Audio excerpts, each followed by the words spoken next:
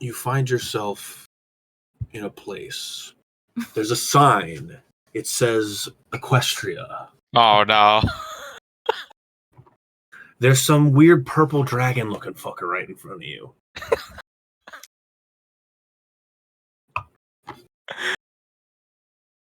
It's over. He looks directly at you, Bluefool, dead in the eyes, and says, I know what you did. Horse shit! Yeah, that scared me. That's also what he says. I thought that was actually him saying that. It was. Horseshit. Nothing happened. I wonder if saying horseshit is like saying holy shit. The sound just said a horse, and I thought it would be the sound of a horse. Oh. Wait, what? Oh my god. Nothing happened on 8/24.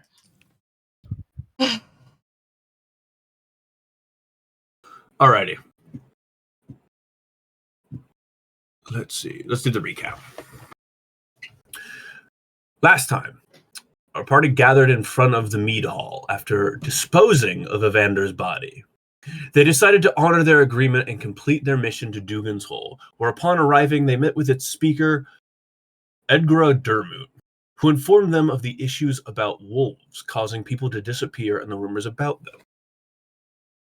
Meanwhile, a few doors down, a young woman who had arrived in town that morning herself found herself looking for answers as to where she was and what's around here. Lonan, seeking the local tavern as a source of info, just like many times before, was asked rather pointedly if she had taken the walk here. Upon admitting that she indeed did walk into town, the tavern grew tense as many individuals attempted to strike her and nab her. However, none of the common folk could hold a candle to her as she weaved around their attacks and used haunting magics to restrain one individual. She absconded into town while the tavern goers were all too excited and ready to form a mob and hunt her down. Whilst running from the mob, Lonan stumbled into the party who advocated for her not being a demon, to which the mob figured meant all of them were. The party mediated and worked to an understanding that Lonan would help them complete their quest in return for no more mobbing them.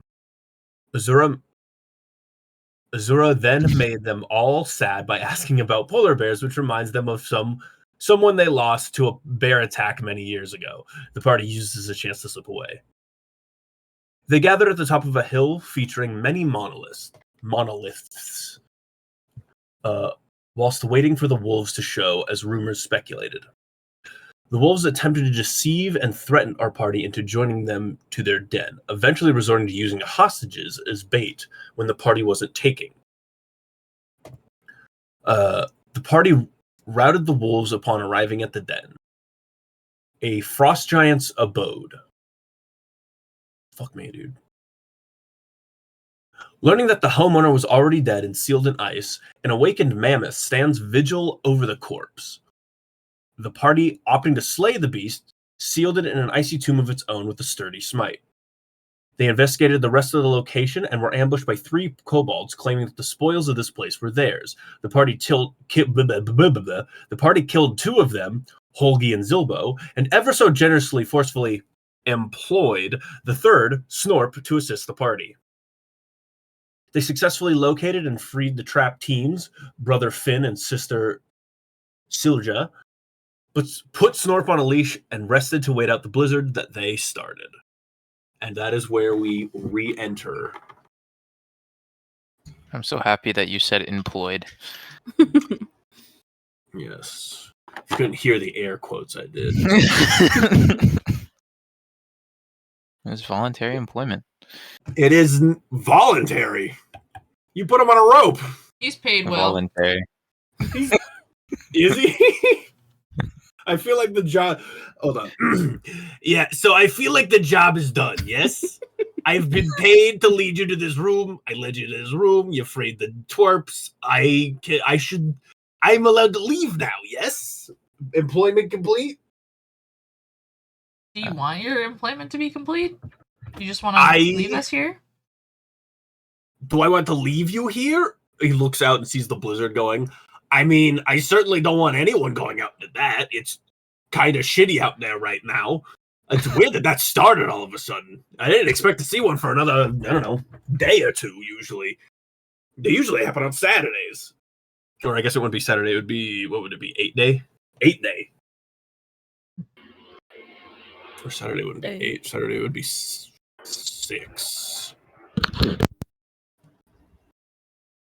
What were you and your friends here looking for? Oh, just, supplies, rations. It's a giant's hole. That whale carcass, he can only have so much of it. At a certain point, when you're a big guy, your scraps are like little guys like me's, like about the size of a sandwich, right? Mhm. So that whale corpse could have fed a lot of people if we dragged that back to. And then he stops saying, "It's like we could have eaten that whale corpse for a while." Any supplies that we could scrounge up. It's not easy living out here, Needs want. Are you in a sending food and money back home situation? Yeah, kinda. Most, I guess sending is more. By sending, do you mean me bringing it back home, kinda? Then yeah, I guess, but I mean, there's sending is also possible, in a way. Right. Employment can continue. I think your employment should continue. And you can send your earnings back home by carrier pigeon. We will never see those. What's a pigeon?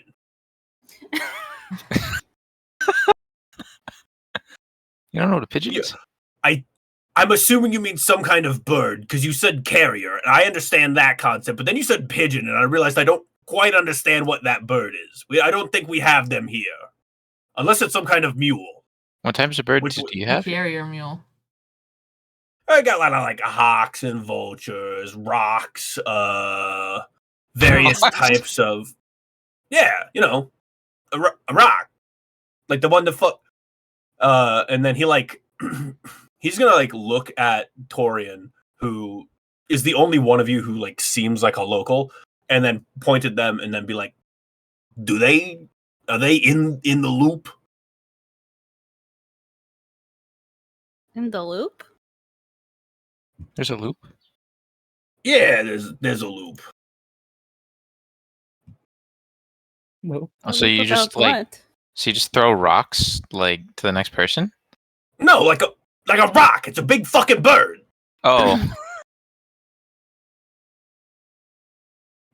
And he really draws a very crude version of a rock, and it looks like a giant. I'll post a picture of a rock for you.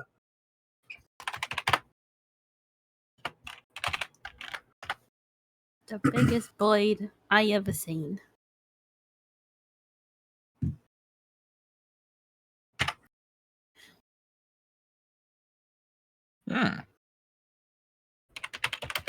Anna's just drawing a circle with her fingers in the air. I'm sizing up the photo. They're 200 feet long. What? Yeah. Long? Yeah, their wingspan. Oh. I thought you meant from head to tail. No.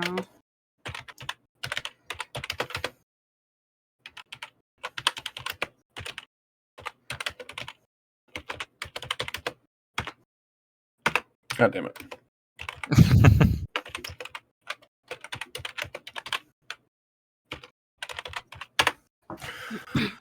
It's yeah, I mean, they fucking, I don't know if with a blizzard like this, maybe there's one flying around right now, but. Pretty long rested, right? Yeah, we can say it's a long rest, because we're waiting for the blizzard to go down, and it's going to be the blizzard lasts for 8 hours. I got stabbed earlier, and I'm full health, so I think I long rested already. All right, so if we're going to take a long rest, I'm going to say y'all rest up, and these are kind of like the last moments as the blizzard begins dying down. Snorp's like looking out the entrance here, being like, all right, I think it's beginning to calm down. He like looks at you, move up next to him, and be like, can I help you? Who's he attached to? Who's got his leash? Who does have his leash? I guess it's Anne. She walked up with him. You're not gonna let me go, are you? Anne will just extend her hand towards him with 5 more gold. He's gonna take the gold and be like, all right, do with me what you will. Enough of that. Not this again. I go to the villagers and I say, well, friends, it looks like the storm's calmed down. I think we should head back to town. Yes, of course. Thank you again for rescuing us. What are your names? Oh, I'm Cassian. The lion man over there is Torian. And is the red friend over there Pink? Fucking Snorp, who is a red goblin, looks over and be like, what the fuck? Oh, we got Snorp over there. You can't say that word. Only we can say that word. Well, damn. Anyways, continuing, we have Lonin, our new friend, Thavia, who is very silent today. It's kind of weird. Same with Azura. They're both very silent today. Thavia's like just glaring at like the fucking ambient little dragon sprites that are swarming around. You've managed to tune them out a little bit, but they are still kind of just ambiently like, fuck, shit. Just little plosives and explosives just occasionally. Yeah. Oh, fuck you, Cassian.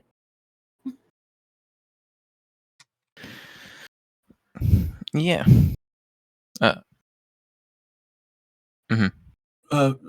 Okay, wonderful.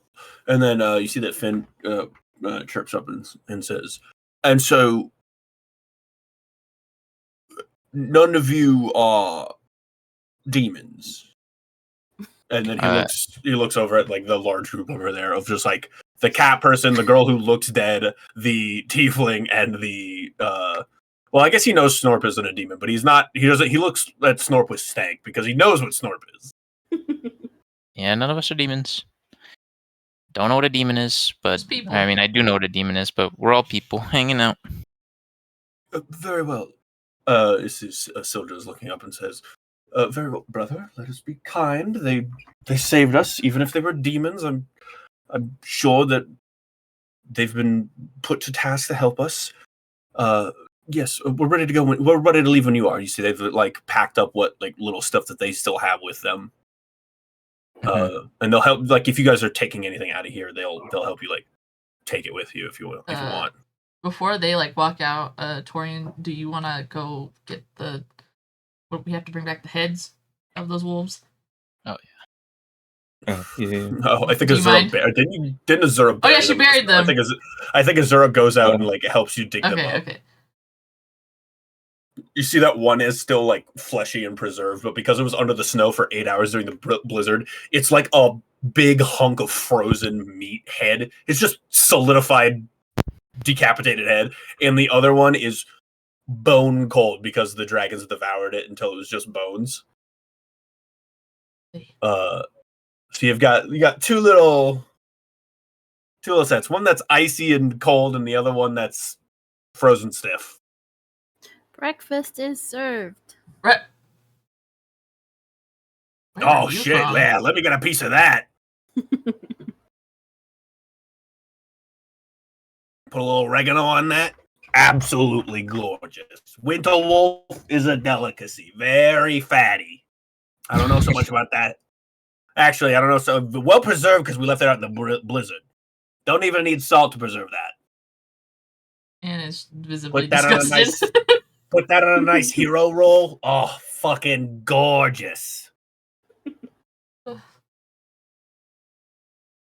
are you, vegetarian or something? Cassian is very tempted to try. Oh, I think just might have a more refined palate. More of a picky, maybe. Some of us don't have that luxury, honey. I'm used to city living, okay? What, fucking big city living. You don't eat fucking winter wolf in cities? You don't eat wolf at all? No. Crazy. Well, you're missing out.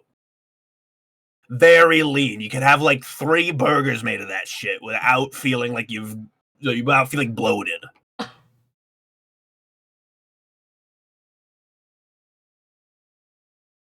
All right, you've literally got me by the neck here. What do you? And I'll turn to the party. What do you guys want to do? Mush. Let's get out of here. Head back, with the town folk. You head back, and I'll say after that blizzard, I want everybody to give me navigation checks to try and find their way back home. You were guided here by wolves. A blizzard has covered any tracks. 8 hours of blizzard has covered tracks. Let's see if you get lost in the tundra. Survival check? Yeah, survival checks. Survival. I thought there was somebody with us that 19. can't get lost or whatever. That's me in the forest. And that is in woods. Yeah. Oh, dang. 14. I got a 19. Woohoo! I literally can't get lost. Would we? Torian, the native, doesn't know where he is. I mean, hey, it's easy to get lost in a blizzard. Mm-hmm. I mean, we could lose him and... Okay. One of the worst kind of like mazes or traps you can trap somebody in is a maze without walls, because the solution to a maze with walls is hug the wall. But if you just drop somebody in the middle of a field and say, find the right coordinates, it's very easy to get lost if there's no like landmarks or anything to like judge where you're going by. Mm-hmm. Lots of people get lost in fields. So I will say it takes a little while. There's a little bit of backtracking and like repositioning based on the sun and stuff. It takes a little while, but eventually you guys arrive back in Dugan's Hole. And I'm going to say you left basically from this side of the hill over here. And as you're arriving, I'm going to say what happens is you manage to stumble upon like the Redwaters, and then you can just follow the river back to Dugan's Hole. So you're probably arriving from down here near the docks. Okay. Right. Great. That water is not red.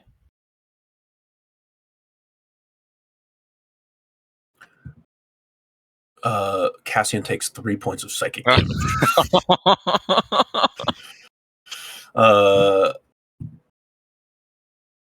Yeah, so you're arriving in Dugan's Hole. You see some people are looking back at you, like looking at you coming in through via the river, and you see that I've already forgotten what their names are. You see the 2 siblings are looking like, oh, we're back, we're home, and they begin like running off into town. And you see that like some fishermen or like some guys working on the dock right now they're not fishing obviously because the lakes or the river's absolutely frozen here, but they're like tying up some boats, like fixing them, and just like look over and see like, hey, they're back, they're fucking back. And they say they're running town, and then eventually like more people begin gathering as you guys arrive back in town. As promised, we have saved the town. Save the people. Here's the heads. We have to take that to the lady. Yes. The wolves have been slain. You see Edgra and her partner like begin joining everyone else on the dock, and they see the 2 heads and be like, huh, very well. It seems our face was well placed in you. One moment, as she begins to like go back to her abode. She's going back to get that piece of paper that she kept from you guys, and she's going to sign it. You see everybody else is like, they got like blankets out and like the little snacks and foods for like their the siblings that were taken. And you see that you guys are getting like a better reception as well. Be like, oh, we apologize about the pitchfork. You see that some people are just like, they're not congratulate, like they're happy that you've done it, but they've got this weird like stank on them about like, and they fucking like put the pitchforks away, and it's like, oh god, maybe next time. You see the one dude is still stuck in a chair in that bar. He's still like scooting around. He's got like the ghost hands tying him down. And yeah, is there anything you guys want to do now that you're in town? No one's being hunted. Nobody's doing, anything against you. Yeah. Did you want to look for potions the last time? Yeah, I don't think there were any. I don't know if there were any wares here. Or no, it was the last time I asked about the wares. Let me look.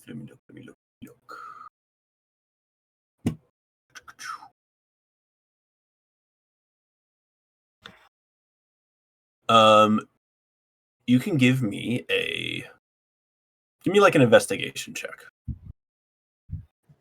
Where are the wares?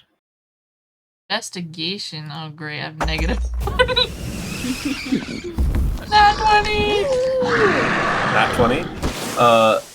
Roll me a D6. 6, huh?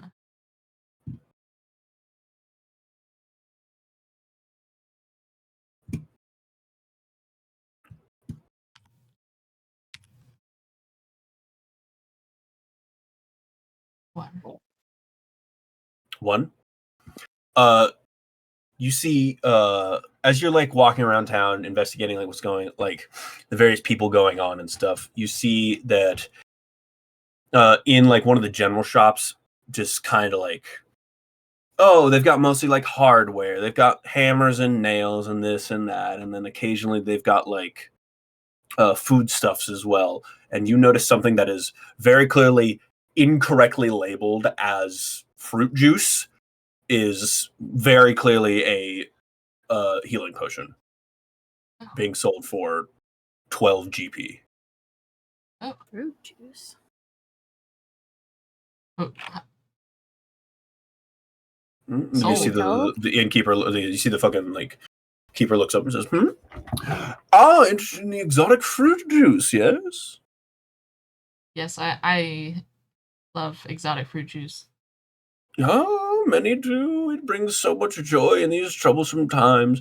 I myself would, back in the summers, I'd like to make them into freezy pops, and they would be, and you know that if that happened, it would lose all, like healing property. And you see that there's just, there's indication that there used to be more, and they were sold as fruit juice to be made into freezy pops. There's like little like, kind of like well, you need like a coaster, like there's like little rings of like, or like stains on like the shelf that it's on in about the same size as the bottle that's you're looking at, of just like, oh, this fucking idiot. I'm gonna like whisper to Anne, like, should we tell them it's not fruit juice? Okay. I don't understand how this is. Where did you get this?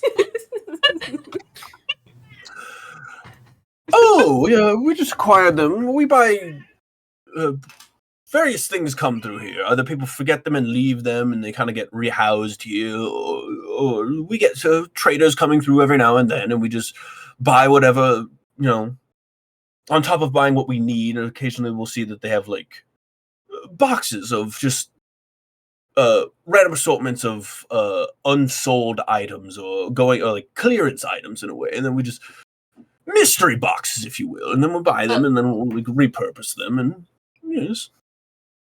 Wow. I believe we got them out of that. It came a few months ago, a rather new trading company to the area. Yeah, while she's talking and like is rustling through her things, and she presents the lady with the paper with the drawing and the logo. Have you seen Yeah, this before? yes. I believe that's the trading company. Yes. So they We've have seen the their wagons juice. We've seen their wagons from time to time. Well, I think they come from the south. I think they're a trading company based in the south. I think they're starting to haul some stuff up here, which, in my opinion, is a breath of fresh air compared to what's been said. We've cycled around so much here. I'm getting on in my years, and I really shouldn't be having as much of Goodmead's product as. She kind of like looks around as much as I have. Don't tell my husband. I don't even know your husband, so. Sure, you do. He was one of the ones with the pitchforks yesterday. Oh yeah, you know what? I know exactly who you're talking about. Yes, I believe he leapt at you in the bar. He told me about it. Did he now? Yes. He's quite spry for his age. I'll say. But yes, if you want to pay 12 gold, you can add 1 potion of healing to your inventory. It does 2d4 plus 2 hit points of healing. 12. When administered. 12. I want 12 of them.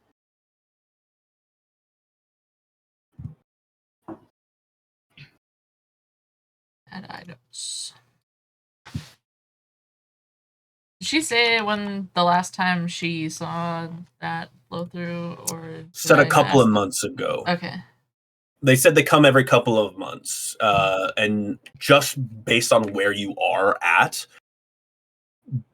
Dugan's Hole is like the fucking armpit of this place. It's like this is like the last point people go to. So it's probably the end of a lot of trade routes. Like trade routes come here and then they kind of turn around and head back. They don't usually, it's not like they pass through here to get to somewhere else. So this place usually gets like just whatever was directly ordered or whatever was like left over from the rest of the route.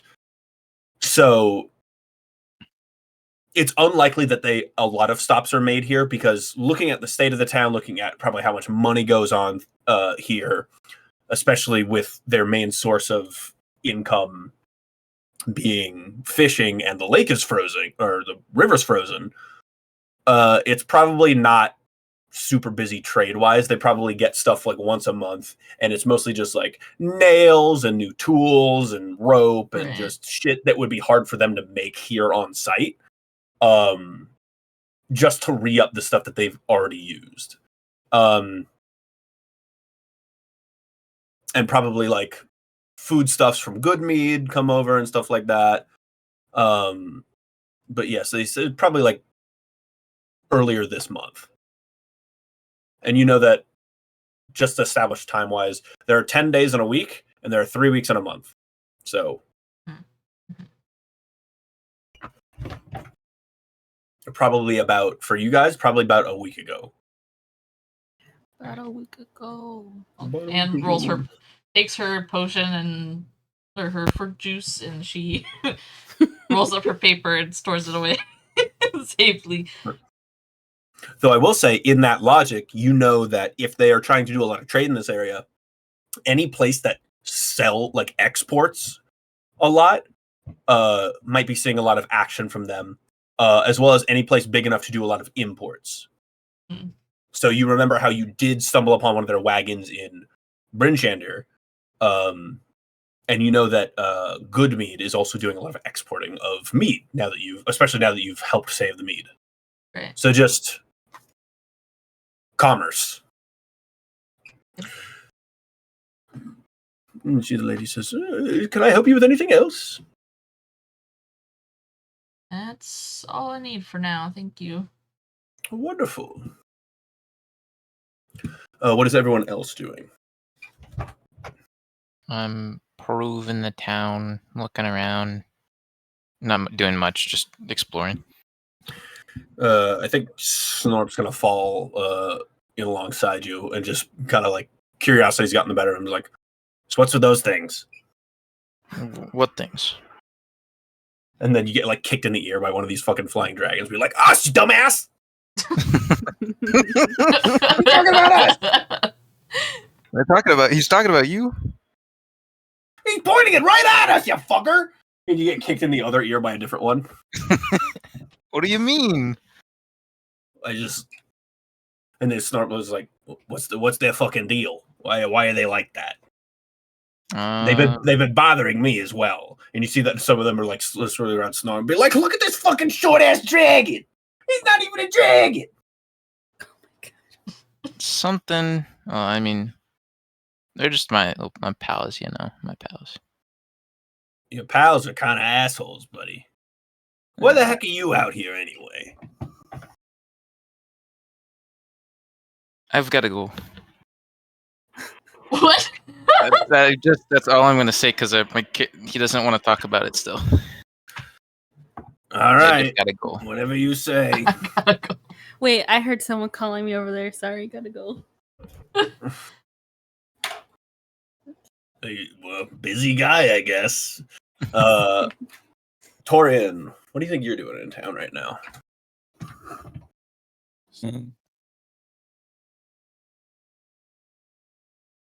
I'm just probably sitting down by the docks and sharpening my axe. You see, after Snort engaged with, or tried to engage with Cassian a little bit, he's gonna like move over to you and then sit down and be like, "So I have to ask. I personally don't care about any faux pas or whatever, but I understand that among the towns here, there's a certain amount of information that we do not share with people. And I'm beginning to suspect that the people you've been traveling with are not in on it. Am I correct?" Yeah, no, they don't know. I see. Is there any intention on letting them know? Because as I've heard, I believe one of them, they were asking about the walk, were they not? They don't even know about that, and it's getting them into trouble. Is there sense in telling them about it? You could tell them. I truly don't understand why it's faux pas. It's a hazard. It's a danger to people. Why would you not tell them about it? I kind of figured they just figure it out on their own eventually. I mean, yeah, I guess, but everybody figures out how to swim if you chuck them in enough water. Either that or they drown.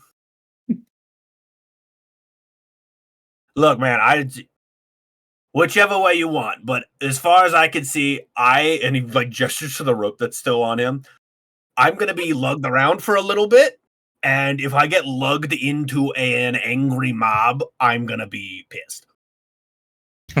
I'm gonna be well and truly upset. If they step on a landmine and I am attached to 6 inches of rope to them, it's gonna get me as well. And I have things I need to take care of. I just can't. Blowing up is not on my itinerary. Well, I hope it doesn't happen then. Right. So what's your deal anyway? You're a local here, right? I seen yous around. You're one of the, like a merc, right? Hire for coin. Yeah.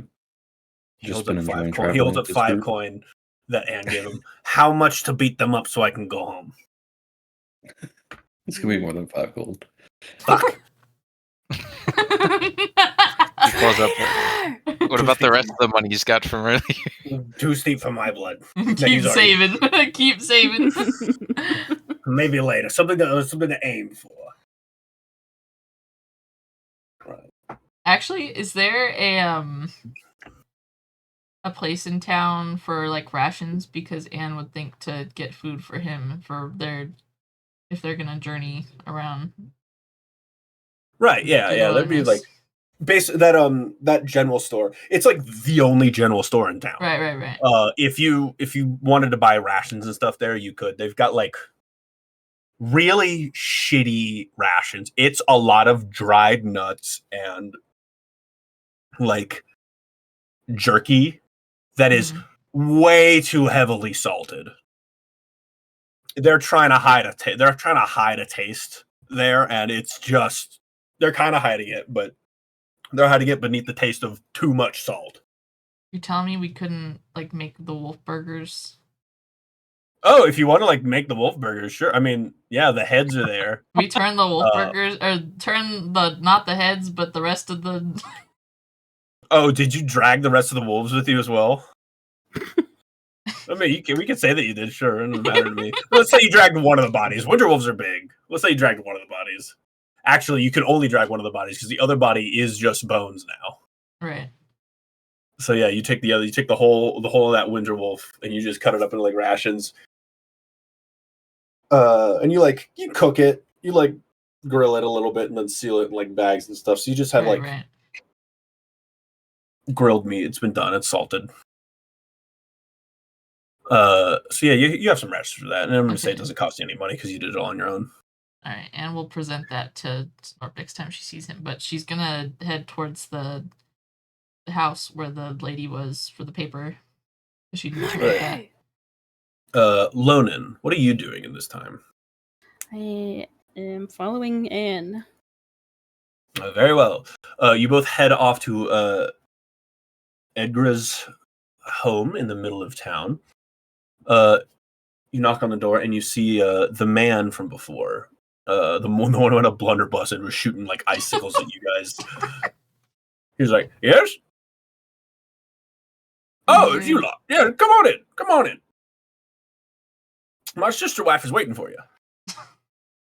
Sister wife? Yeah. Don't ask. You know. Don't ask. What's unclear about what I said? I just thought I misheard you, sorry. Oh, no, it's the accent of the area. Don't worry about it. Newcomers always get like that.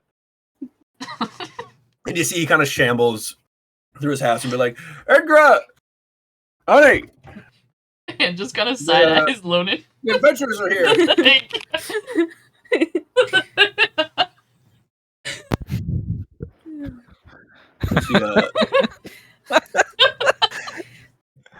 Lonan looks really confused right now. Me too, girl. Me too. She's like looking like down, thinking like, sister, my wife? Sister, wife? I just don't get it. Is she a sister or is she a wife? You see, Edra comes down and she meets you in that same like living area that you had that discussion in before, and she says, yes. Just finished filing everything away, and you see that her husband is like screwing, like you saw those plaques that were like being made earlier, and he's finally like mounting like that big wolf skull, that winter wolf skull that has already been like de-skinned and everything on it, and she's like, kudos for already skinning one of them. That makes this. It's gonna be very dynamic across the room. We're gonna have one that's fully like. I can't think of the word all of a sudden. Taxidermied. One that's fully taxidermied on one side, and the other side, in the bone collection, perfect. It'll be great dichotomy. But you see, she like produces the piece of paper. She signs it, and she says, "You will give this back to the speaker of Bryn Shander, and you will receive your payment in full. We thank you for aiding our crisis." Right. That will be all. You have a pen I can borrow? Yes. She just hands you like the little quill and inkwell that she was using to sign the paper with.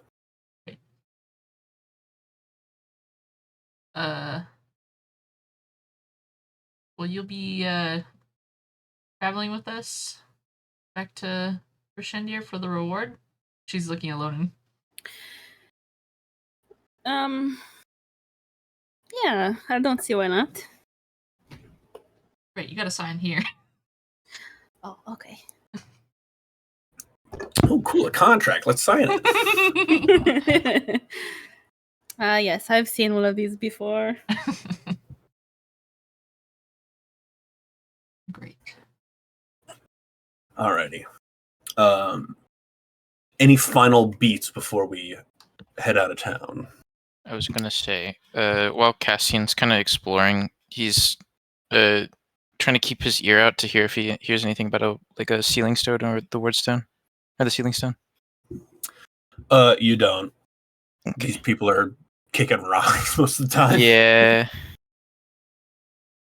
But I will say, you have Torian, who is a local in the area, and then you have Snorp, who is also a local in a different way as potential resources. You've got, and then you've got like other towns. But it's good that you're asking, or I guess you're not asking around, but it's good that you are looking in a way. But you might have to take a bit more. Yeah, I was gonna. Besides that, I was gonna say if I was gonna go up to Torian and ask if he knows like any information about something like a sealing stone. You see that he's like on the docks right now, sharpening his axe, and he's like talking with Snorp. Do you want to go up now and do it? I'll wait for a later time. Oh, okay. You don't want Snorp to be part of that? No, I don't trust him yet. What? I don't trust that I'm on the yet. fucking rope here. I don't trust that fucker. That's why I kind of brushed him off. All right.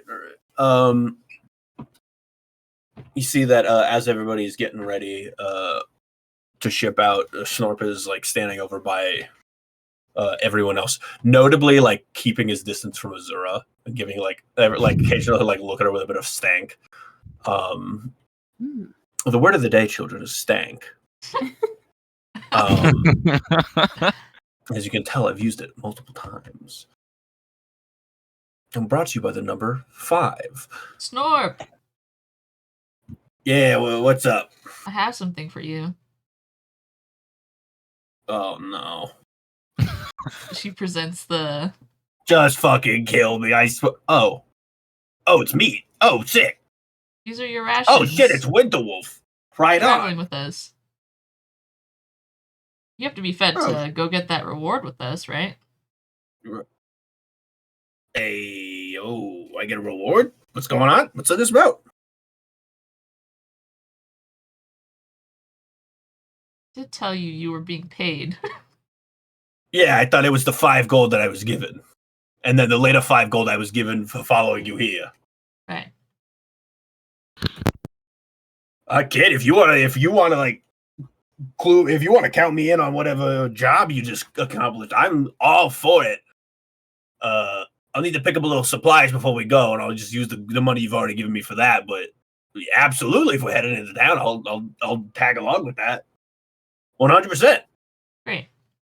And then we can come to a resolution here. yeah, sure. Fucking, if I'm getting paid for something I didn't do, it's great. And he's gonna like run off into town. He's gonna run off like on his own into like that shop that you were in earlier, and so Torian is alone right now. I think Torian is probably off to the side.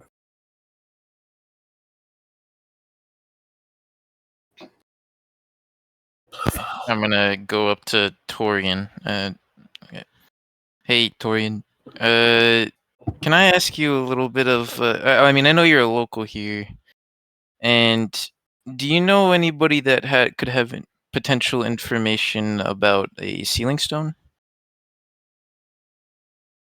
I could introduce you to someone I know here, but I don't know much about a sealing stone. It's fine. I just need to. The introduction should be enough.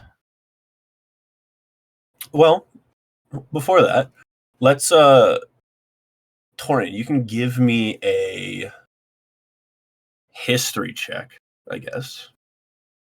Okay. 2. History? Yeah, you can introduce him to somebody.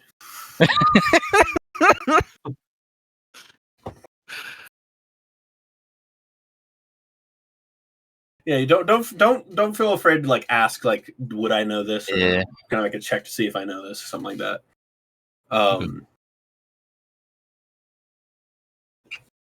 But yeah, you know that kind of like one of your plugs that's in this area for just information on stuff was the priest in the previous town in Goodmead. Oh, okay, that was in Goodmead. That was back in Goodmead, yeah. Okay. We're heading back there anyways for the reward, right?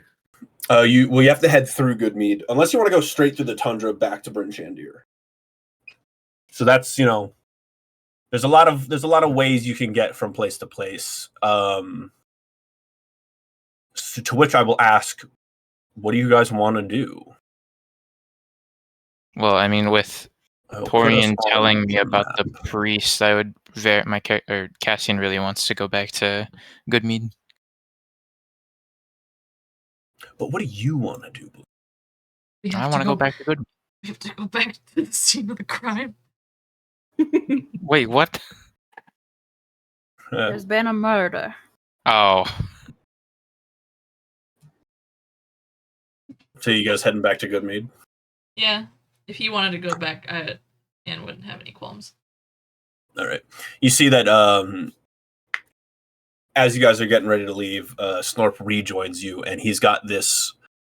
You see, he's bought in like 2 pillows and like a large like fisherman's hat, like one of those like rain hats. He like drapes this kind of like loose cloak over himself as he's tied the pillow to his front and his as he's tied one of the pillows to his front and like one of them to like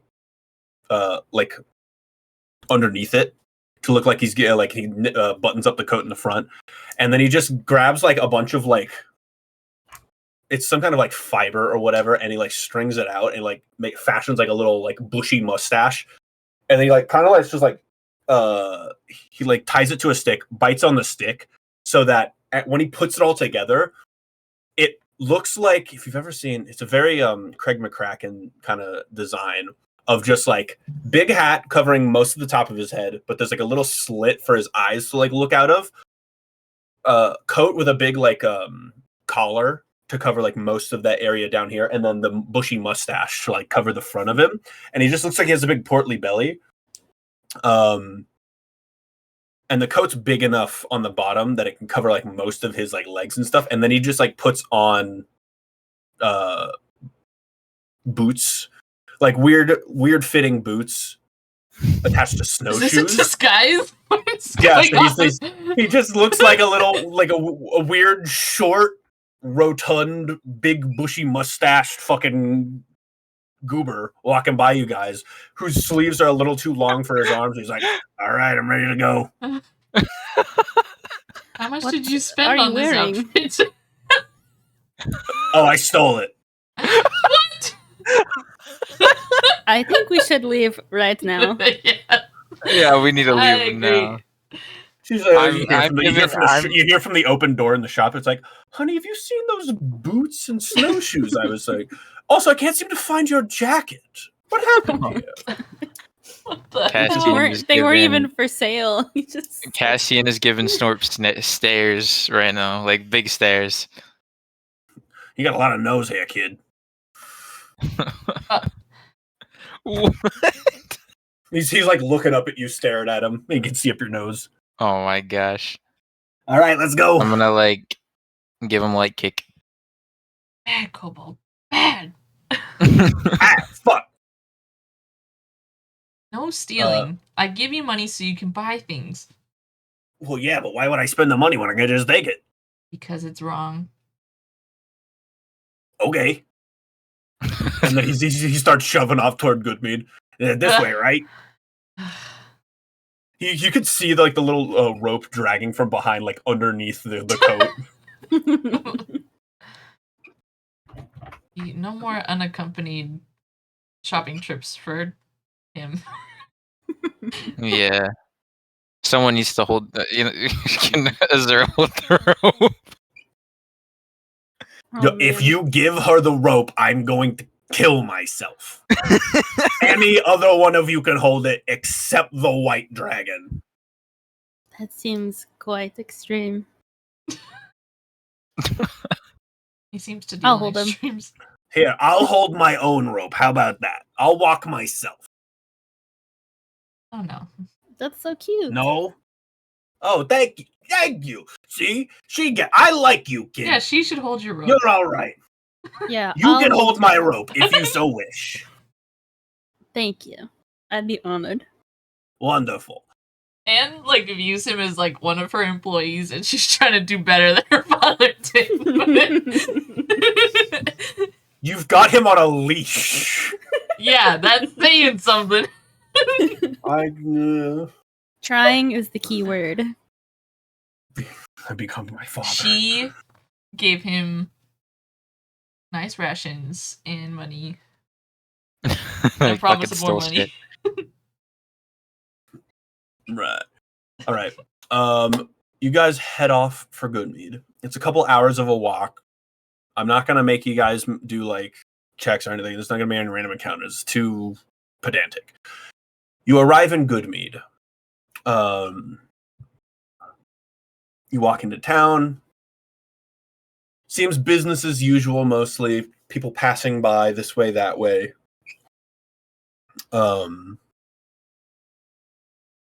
Give me perception checks or insight checks.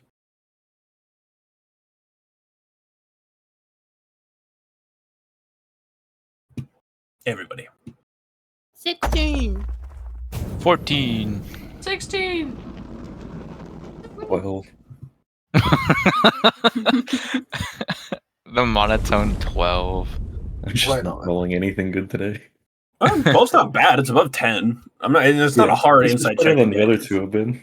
Oh yeah. It's better than Fuck 11. that too. Hey, you're getting it out of your system. We're shaking it off. It's fine. It's been 2 weeks. Low rolls build character. Low Drunk rolls Cassian. character. No, drunk Cassian was a low roll. To anyone who made an insight check, you see that there is there's definitely an air of positivity going on.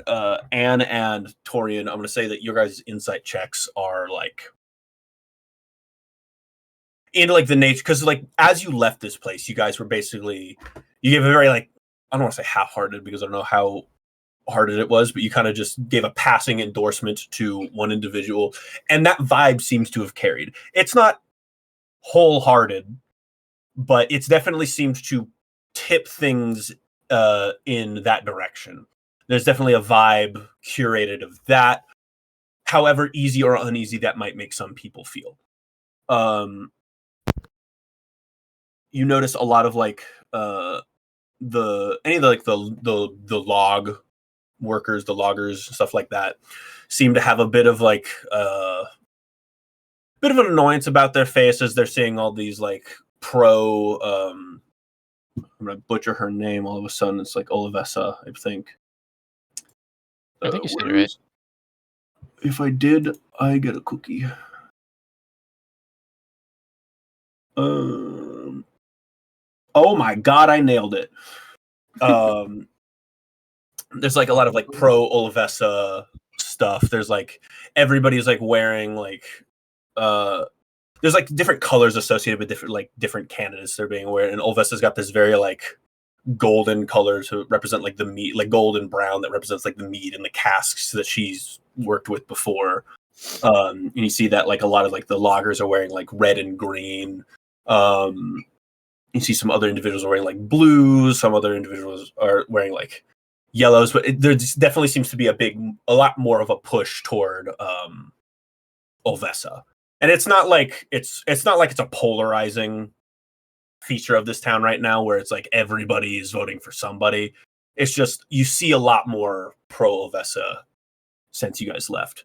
We see that we had an influence. We like kind of placed our yes, hands on the scales.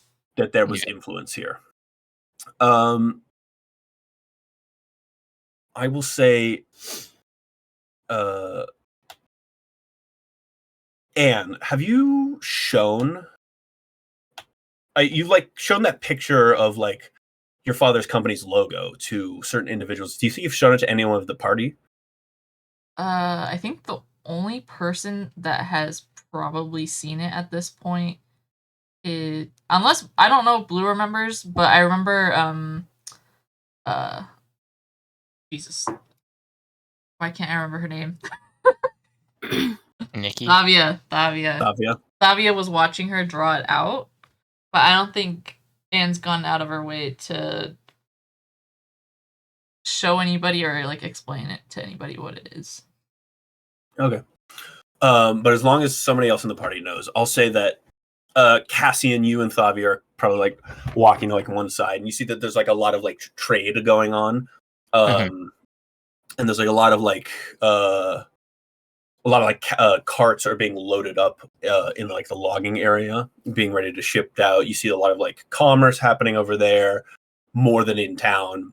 And you kind of pointed out, and Thavia mentions that she's seen the symbol on these carts before, and that Anne is looking for it. So you know about this symbol now. I'll just say that you know about the symbol.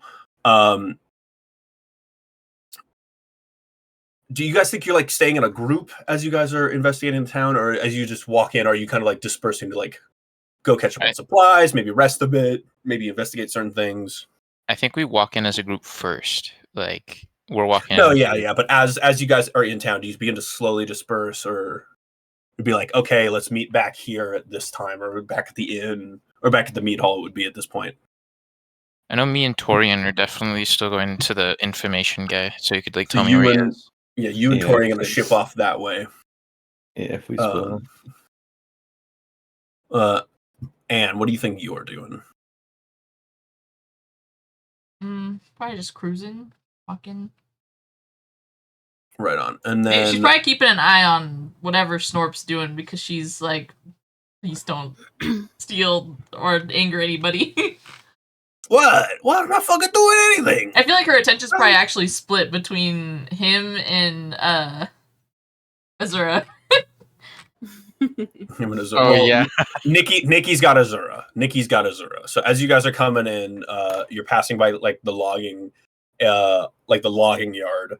And then after that, you begin to split a bit. So Thavia, who was with Cassian looking at the logging stuff, is probably going to split off with Azura and head toward the meat hall just to like grab food or something like that, and just like contain Azura. Be like, you can only do so much damage if we put you in one spot. And then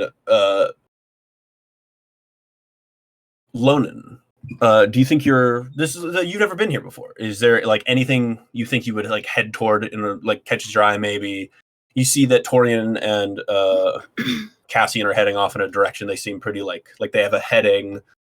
You see Anne's just kind of like minding Snorp, but Snorp's with you currently.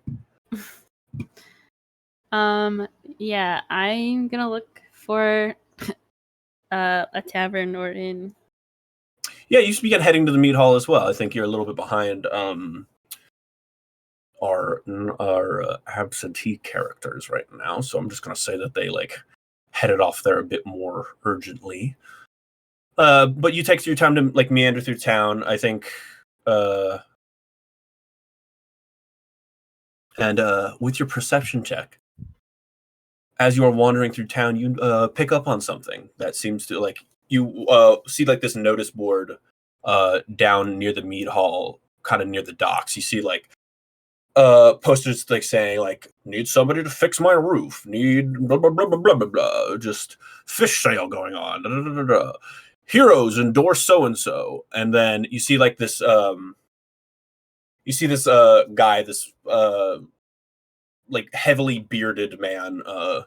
He's got like a roll of posters and stuff under his arm, and he's putting up one, and it says like half off on half off on heat rocks, like as we near the end of the week. And then he's putting up another one. It says wanted Anweir, and then whatever Anne's last name is. And you see a wanted poster that kind of in that Harry Potter style has like the animated picture of Oh no. And you see like a very like rough looking Anweir, because it was probably like The picture was probably taken whilst you were in the cell. Oh no. Not the mugshot. Yeah. You see a wanted poster, and underneath for the woman you've been traveling with. Wanted for defenestration, evading justice, loitering, littering.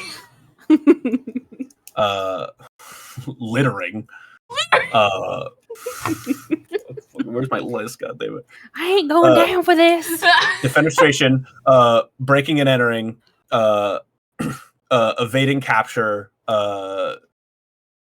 resisting authority, loitering, littering, and then finally it says matricide.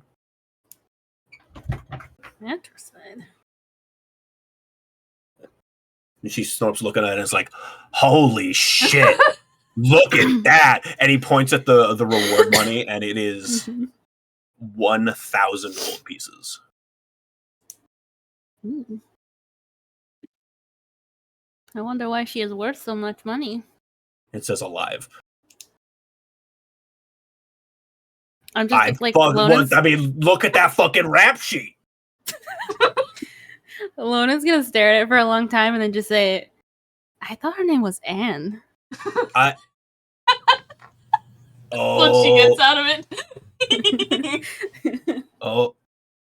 Maybe. Yeah, I get it. I mean,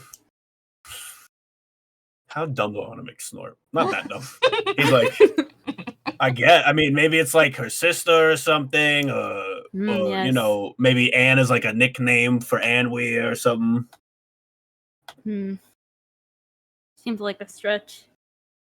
Is Seems like anyone a else stretch. I mean, looking yeah, at Anne's a pretty stupid name to call someone. She's like looking around, panicking. No, we're good. She went off in a different direction. Is anyone like actively looking at the board? Not at the one you're currently at. Everybody seems to be going about their own business, but you know this is like a public board, so it's possible that people will come by to like look and see like, oh, what deals are going on, this and this and that. Let's get informed of what's going on in our town and our area, and this and that. I'm gonna take the wanted poster. You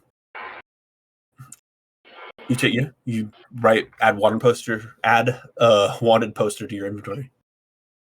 Okay.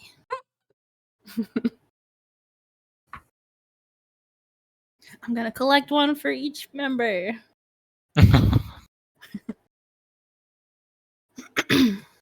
Gotta get them all.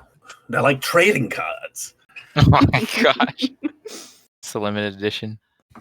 Look, it's holographic. Look, when I turn the poster, Anne flips me off. That's Gracie. It's the animated cards from Pocket. Yeah. When I shift it left and right, it changes which hand is flipping me off. If I get it just right in the middle, it looks like she's giving me double the bird. God.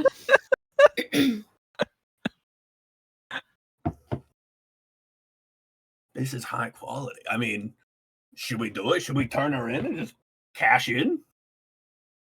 I don't know her that well, and by the sounds of things, you don't know her that well. No, not really. It sounds to me like we're a business, and if we keep this between us, none of the others have to know about it. More for us, you know? I mean, if you want to turn her in for the reward, go ahead. I don't really have a need for all that money. Yeah. Oh, sick. Can I have the poster? No. Snorp's gonna try to go off and like look for another poster. Like, fucking all right, I'll go find another poster. You see, he like goes up to like another wall nearby, like on the other end of the meat hall, and he finds another poster that's been hung up. Like that one was hung up on like a notice board.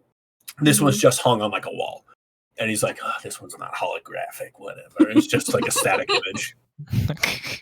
Whatever. I suppose if I'm turning it in and this fucking, and he like starts heading off toward he's like looking around being like, who do I even fucking turn this into here? I'm just gonna tug on his leash and walk away. And he starts dragging him behind. It's like, this is bullshit. But yeah, Torian, you and Cassian arrive at the Shrine of the Flaming Sword to meet with Kelsman. You're a contact in this area. He's just going about his normal priestly duties. It seems like he's finished performing the rites on the body of the previous speaker of this town. He turns to look as you was coming and said, "Ah, Torian. Twice in 1 week. What a rare occurrence for you. Welcome." Hey, we were just passing through town again, and I have a friend here that needs some information. Information. I love when I can help people. Welcome, my friend. My name is Kelsman. I'm the prevailing priest here at the Shrine of the Flaming Sword. What seems to be the issue? What can I assist you in? Hi, Kelsman. Hi, Kelsman. Hi, Kelsman. I'm here to ask, have you heard anything about a sealing stone? A sealing stone. Interesting. Can you give me any more information? Sealing stone. Is it like an artifact? Is it an object in...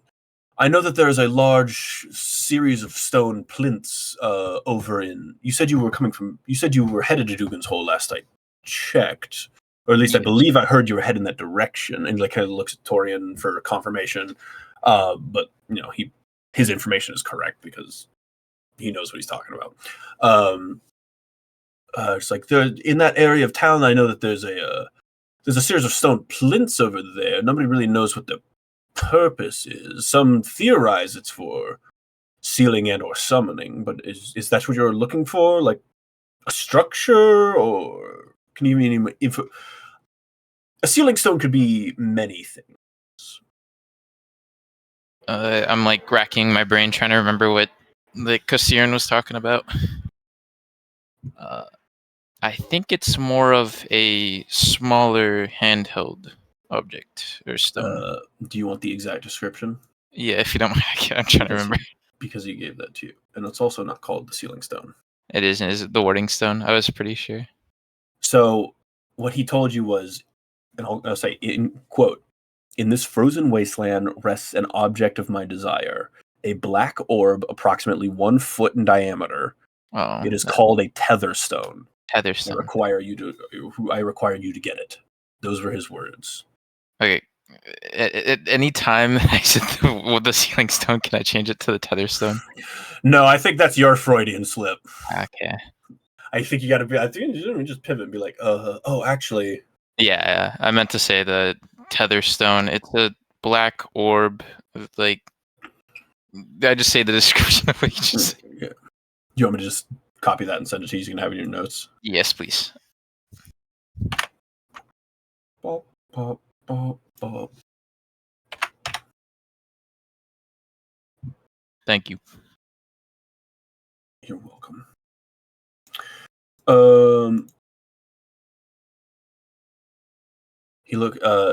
He takes a moment and he thinks about it. Interesting. Somewhere out here in the cold. It'll be very difficult to locate unless it's specifically in one of the towns. It would be unless it has a static location. It'd be very difficult to locate. I will say,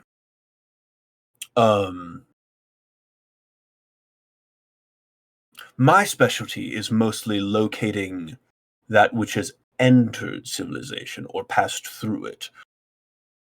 If you are looking for something that has been lost out in the white, in the tundra, many of the tribes of this area are keen protectors of the region. They don't much like it when civilization expands outward. They don't like it if we find relics out there in the cold. They don't like it when they are claimed as ours. They're very knowledgeable about what has gone on and through this land. So if there's an object that has been lost out here, My bet would be to ask any of the tribes about it. Though that may prove difficult, because you'd have to hunt down a tribe, and they're mostly nomadic. Some of them have static strongholds, though I wouldn't... Well, and then he gestures to Torian. It's like, Torian would be the best to ask about any information regarding the tribes, but yes, I would say that if there's an object lost out here, not in possession somewhere in the 10 town, then, and I can assure you I would most likely know about an object meant for sealing and tethering entities, I can imagine it's for. Especially something with that description. I imagine I would know about it if it was in the hands of someone. My information network is quite devout, let's say. I would recommend speaking to the tribes. Okay. Thank you very much, Gelsman. Absolutely. I'm glad I could help. May I ask why you are looking for it by any chance? No reason. I'm just curious is all. And Cassian kind of just like tenses up for a second, and he's like, "Oh my child, wish... this is a church. This is a place of a lord of my lord. There is no. You do not need to confess anything if you do not wish to. If you don't mind, I wish to not say anything. It's Of a very course. personal matter. Of course. I wish you luck in your ventures, and any combat that you may face be swift and effective."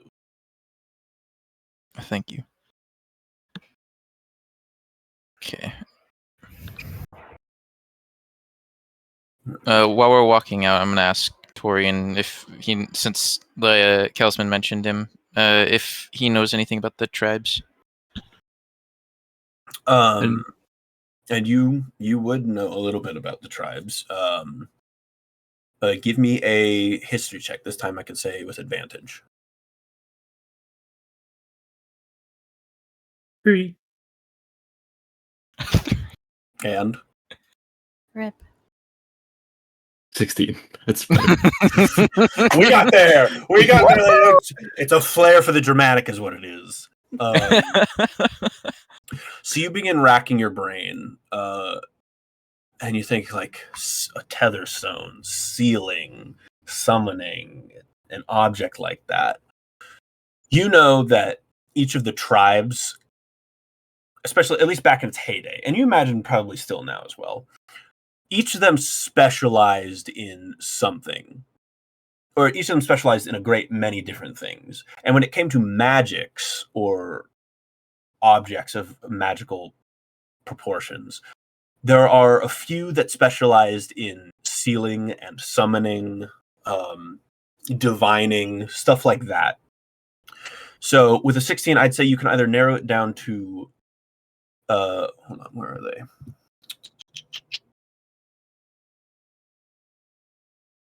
Where's my list of the tribes?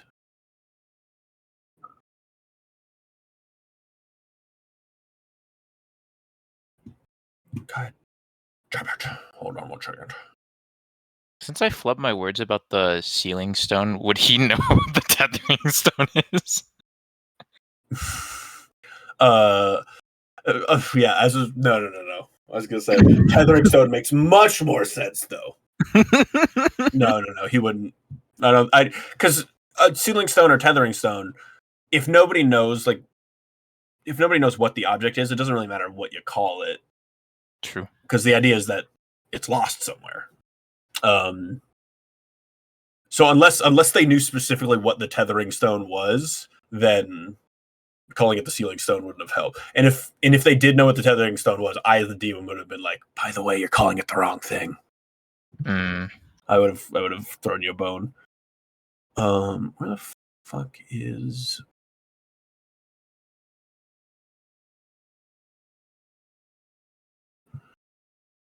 this?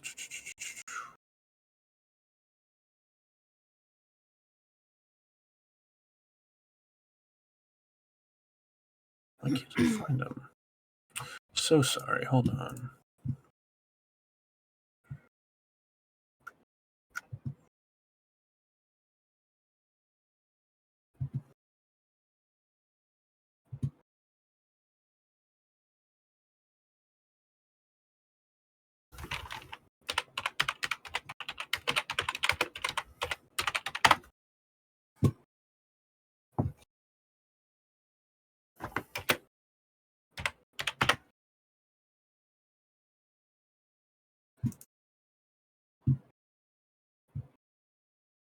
do.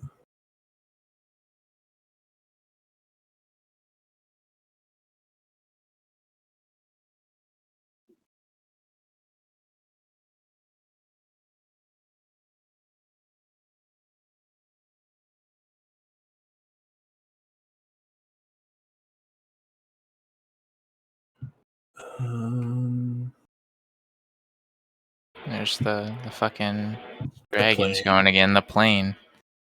That's their sounds. That's the sounds they make. Is the plane. So Torian, you'll know that like the best bet would probably either be the Mammoth tribe, who were very like druidic in their relationship with the land, but due to situations that you know about, have kind of dwindled in population and are now very kind of like sparse. Or it would be the Elk tribe. Elk tribe, similarly to the Mammoth tribe, specialized in more defensive magics, more abjurative, and more warding style of. Or no, sorry, it wouldn't be the Elk tribe for that. It would be the Bear tribe. So like the Bear tribe would styled in more warding stuff like that. Though you know that the Bear tribe is in league with stuff that you know about. Like they were part of that. Mm-hmm. You know that any tribe might be able to help. The best bets are probably Mammoth tribe, which are seldom, Bear tribe, which are likely to find, but also potentially contentious. You know that beyond those two, that the Wolf tribe would also be potentially likely to know it because they kind of police a lot of the area, so they just know a lot about like what's going on in the area. But again, they are aligned with the Tigers. They're kind of like the number 2 to the Tigers' number 1. So potentially very contentious and dangerous to seek them. And then just Elk tribe, maybe they know, they might not know anything. You know that they're tenuatively aligned with the Tigers, and then obviously the Tiger tribe is just suicide, whether they know it or not. Mm-hmm. There are other that there are other smaller tribes around. Like back in the day, they used to be probably like bigger, more prosperous or whatever. You know that there are also some Goliath tribes you could ask about. There's a series of like the spine of the world, the mountains over there. You know that like there are some Goliath tribes that like make their home in that area. Though that there's kind of a bit of a spat between the two of them, kind of between the northern and not the northern, it would be eastern and western, the tribes. It's potential they know something, but yeah, you this is what you know. Okay. And you know that I will say, you know that also know that the Goliath tribes have their own conflict going on, and they are, because of their location, are largely removed from any of the conflicts that happen regarding like the tribes of the tundra. So like the tigers, the mammoth, the da. Right. Mm-hmm. Okay. I'll tell Cassian about the mammoth and the bear tribe, and that the mammoth tribe would be harder to find, but they'd probably be safer to go find. Okay. There's the risk of death with the bear tribe.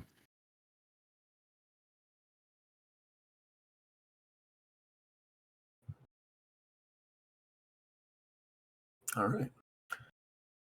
Anything else? And I just say, "Oh, thank you." I'll just say thanks. That's all I really need to say. And then before we go back to the group, I have I kind of reset myself, like recompose myself, and then have that like the outward personality that I normally have. I'm like, all right, let's go back.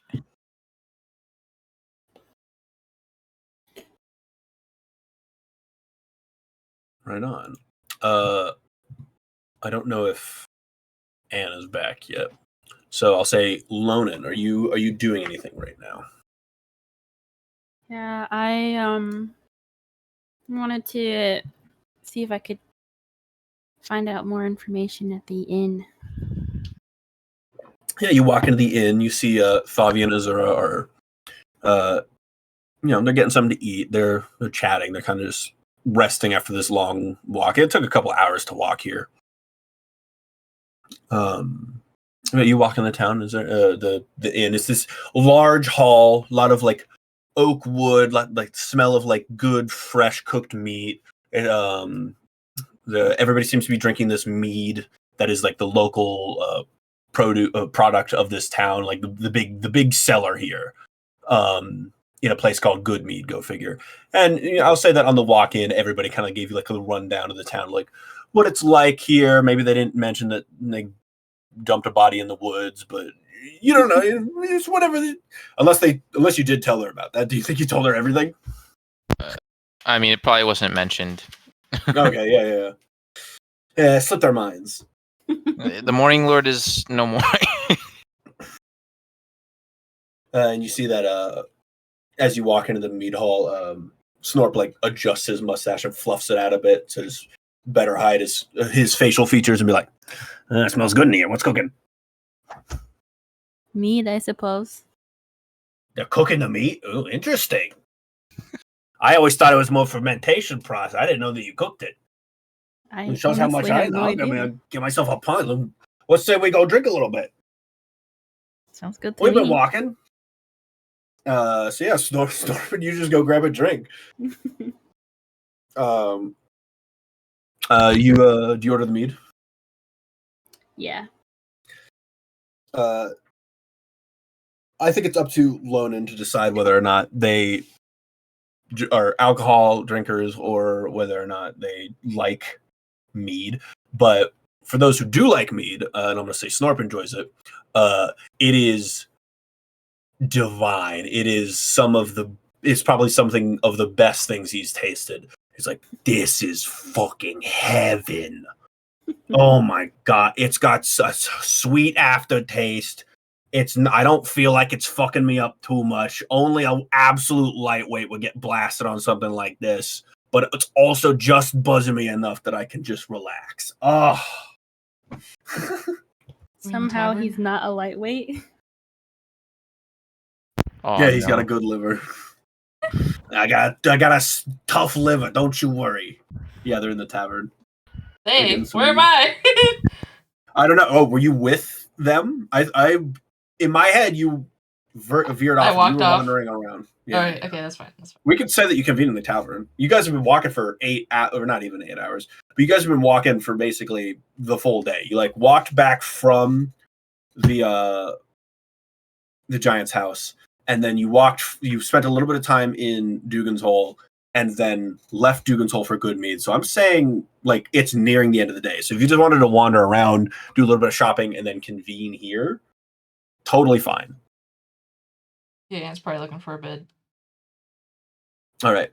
I'm gonna say, Anne, you for wandering around town a little bit, you run into Cassian and Torian as you all arrive in the mead hall. You see Azura and Thavia are still like they're chowing down, they're resting, they're talking.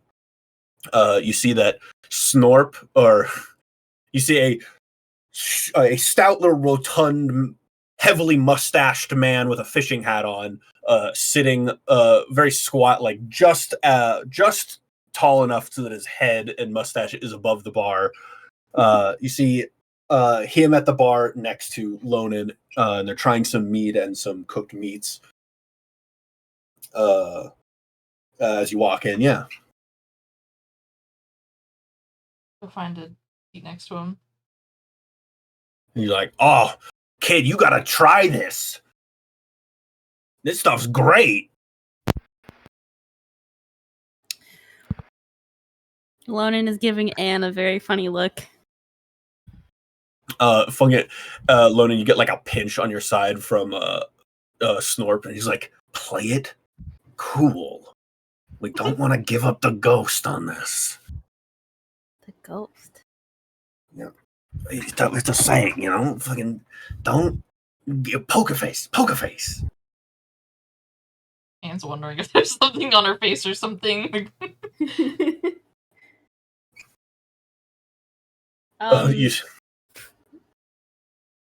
Yeah, so Lona's gonna turn back to you with a very stoic face and just be like, "So is Anne a nickname then?" That's good. That's good, kid. Get confirmation. Kind of like she looks uncomfortable with the question. Yeah, that's what I was called at home. They call you Anne, but that is not your real name? Yeah, Anne for short. Interesting. Anne, Lona's just gonna straight up pull out the wanted poster and show it to her. Oh my god. So, this is you, right? I go wide-eyed. What the fuck? Can I get a beer? Can I get some meat over here? You see that the bartender is also like looking at the wanted poster and then kind of looks up at you, looks down at the wanted poster, looks up at you. Completely different He's people. Totally different people. Mm-hmm. The resemblance is uncanny. Give me a deception check. Me? Yeah. The one who is lying. Oh no.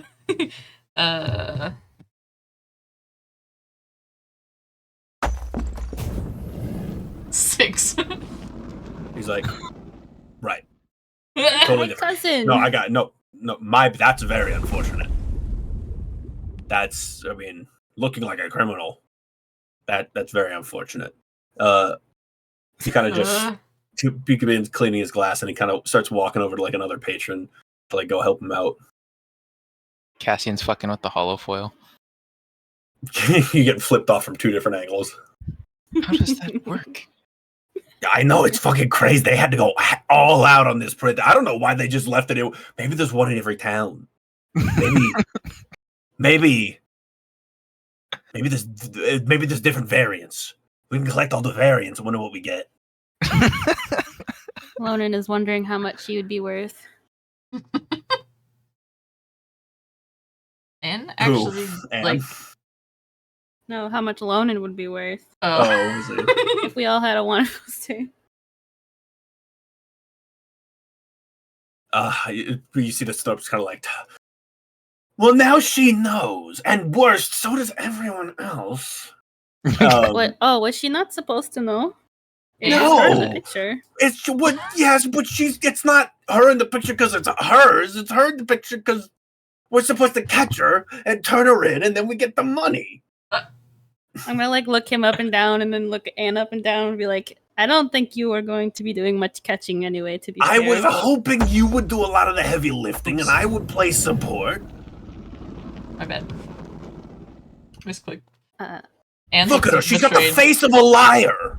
She always looks like she's lying. She just looks like she told a lie right now, even though she didn't do anything. Anne hates liars. I don't think she would lie. Nobody hates a liar more than another liar, right? It's kind of like how hipsters hate other hipsters. Hipsters. I feel like Anne is like kind of checking out, and like her ears are just ringing really loud. But yeah, Anne, as you kind of like check out, and you're like looking at this wanted poster of you in not your most photogenic state, scowling, kind of very like upset, but also like wide-eyed because of this thing that happened to you when you got tossed in those cells. You're looking at like all of like the charges that they've trumped up against you, just stuff that's like really pedantic, like loitering and defenestration. Well, no, I guess defenestration is not that pedantic, but What is that? like defenestration is what is the word for throwing somebody out of a window. You can't throw somebody out of a window. Yeah, you didn't. What the heck? That is not. It is not a correct assumption. You see that there's like other stuff that didn't list, like battery and stuff, but you have done that stuff, I'm sure. But you see that the real kind of like the real kicker of it all is right at the bottom where it says matricide. For those who don't know what that means, it's like genocide, but specifically for mother. Matra meaning matriarch. I think for the Is the first Warhammer time. frame? The Warhammer is not in the frame, Blueful. That was a good question. She did not have the hammer at this point. No, I meant as in like while Snorp is like saying that, is the Warhammer next? Oh yes, 100%. The Warhammer's always on her. She got that thing on her. Since Anne actually like got the hammer and like instinctively kind of reaches for that key that she had that she hasn't really messed with since she used it to open doors for herself. You reach and you grab the key, and you can feel it. It's got a cool presence. It's not so cold that it's like freezing or you get like that freezer burn to it, but it's also not. It never gets warmer, like when you hold an object in your hand and your hand kind of becomes sweaty or something like that. It just kind of maintains this nice, cool temperature. And are you trying to do anything with the key? Are you trying to like reach out to it in some way? Are you trying? Is there anything you want to? Any particular way you want to interact with? And before you do, think about that. I'll be right back. I need to go get my door. Get the door. I want my character to be shit-faced already. Oh, not again, dude. You remember what happened last time you got shit-faced to this place? Somebody had an alien-like experience. I just passed out. He still doesn't think he's shit-faced, by the way. He thinks he's very good at drinking. Oh god. Is Tori in here? I'm not a lightweight. I can drink. What do you mean? Torian is here. Oh god. Who do you think got him a drink? Huh? Say, who do you think got him a drink? Yeah, exactly. He's trying to force the day drinking on me. I'm drinking with you too. If it makes it any better. It makes it perfect.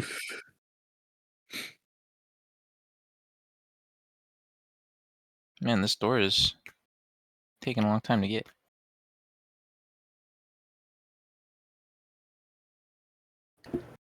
All right. Yeah. Are you reaching out with any kind of intent or desire? Yeah, okay, so Anne, in her time of desperation being locked up, she felt helpless. And for the first time since she got the hammer, she feels helpless again. She's been building confidence, and this is like kind of tearing it down again. Yeah. So you're reaching out to the hammer for. Is there anything you're hoping to find in the key? Any feedback? Any reassurance? Like, are you hoping to find sympathy or kinship? Are you hoping to find an answer to a question? Are you hoping to find some kind of reassurance? Like, what are you reaching into the key to find? Or maybe you don't know what you're looking for. She doesn't know what she's looking for, but it would probably be close to reassurance. It's like kind of where you don't know what to do. You're looking for a parent. You're looking for a adult plus. Right. Yeah. Adult premium. As you are holding this key, I don't know where you would have it hidden on you that maybe you're reaching, unless you like hold it out. She's got pockets. She got pockets in her dress. She got dress pockets. Right. Just Thank God. Just for that, you get inspiration. Women's clothing needs pockets. Well, her mom made her dress, and her mom And your mom knows tailored what's it up. her mom tailored it to what she would have needed. Honestly, who the fuck killed her? What an asshole. Right? And you're it's on the holding- poster. Yeah, it says right here you did it. No. It's like the people who killed people for inventions. It's like this is the same reason. Get her. She put pockets in dresses. She stole her idea. It's a gee, why didn't we think of that? Kill her and then we'll take it for our own.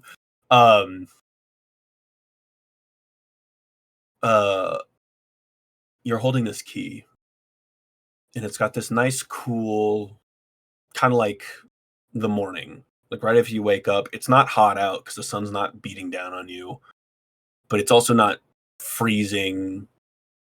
It's just that kind of like nice, calm, cool that you get like in the morning. And while holding it, maybe your mind was racing enough that you stumbled upon this memory, or maybe something about holding the key. Maybe the key gave you or reminded you of this thing.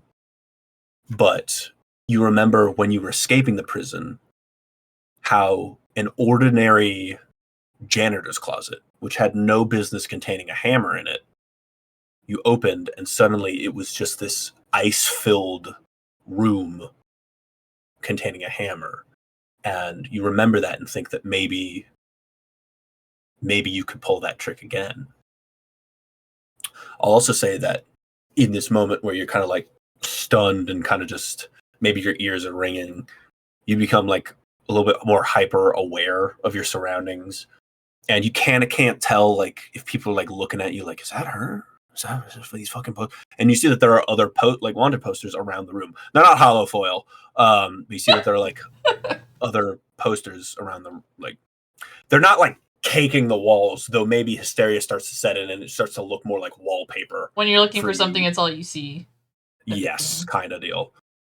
Or rather, when you don't want something to be around, it's all you can see. Like me in Cybertrucks. True. What? So true. Dude, it is insane how much of a Hawkeye I am when I'm driving or walking anywhere. Specifically when I'm driving, there will be like the smallest sliver between two buildings, and I'll be able to see a Cybertruck's like tail end through it, and I'll be like, that was a Cybertruck. There's two things that I'm really good at seeing when I'm driving, and both of them depress me. One of them is Cybertruck, the other one is dead animals. No. What about the road? You don't see the road. How Nope. about the road? No. But yeah, you kind of just, I feel like your heart starts beating a little bit. You kind of like, you start sweating a lot. Maybe your eyes are going like wide as they dart around. And you kind of can't tell suddenly that paranoia starts to set in. It's like, I can't tell if people are talking about me, if they're looking at me. You can tell that some people are, but it's one of those things where if you start freaking out, people are going to start looking and be like, what's she freaking out about?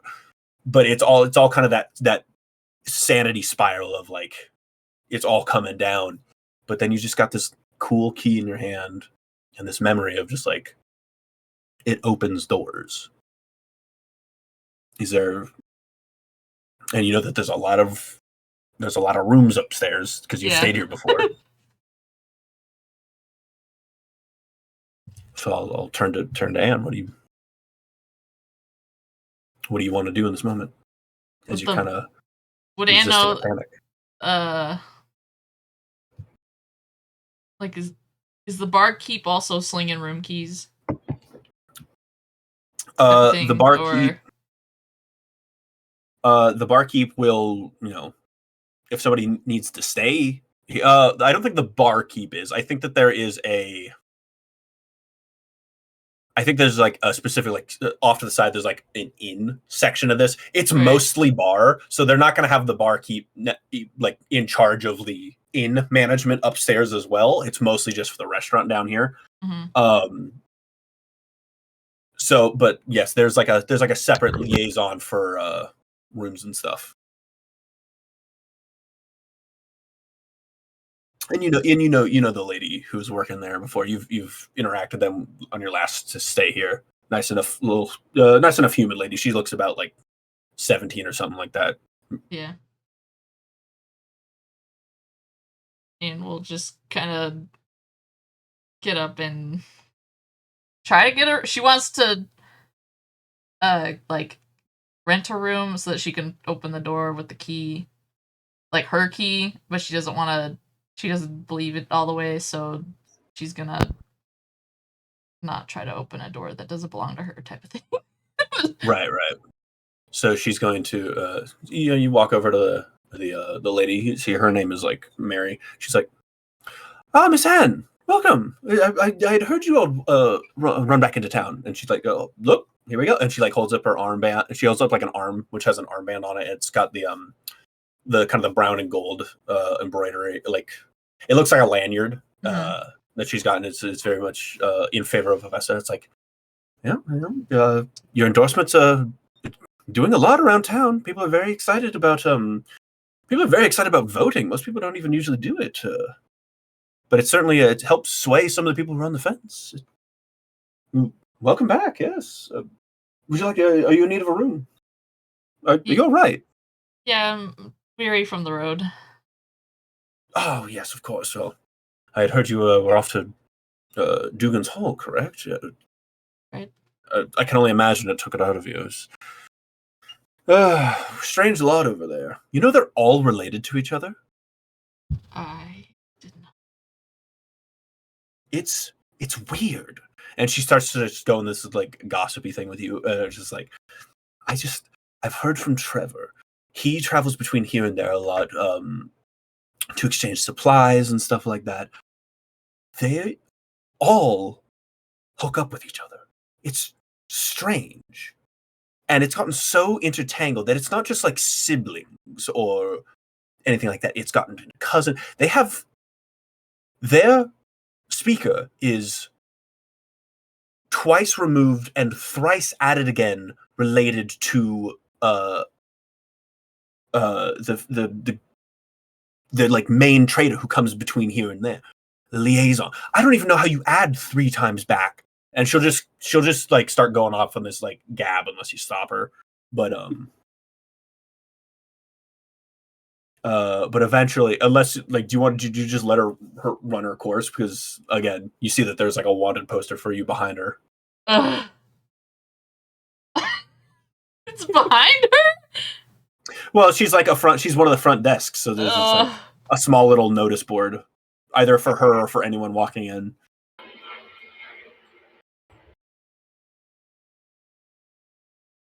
Yeah, is there anything? You just ask her for a key and tell her to shut up. I really need to get some rest. Yeah, and oh yes, no, of course. And then she like she like looks at like a logbook. It's like they're doing some cleaning right now, but I believe many of the rooms toward the back should be done by now. So here you may have room 218. And she like holds up this like plain looking like brass key that's got a little like tag attached to it that says 218. She hands it to you and she says, the cleaning crew should be up there, but they should be done with that end of the hall by now. It's just so if there's any like noise going on, I'm sure it's just them cleaning the other rooms nearby. Yeah, of course. I hope you can feel better. Thank you so much. And scurries. Got a blast. You just rush upstairs. You walk down the hall. You see that there's that about midway down the hall that there's like a half orcish man in kind of like an apron and like a wool cap that's going through each of the rooms, like scrubbing them and just like replacing sheets and stuff. Typical, room service or room cleaning style stuff. He's got this little this trolley with him, and he nods at you. He's like, evening.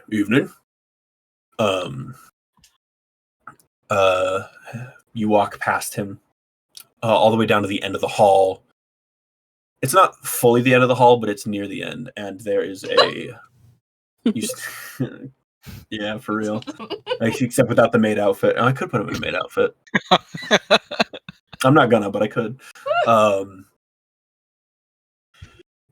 And you kind of stop yourself in front of room 218, and you're facing the door.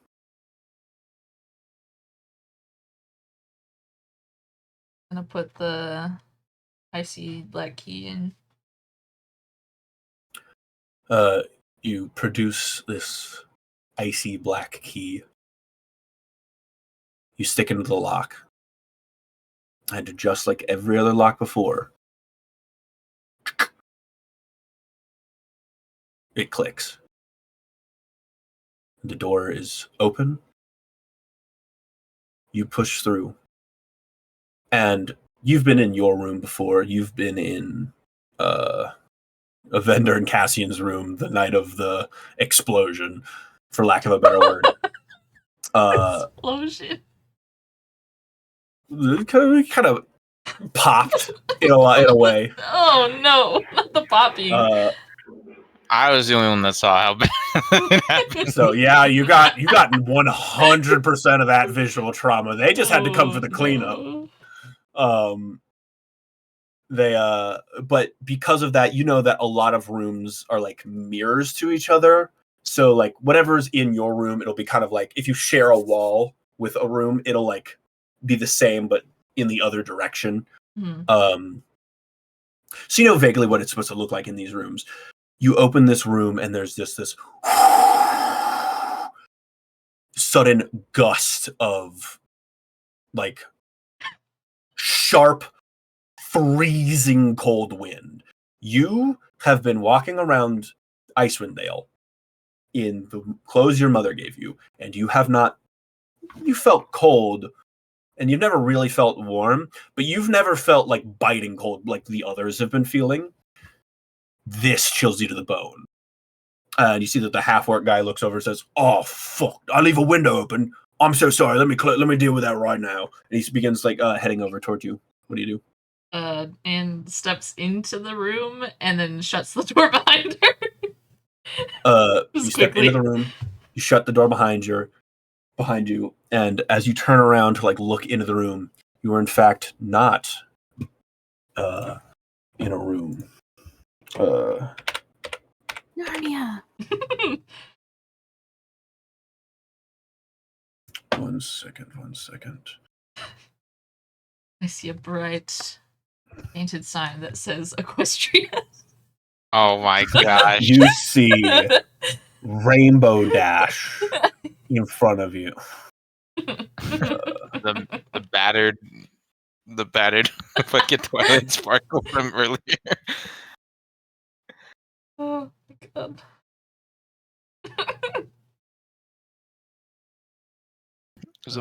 There's a shovel on the floor. What the hell did you guys do earlier?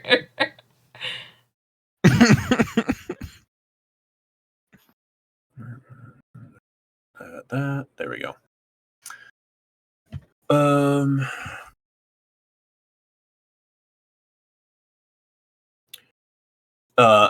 You turn around, and when you expected to see this quaint little hotel room, basically, you instead see this large frozen expanse in front of you, filled with nothing but jagged black ice, bluish tinted snow, a completely dark sky above you.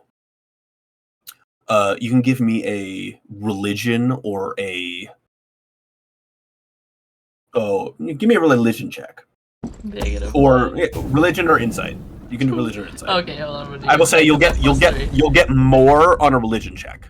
11 on the For insight check. You don't know where you are, but something about the air of this place chilling you to the bone. It is not Icewind Dale anymore. This is not even the primaterial plane, as far as you can tell. Okay.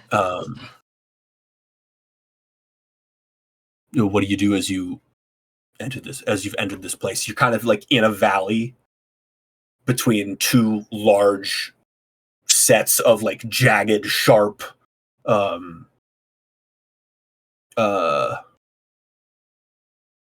spines of black ice. There's constant like snowfall, and occasionally like an icicle will come down, touch your cheek, and like cut it. Not enough to hurt you, not enough to like take HP, but certainly enough that it's painful. Okay. So What there's do you like want to do? you're describing like a like very a way clear forward. Path. Yeah, there's a clear Yeah, path okay, forward. yeah. I'll follow the path. You also see that behind you, kind of caked in ice, is a door that looks like the backside, that looks like the door that you came through. Got it. That guy's gonna be so confused.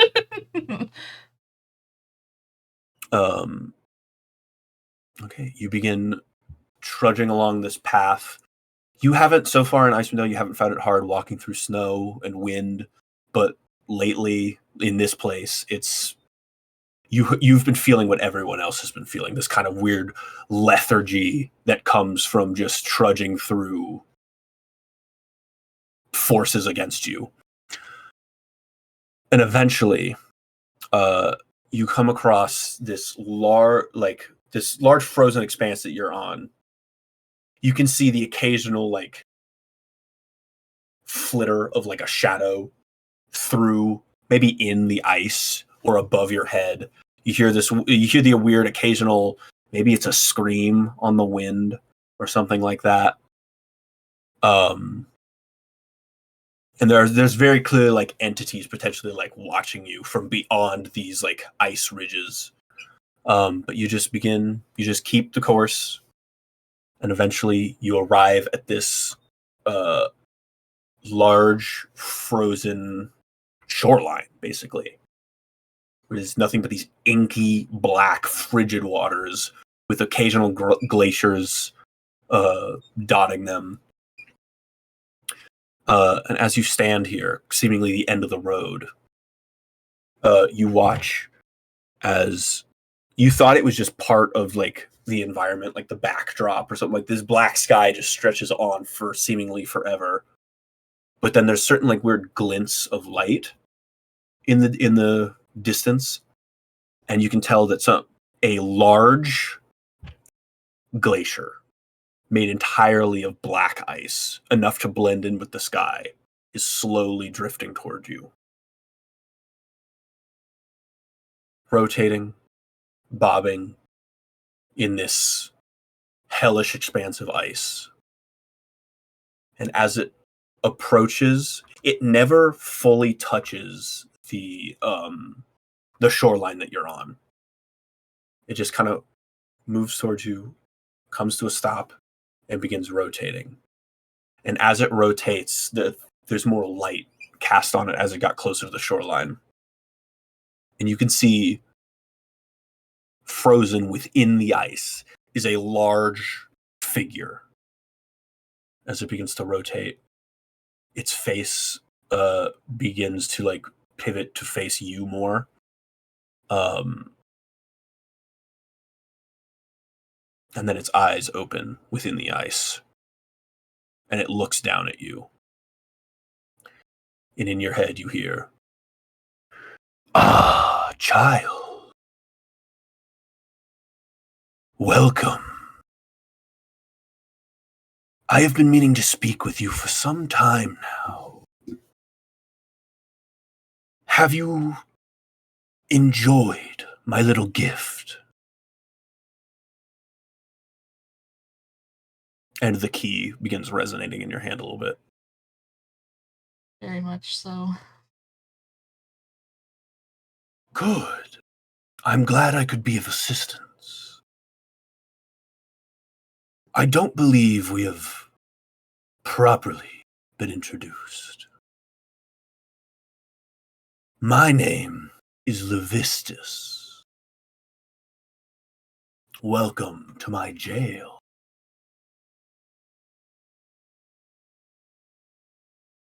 It's not often, though, people come here seeking me, I must admit.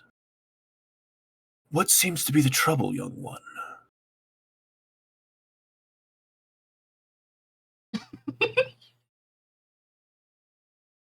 God damn it, Shan. You seem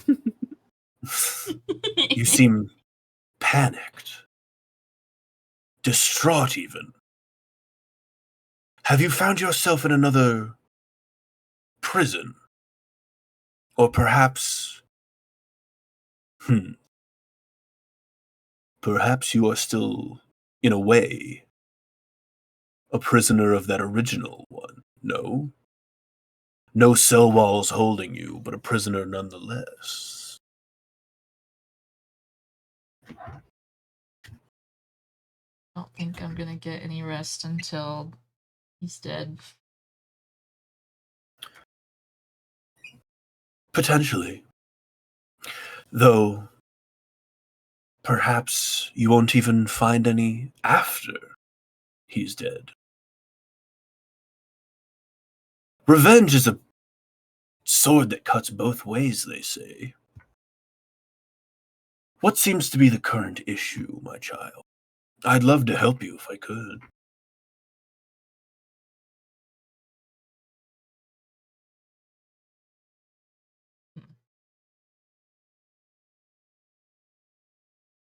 Do you like tell him what the current development has been?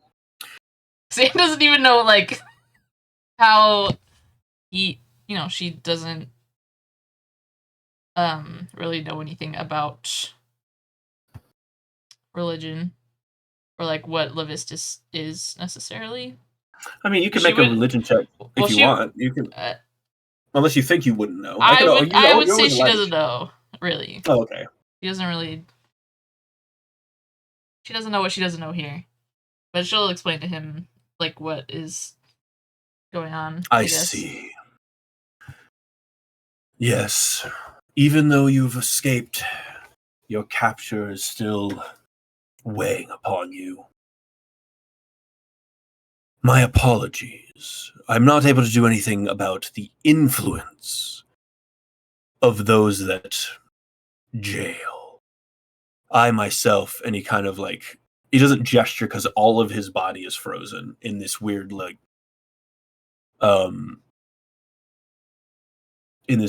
he's kind of like in a meditative stance where he's got like his legs crossed and his like arms resting on them, as he's hunched over and looking down at you. This large, hulking, like dark gray skin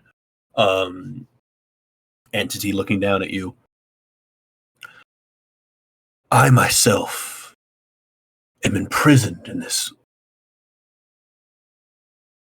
well, hellhole, if you can imagine. I myself know your predicament very well. It is why I sought to reach out to you. I cannot do anything other than offer you reassurance and my aid. You say that nothing will be resolved until he is dead. Are you speaking purely about yourself, or are you speaking about your incarceration? Both. Just covering all bases, I suppose. Yes. Yeah, no, that's good. That's good. I warn you, child. If I were to strike down the one who imprisoned me here, the repercussions of it would not guarantee my freedom, if that makes sense. Striking down the one you seek would not clear your name. If anything, it would add patricide to the list. And you see, like, in the ice below you, a etching of the wanted poster appears. But then at the end, after matricide, it then reads patricide, but in, like, different handwriting. You would only add to the issue. I do not wish to deprive you of your goal of revenge. In fact, I wish to aid you in it. Though I can't help but be fearful for your future, as Simply killing him would not clear your name.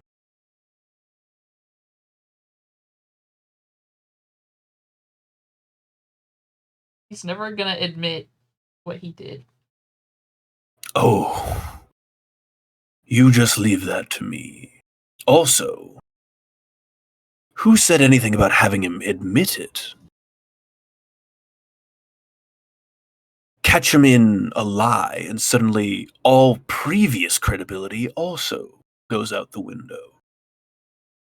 That we have many avenues forward, my child. There are many things you do not know about that man that are advantageous to us.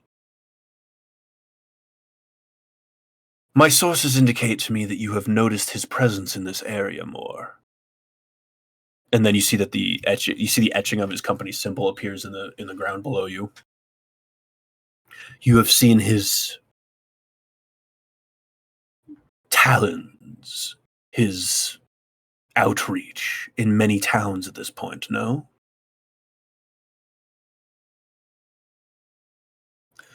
He has plans in this area. I have not quite discerned what they are. But know this, child. I would see them done as much as you would see him done.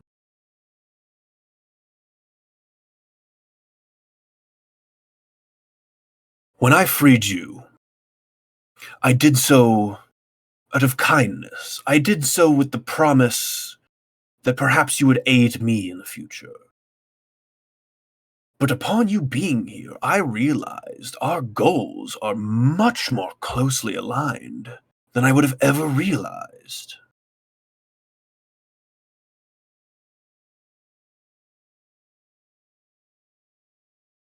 You need from me. Most importantly, I need you to stay alive and well. Remember that. But secondly, and I'm sure you'll get a kick out of this, I need you to absolutely demolish what your father has going on here. By what I can tell, my sources in the area have not been able to locate him, but they have been able to locate many of his assets. They seem to be accruing material, mostly. And you see that he kind of like looks around at a lot of the some of the jagged ice in this area, and you see that indeed it like sprouts from the ground, and you see your key resonates.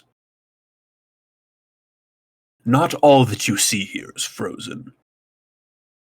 What you see before you, and this like little mound of it emerges and splits the area between the etching of the symbol and the etching of the wanted poster, and it just rises up to like probably about chest height for you. This material that you see here, and in fact the material your key is made of, is known as chardolin. It is a rare material. Let me go. Let me give you exact description of what it looks like.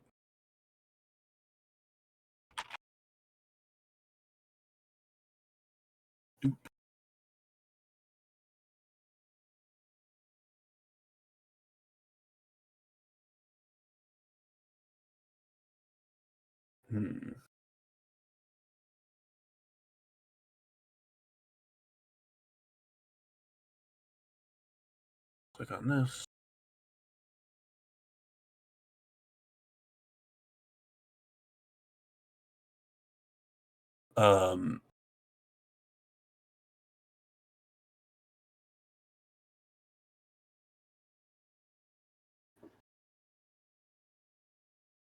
Do.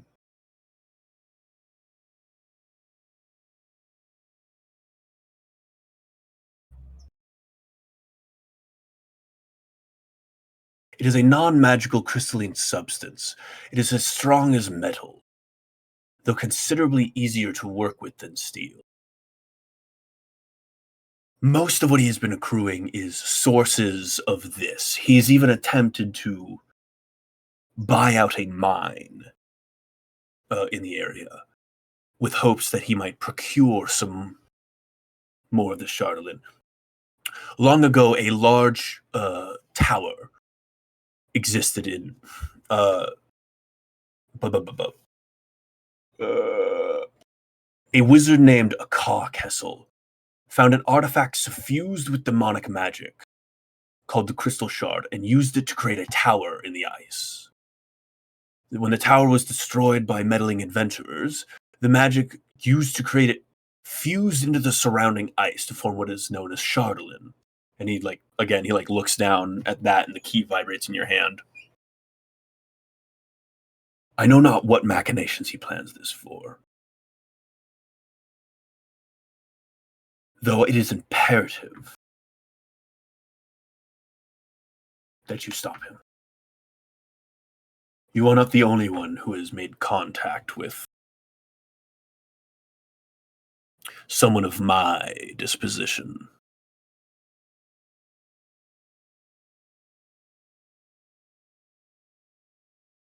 And like nods along, but she doesn't know what that means. He fully sees that you are. He's like a devil. He's made a deal with a devil. Right. But, Stay yeah, alive. okay. Oh, no, good. We're on the same page. Yeah. No, that's the most important part. Stay alive. Make sure are you all right? I can't help but notice you're really stressed out right now. I'm trying to stop these ice walls. I'm trying to stop a lot of the wind from just ripping it to pieces. This is not a nice place to be. It's designed to freeze sinners here, and this isn't even really Stygia. This is Stygia, by the way. This is generally what it looks like, but this is kind of like a lighter version of it that I've developed in the room using the key. You're not fully here. You can't transport directly into Stygia, but this is how I've chosen to meet you. Are you doing okay? I've tried to make it. I've tried to condition it so that it's okay. You seem really stressed. Is there anything I can do for you in the moment? I don't want to just pile more work on you in the moment, my girl. No, I think I'll be all right. Are you sure? Okay. There are resources we have in the area. There is a group known as the Knights of the Black Sword. They are all indebted to me. Though, unlike you and I, who have experienced similar, and he kind of gestures to this large glacier he's stuck in, wrongful incarceration. They have experienced the cold. Most of them were destined to die in the tundra, and I have offered them some of my power in return for their aid in this area. Ignore that vrooming. That was just that was a pit fiend on one of his hell bikes from Avernus. Cassian's They like dragging out in there they like to come down here sometimes and just absolutely tear shit up. I fucking hate them. God, I hate it here.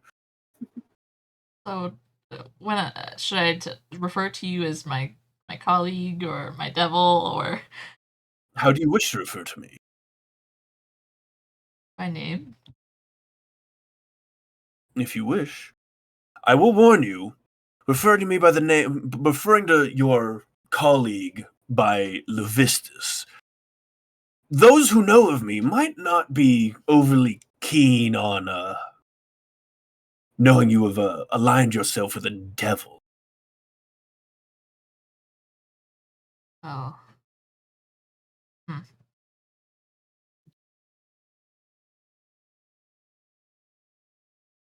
There's a way we can spin this.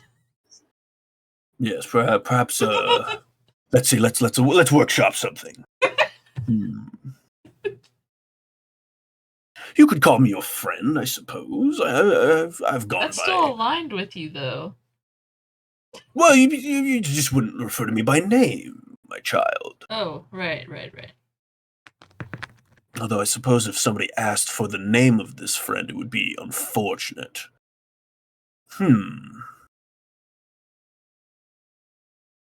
How about Levin? Levin? Yes, I think that works rather well. Andrea clearly doesn't know what that word means. Well, his name is Levistus. Levin. Levin. Works for me. Wonderful. Now, you have my marching orders. I need you to absolutely dunk on your father. Destroy his plans. Get your revenge. And I've pointed out that he is in fact working with a devil. So, if you can procure evidence of this, largely your incarcerators, those that have put forth to capture you again, would be remiss if they were doing it because the initial incarceration was brought about by the acts of a devil worshipper. Continuing to do so would only paint a target on their back, so to speak. So you think he has something like this? Like she gestures to the key. Like, what am I looking for evidence? I do not know through what object he has made a pact, though there will be one. Okay. All pacts require a physical representation of the agreement, sort of like a handshake, in lieu of, an actual handshake. There will always be signs. Keep the key close to you, my child. I am here as an asset for you if you ever need me. Though, and he gestures to his surroundings, or he kind of like, with his eyes, he's doing a lot of the gesturing. My influence is rather limited at the moment. So if nothing else than a comrade, a voice to reassure your path, I'd be more than happy to give you that.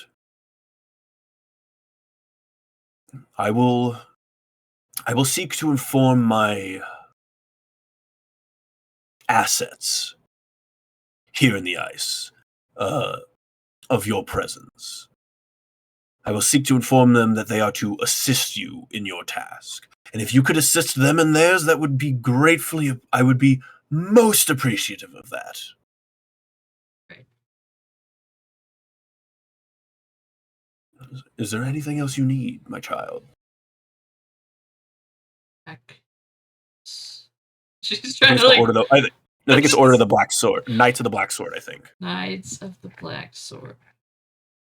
Let me double check for you.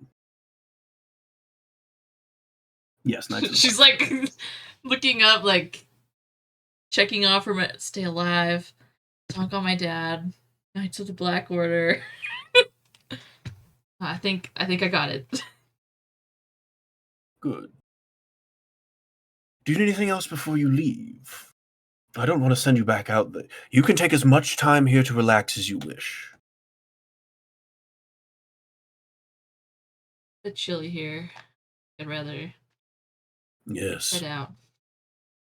Very well. Be well, my child. And should you ever need me or my assistance, you know where to find me.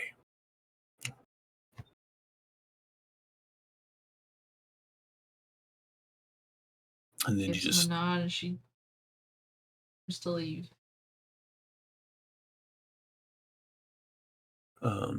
you turn to leave. And as you begin leaving, I think just any like cuts or nicks that you got from the ice here just begin to like frost over and heal. As you begin leaving, you see that the etching of the wanted poster and the of your father's like company symbol just like crumble and dissolve into like little ice chunks that sink into the water and dissolve in the water. You see that the black glacier begins drifting away from the shoreline here as you approach the door. You see that I think it's up to you as to whether or not, as to how you're feeling, but, as you approach the door, I will say that this realm, this pseudo realm you find yourself in, has conditions. The conditions of this realm are all designed in favor to try to bring you, maybe not peace, but at least comfort, so that you can hopefully try to like recenter yourself. Kind of like if you're stressed out or whatever, you take like a shower or go for a walk to try and like center your mind. It's just everything here is designed to help you like deal with if you were having a panic attack, basically like a weighted blanket. Got it. And then you find yourself at the door again.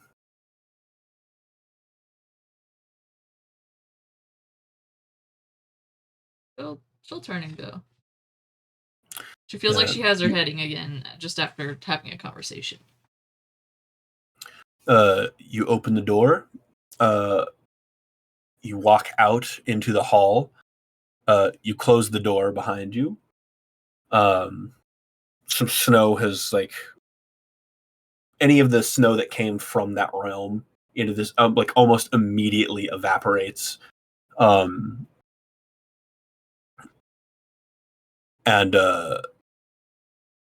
you see that the half-orc guy is like still walking over, and he's like, "Oh, did you go and close the window? Is it absolutely filled with snow in there?" And he like opens the door. He takes like a master key that's just like one of those shitty little brass keys that you got from Mary. He like opens the door. He opens the door again. It's like, "Oh, you locked it." And he like opens the door and he walks in. It's like, "Oh, that was a stroke of luck. No snow got in. Huh, wonderful. Terribly sorry about the inconvenience." And he's gonna like head back to what he was doing, and then you look back in the room, and it's just a normal room.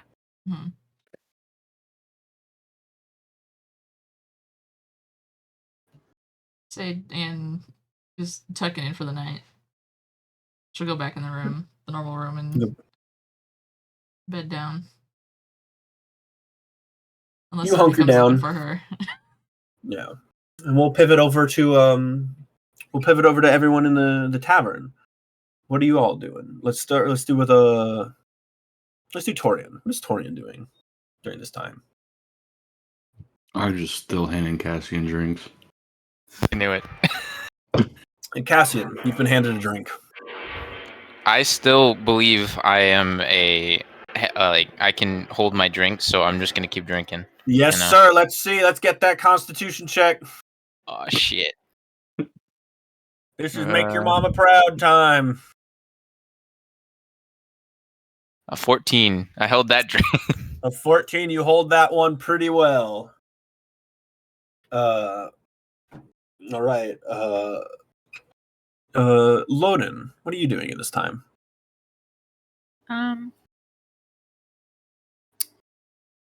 Probably. Is it busy in the tavern? It's kind of busy. It's like the people are coming for dinner. People are coming for like the end of the shift because it's evening right now. It's you guys got here pretty late. I say you got here probably about like 5 or 6 o'clock. The sun's definitely beginning to set. So people are getting off of work. They're coming here. They're grabbing a bite to eat with their work buddies, their friends, something like that. Before they head off home. You see that some people are like leaving. So it's always weird to say how busy it is because obviously some of the busyness is the people who work here. Mm-hmm. But yeah, it's moderately busy. I wanted to like keep my ear out and see if anyone's chattering about like the super duper coldness of the weather or anything out of the ordinary. I see. You do hear a lot of chatter passively about the coldness, about how the upcoming I guess snow front they're talking about, but they're talking about it like they can set a clock by it. Not just like there's a prediction that there's going to be snow on the 10th day. They talk about it like, "Oh, I want to get it done before 11 o'clock because 11:30 is when the snow starts to kick up all the time." It's like they're setting a clock by they get this massive snow front every 10 day at 11. And I'll say that give me perception or insight really quick. Actually, give me perception and then give me insight on top of that. And while you're doing that, I'll be right back.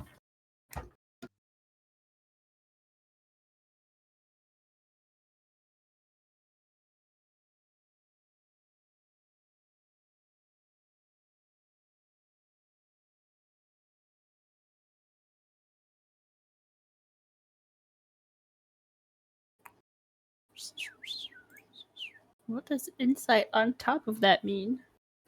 I just rolled both, I think. I don't know. That's crazy. I'm using my whole brain for this. Max capacity.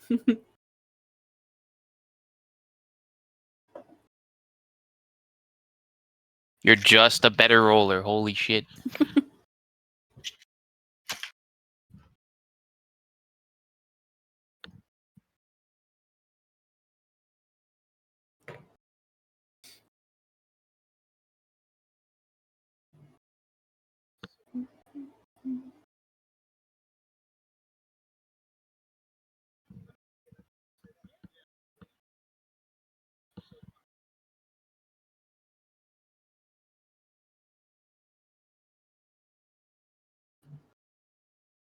And doing our little like asides when like people can't make it because then it's like not as many people kind of held up, you know.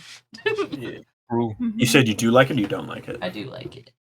Oh, yeah. Yeah, my big focus right now, as far as DMing goes, is making combat more interesting, because combat when it's not your turn is so fucking boring. Withering away. And I just, I just, and I'm trying to find a way to like make it more engaging for everybody, like in the moment. Honk shooing. Yeah, without just being like, okay, hurry up, make your turn, so that everybody else can have some action or whatever. So that's my current main task on my list, is to try and make combat more interesting. Okay, you got a 13 and a 17. You're kind of listening around. You're hearing a lot about this, like, oh, they're waiting for the snowfront. But you also hear, you hear chatter about, like, I would say these like two individuals that you heard talking about like the snowfront. Like, I want to get it done by 11:30 before. I want to get it done by 11 because the snowfront starts to kick about 11:30. You hear talk of like, I'm trying to get done before the rock passes over. And there you hear the word again, rock, of just like, and you know that Snorp was talking about earlier, and then he like stopped talking and then like side-eyed Torian. The rock passes over, and then you hear like a group of other individuals talking about like, I just if it weren't for those adventures, we wouldn't have had anything to like, wouldn't have had anything to supply for the snowfront, for the whiteout this coming 10-day. It just, oh God, an absolute struggle. Look, we have to like plan. We have to plan further for like contingencies in this way. We can't accidentally run out like we did before. It's just, we have to have some kind of backup. Otherwise, otherwise we're gonna have to do we're gonna have to walk early. And then you hear that word again. You hear walk. Yeah, you just hear this kind of this murmuring. You hear something about a rock every 10-day, and then you hear something about the walk. Okay. But with that insight check, you can tell that the walk isn't, especially with the way that they're talking about it, it's the capital W walk that people were talking about before. Okay.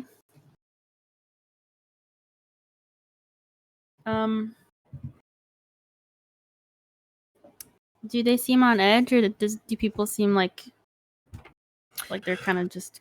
The general vibe about the place, I would say, is nobody's on edge particularly. If anything, there's like, they're like loose now. Like they were on edge. They like really tightly wound earlier before you were here. Like I think the others probably told you about like maybe told you about what was going on. I don't know. It's up to the others to decide if like you gave the I think they gave you the run of the town, but I don't know if they told you what they did here before. So maybe that's something that you want to like because you do see, like, you heard other people talking about, like, oh, if it weren't for those adventurers, we wouldn't have had anything for the 10-day or something like that. So you know that they kind of like gestured over to like the large lion man feeding this progressively drunker elf various little cups of mead. So you see that, like, you can speak up, and you can just speak up in the middle of when I'm talking and stuff like that. That's fine. So Aaron told her about it on the way back to town. Small talk on the march. Yeah. So you know what they did here. You know that they helped the pet and the dog. I see. You know that they helped the town like secure some like missing mead that would have been used to like sell outward and do other stuff like that, or at least that's what was told. But the general vibe is the vibe of like when you're like really tightly wound or like really stressed out and strung. And then suddenly when you get that release of just like, oh, the big freak out is over. Mm-hmm. And that's the general vibe. But you see that there are other individuals who are like slightly stressed about, they're talking about it's like, old Vesta's going to take over and it's just going to get, nobody's looking out for us loggers, not like the boss, not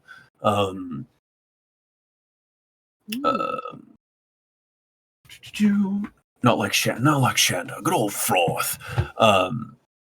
And you see that there's also some people like those people you talk about, the Rock and stuff. Really, they've got this air of concern that you kind of just can't help but wonder of just like they got this air of concern about them, like it's just another thing on the to-do list that they got to do. So now I got to take the kids to school and this and that, kind of deal. Just like it's another brick that they have to lay into this wall of just like we have to thank God those adventures were here, otherwise we wouldn't have been ready for the whiteout. We would have had to force like an early walk, and then without a speaker here to like orchestrate that, it would have been chaos, absolute chaos. And yeah, so the general vibe of the place is we can relax now, but you see that there are occasionally the few people who are just stressed about day-to-day things and just like, sure, not all of their problems have been fixed, but you see that the most urgent one that people were like really freaking out about was kind of resolved by the party. Cool.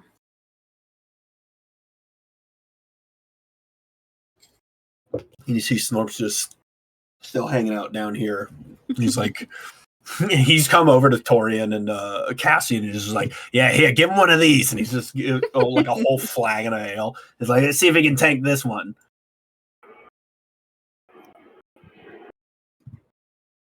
You see Azura and Thavia are like, they're talking to Mary. They're like procuring a room. They're going to go up and get a room. Yeah. What is anything else we want to touch on? I'm drinking more. You're drinking more? I'll give me another con check. I'm trying to hold. Can this one just be where I get? Okay, I got a 21, but I want to get my character where he's just drunk enough to speak more. Yeah, absolutely. I mean, yeah. So here's the fun thing about checks and saving throws. You can choose to fail them. Okay, I choose to fail, so I'm drunk, and then I'm gonna give Snorp shit for like bringing up the stuff about Anna. I'm like, what the fuck, Snorp? Why would you do that shit? I didn't fucking do shit. Hey, back off. I was like, we should keep this to ourselves, and then we'll fucking like cash in on it, Well, yeah, We're not of even course. cashing in the first place. We could have fucking cashed in, and we would have split it evenly and amicably among the rest of the group here. Fuck no. You're being employed by her anyways. And I have received payment for said employment, and now I can receive a fraction of 1,000 pieces of gold. Alona's just gonna reach down and grab his mouth and keep it shut.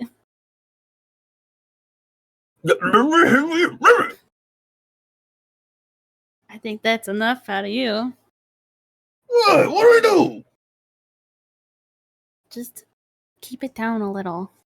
All right, I'm all right. They were coming at me. All right. You talking to me about keep it down a little, Miss Loose Lips. We could have fucking made bank, but now everyone else is in on it too. I just felt like she deserved to know. It's her in the picture. No, you're right. And these pictures are fucking everywhere. Hey, hold on to that wanted poster. Where's the wanted poster? Did you leave it on the desk? That thing's hollow foil. He's gonna really quickly run over back to the bar, just like somebody's like looking at the poster and it's like, oh, what's this? And he's like, release that! He like leap on it. This little stout, rotund mustache man just flings himself onto this desk. He's like, what are you looking at, asshole? And he fucking jumps down. He's like, he jogs back over to you guys. That was close. He like rolls it up and like gives it to Loner. And it's like, don't let this out of your sight. This could be a real cash cow in the future. Okay, whatever you say. And then I'm gonna talk to Torian, and I'm gonna be like, man, thank you so much for earlier. Yeah, of course. And then I'm just gonna casually pass out. And he's out. Okay. I'm not taking him to a room. So I'll just throw him over my shoulder and drag him up. it's The usual. Kind of my fault, the anyways. usual.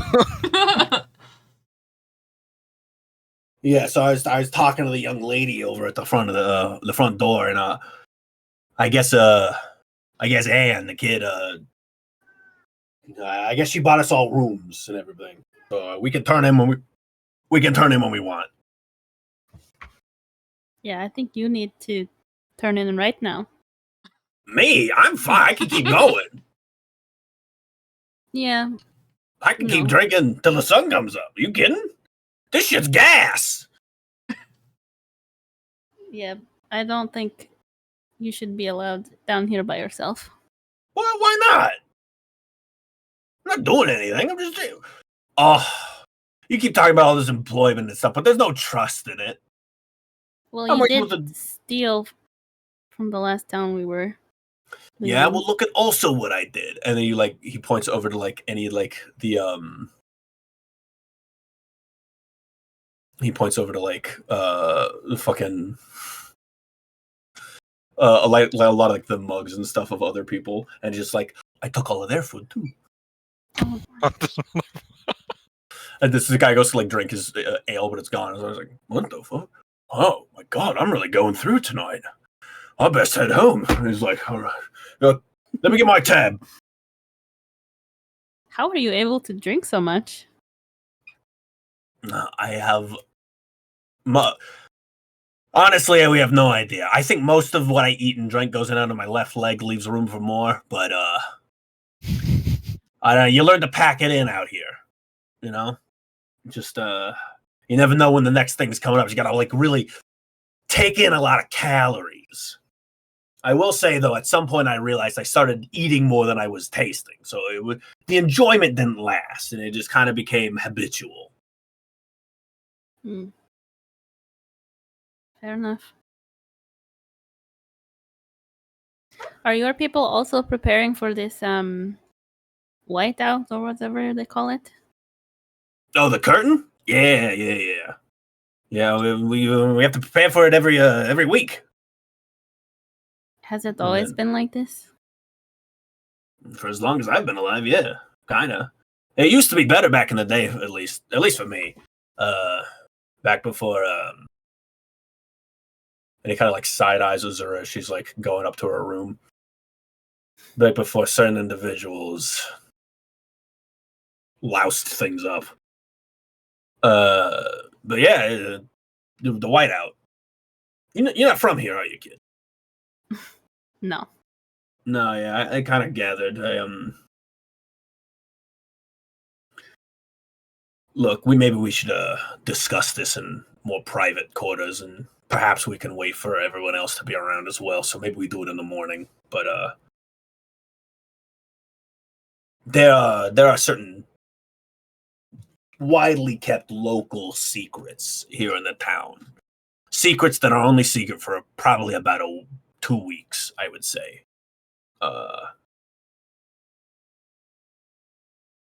Before people start to put 2 and 2 together. If you're new here and you plan on staying for any extended period of time, I'd reckon you'd look into some of that. I plan to. Be safe out there, though, kid. Most people don't like divulging those secrets. I'm not really worried about it. Yeah, you seem tough enough. All right. Well, let's head to bed before I steal any more people's shit. You see that he's like you see that like this as you guys walk up. I guess you don't see it, but as you guys are walking toward like the room, like to Mary to get like keys for your room, he just quietly like slips somebody's wallet out of their pocket and just puts it like on the inside of his trench coat. You're gonna have to like hang him upside down, shake out his pockets. Like in the middle of the restaurant, or you want to do that in the No, in your room? Yeah, in the room. I'll say he'll bunk with you because if you're not trusting him on his own, then he'll bunk with you. Mm-hmm.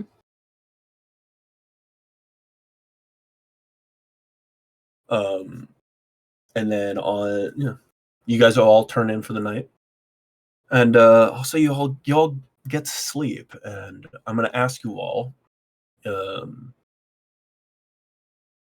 as you guys are sleeping, plenty of things have happened as you are out here, and there's no forced dreams, no big this or that has happened, I would say, that would force any certain epiphanies to come up unless you so desire. So I'll go down the line. Cassian, in your drunken alcoholic stupor, what do you think he's dreaming about? Do you have any dreams? Yeah. So I was thinking, because he trusts Torian a lot more because he's like giving him the information, like pretty much from what he knows, like no strings attached, and so he thinks of him more of like as a closer party member alongside everyone else, and as they're getting closer, he starts dreaming of the past group that he took on with the dragon. And so it's more of a nightmare where he just kind of it's good at first where everything is like just kind of like dreams of them, and then it kind of divulges into the nightmare as the dragon shows up. Yes, and you hear the dragon laughing. You hear Coruscant laughing. And for some reason his laugh feels a little bit more lucid than perhaps the rest of the dream was. I will say, Torian, what do you think you're dreaming about as you, after you've laid Cassian in a bed and then just grabbed the one next to him? No, there's no need to sleep out on the street tonight. You get a bed. I don't know how often you get one, so maybe you're just really grateful for it. And what do you think you're dreaming about? Probably say my previous life before the reincarnation. Right. Yeah. Your dreams of the past, dreams of how good it used to be, dreams of the fall from what it was to what it is now, kind of just refueling certain biases and goals you might have. As you are, yeah, Simba. As you're resting here, is there any direction you're trying to give yourself? Like, is there anything you're particularly looking toward to do? Or is it just kind of your reminisce? Because these dreams are causing you to reminisce about like what's happened to you, how you got to where you are now. And I guess, is it just reminiscing, or now that you've been a part of this party, has reminiscing kind of created more of a direction for you to go in? Or is it just business as usual, you reckon? Yeah, it's just a business as usual. Business as I'm usual. enjoying not being alone, I guess, anymore with a group. Yeah, it's nice. There's a certain ease to the dreams now. It's not just all this fucking bad shit happened, and now there's a bit more to it. But now it's still shitty, but it's not quite as bad. And there are thoughts of a certain party member of yours that are just like, what's their deal? They feel unique for some way. Mm-hmm. Lonan,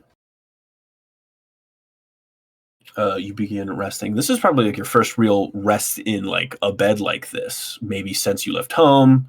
If you had one of these like at home, I don't know what your living situation there, but that's up to you entirely. But since you've arrived in this land, you've kind of just been mobbed, cold, wet, Slimy. attacked, slimy. Mhm. Yeah, slimy. Don't forget about the bug juice. And then, you got to rest a little bit. You got a long rest at the Giants' place, but that was not. It's not this. You kind of just rested in any way that you could for 8 hours while the blizzard was going on outside. But this is like proper rest. What do you think you dream about? If you dream at all, I don't know how you work. You dream of a cat. Hey, Bee kitty. kitty. Very big kitty. You hear Torian meowing in the other room. Aw. She dreams of Torian's soft, shiny coat. No, I don't actually think she dreams. Oh, that's right. Well, technically, you don't have to sleep for that long. You only trance. Yeah. So I guess sleeping is an option for you, but She actually likes watching other people sleep. Okay, Edward Cullen. Oh shit! so you're just watching Snorp sleep. Mm-hmm. She starts. Snorp is very much. I think you trance for about 4 hours, and then upon ending your trance, you're met with Snorp kind of at the door to the room. He's kind of coming back in from outside. He's like, "Oh, you still up?" And he's like, "What's the matter? Couldn't sleep, kid?" And he hops onto his bed, just kind of gets under the covers. What's the matter? What? What were you doing? I had to go to the bathroom. Add anything new to your collection? You see that he was actually like he was like not. I'm gonna say he's naked, but like he didn't have any like those extra clothes on. His loincloth. His disguise. Yeah, his very like patchwork.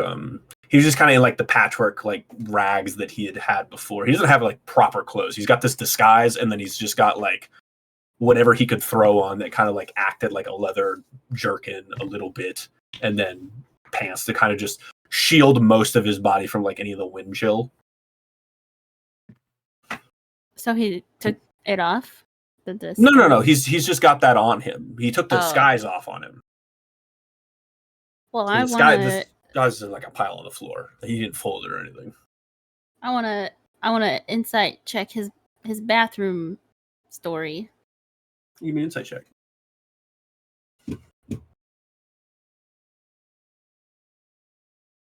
8. You kind of can't tell if he did anything more than go to the bathroom or not, but I'll say that you can tell that he did go to the bathroom. Okay. And it's not to say that you think he's lying or not, but you just kind of maybe you just woke up from trance and you're a little groggy, so you kind of can't tell if or not he is lying. Sure.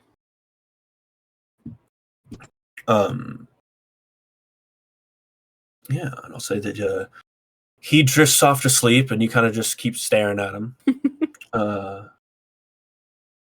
Is there anything you like look for when people are sleeping? Any mannerisms or something that you find like interesting? And just like, oh, they roll when they sleep, or they talk. Or just like, Yeah, oh, she what am I definitely dreaming likes about? to like make a note and then compare how other people sleep. Make a note. You have a dream journal for other people's sleep. Yeah. The sleep log. You see that when he sleeps, despite being in this bed, like under these covers or whatever, this like human-sized bed, he like curls up in like a little snake coil, and just kind of like rests on top of a pillow largely. And he begins.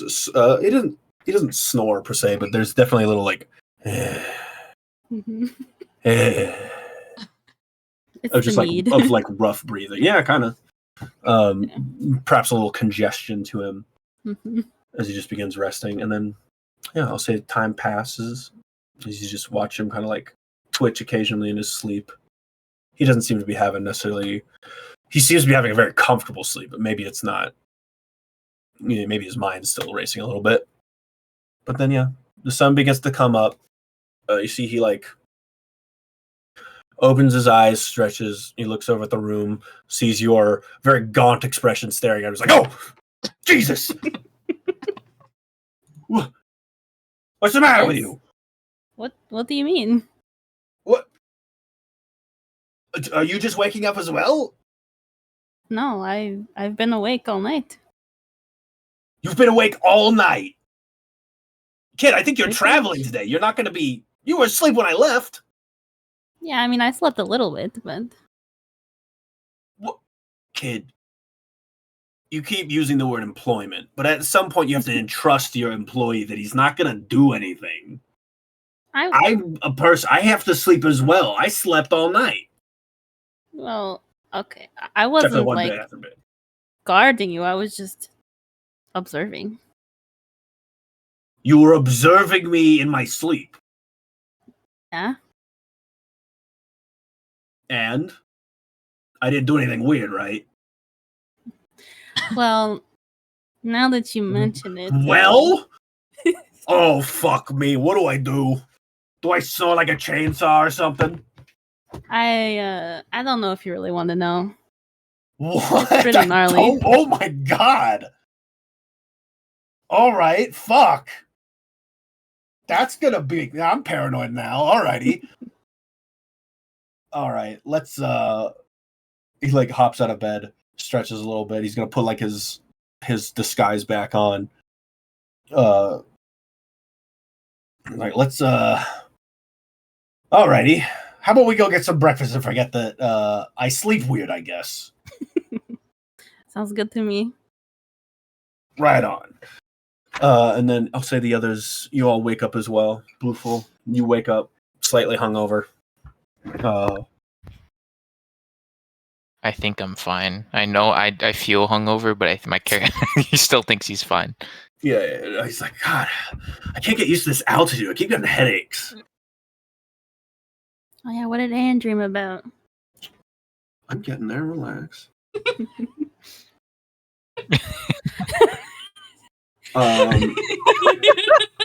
Dream journal. That's my dream journal. It got even better at the end when he threw it. I wasn't expecting him to throw the fucking book at the end. Mr. Electric, Mr. Electric said not have him expelled immediately. Send him to the principal's office and have him expelled. Yeah, Torian, you wake up as well. Cassian very much saying he's not. He's like he's just got this headache, dude. It kind of happens in the morning sometimes. Mm-hmm. But like you can tell by like his canter or whatever that he's still a little rocky from last night. And Anne,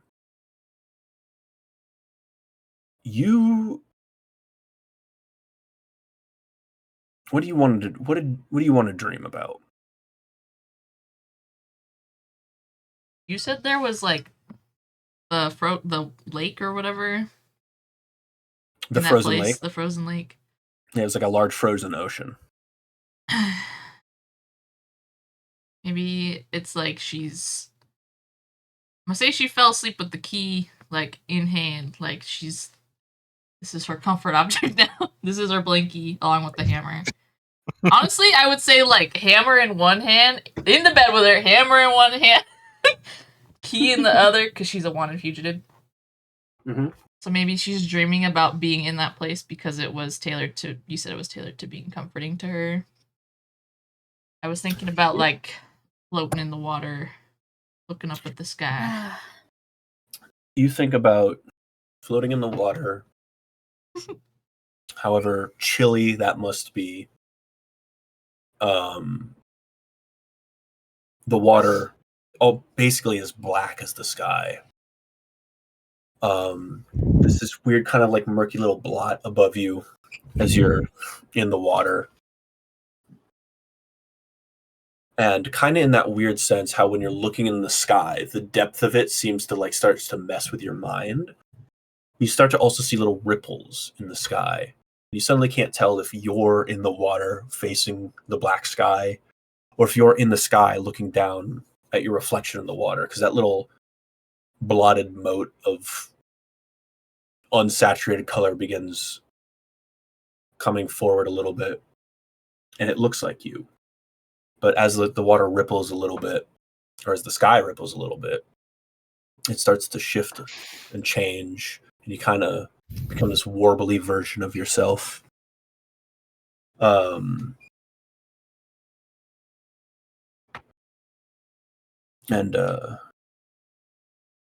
But yeah, he kind of just drifts into space peacefully.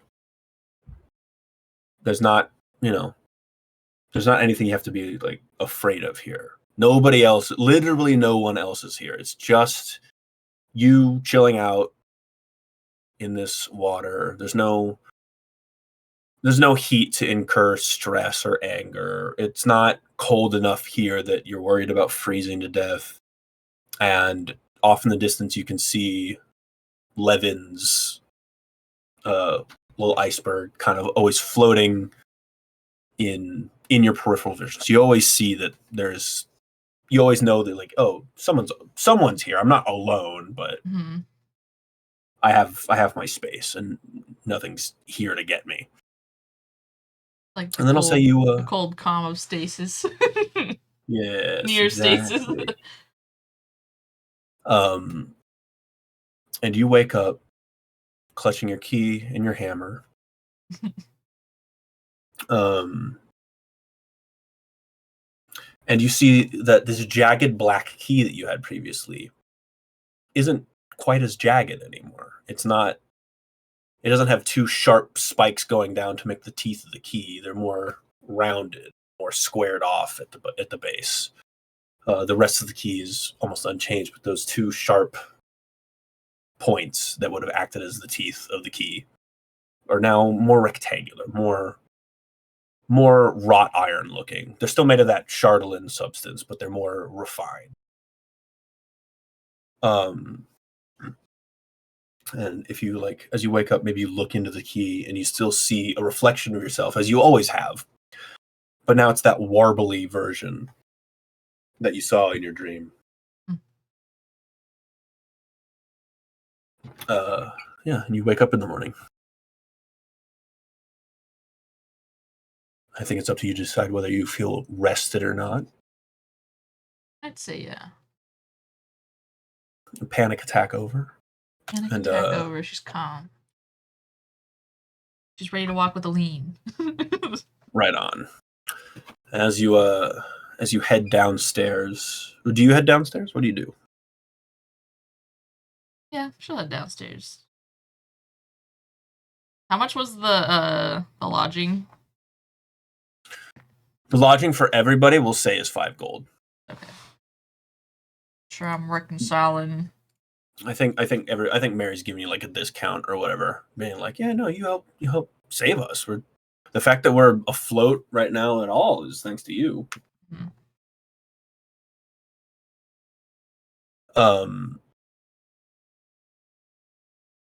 So yeah, you reconvene with everybody downstairs,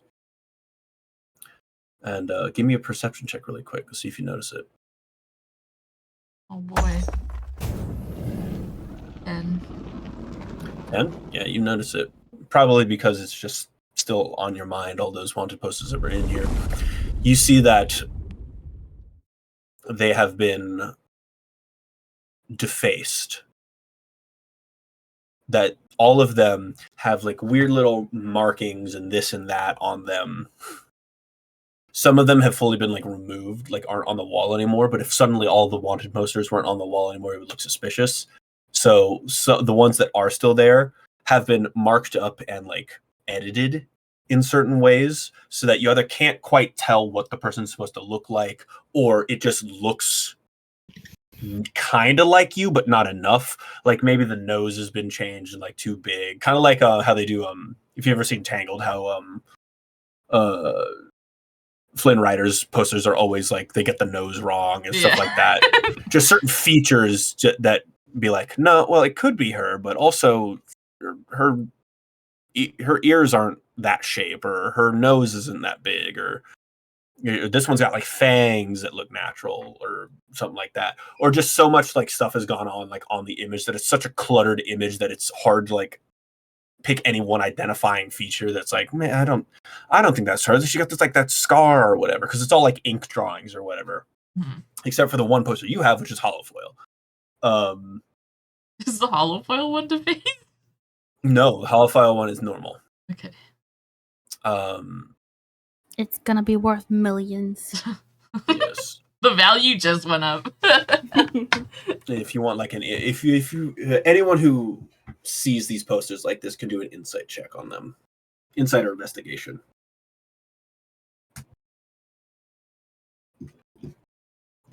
17. 23. Holy moly.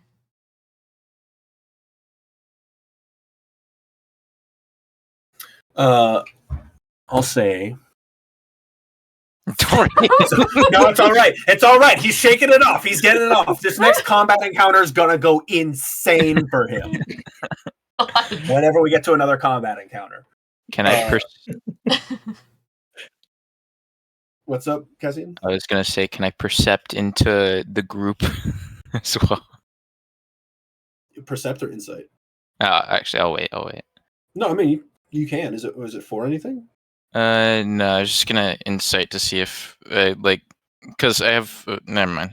It's. I was just thinking something else. DM me. DM you? Okay. Yeah, DM the DM. that's correct. Yeah,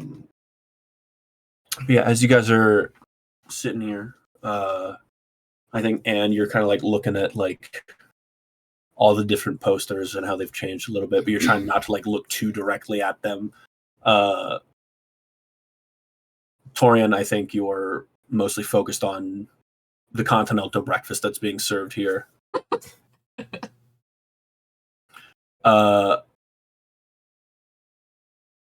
I think with your insight, Lonan, you can assume that some like a member of your party defaced it, because it's just the way that it was done was so as we got here that it feels like, oh, this was done to protect Anne. This was done like help keep.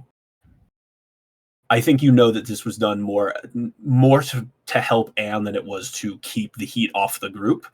Mm-hmm. And then Bluefoot, with your 23, you notice the same thing on those posters, that this was mostly done protecting the individual rather than the group. And you can't help but notice that there is some like, kind of like how if you're writing with a pencil, you'll get like, especially if you're like left-handed, especially, how as you're writing, you'll get like graphite or like pencil marks like on like the side of your hand as you're writing a lot. Or like if you do anything with paint, there's a chance that like it'll splash and get some on your fingers. You notice some like black ink and like maybe some charcoal on Snorp's hands. Okay. I'm gonna keep that to myself, but then I'm gonna my trust value for him has gone up. The trust value. And you see Snorp is just guzzling polar bear. You don't know how he does it with the mustache in place, because as far as you know, he's holding the mustache in place with his mouth. Like he's biting, like he tied it to like a piece, like a stick of wood, like a dowel, and he's just holding that in place with his mouth to like cover up the big snout, the kobold snout. But he's just like, without skipping a beat, he's like,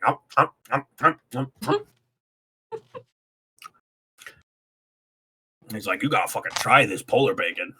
You guys look new town.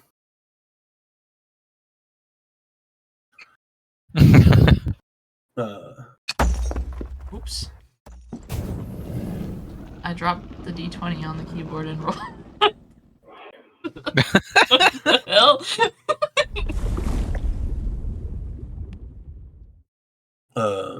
Yeah, is there anything you guys as you guys are convening for the day here, you kind of got the whole day open to you. It's like it's just after like daybreak. You see that continental breakfast has been served. You see that there's like some goers, mostly most of the people in here eating are people traveling through, or maybe even staff here that are just eating a breakfast before their shift starts. But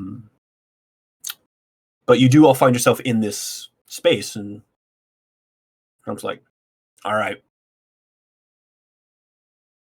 Seeing that I'm with you for the foreseeable future, what's the game plan here, chums? I'll say that Azura and Thavi are still upstairs sleeping. It's called. Well, first we need to go back to. We're gonna go back to Dugan's Hole. No, I fucking not hate Dugan's that Hole, place. Oh, okay, good. Bryn Shandir. What time is it at the moment? Like, is it early morning because they're still sleeping? Yeah, it's pretty early morning. I'll say it's probably about like 5:30 or 6. Okay. I mean, if we take time here, are we gonna take time here before we leave? Like, how long? I Do you don't guys see think? why we should stick around here. I mean, they're still sleeping. That's why. Oh, then you can go wake them up. They're sleeping because they're sleeping because their players aren't here. That's true. Well, we leaving? Yep, we should get an early start on the day. Alrighty. Lonan and Torian, is there anything you guys want to? Nope. No, I'm alright. All right. I'll say that you rouse Azura and Thavia, and you begin. You pack your stuff and you begin heading out. Out of the mead hall here. I'll say as you guys are congregating outside the mead hall, you see that mostly like the posters that were defaced were in the mead hall, and some of the ones around the mead hall. But as you head like through town to go back to the east way, which is the road that you took to get here originally, you see that there are still some posters around that haven't been defaced. And you, as you're on your way out, you hear a commotion going on near the logging area, kind of the opposite direction.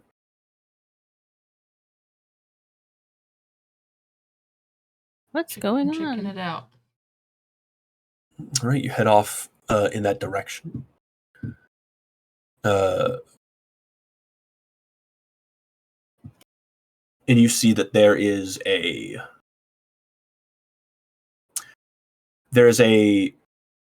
little bit of a rally going on, flying colors of red and green, but it's the kind of red that of like redwood or like that wood gets, and then green is kind of this verdant, this dark unsaturated green. I guess it would be verdant green then, but this like alpine green. And you see a dwarven man standing up being like, "My fellow Goodmeadites, my name is Shandar Froth, and I've come to you today before the critical time to make my final plea, my final push to earn your trust for this next election. With me in charge, not only would the infrastructure of our good community here rise, but I would see it that a wall, a sturdy wooden wall, placed around our fortifications, placed around our fair town here, to keep out any unwanted drivel, such as from giants to kobolds. And then as he says kobolds, he's like, yeah, all right, I'd get through that in no time. A wall, please. What a stupid idea. And you see that, like, my aim is to protect this town, and more importantly, its people, from the dangers brought to us by the frost. Exactly, Bluefool. And then you see, as he's kind of, this rally's kind of going on, certain people will be like, oh, yeah. Well, but those, it's mostly like logging workers here at this rally, but you see that, like, there are some other individuals. This rally's starting at, like, early in the morning, so I think it looks to be like an all-day thing. But you see that there are also certain, like, shopkeeps that were, like, setting up their shops that are here watching this going down and being like, oh, yeah, it would be nice if we had, like, some kind of defenses against people just, like, giant folk running in, grabbing shit, killing a guy and running out. That'd be nice. Yeah. I'd hate if they did it to my shop.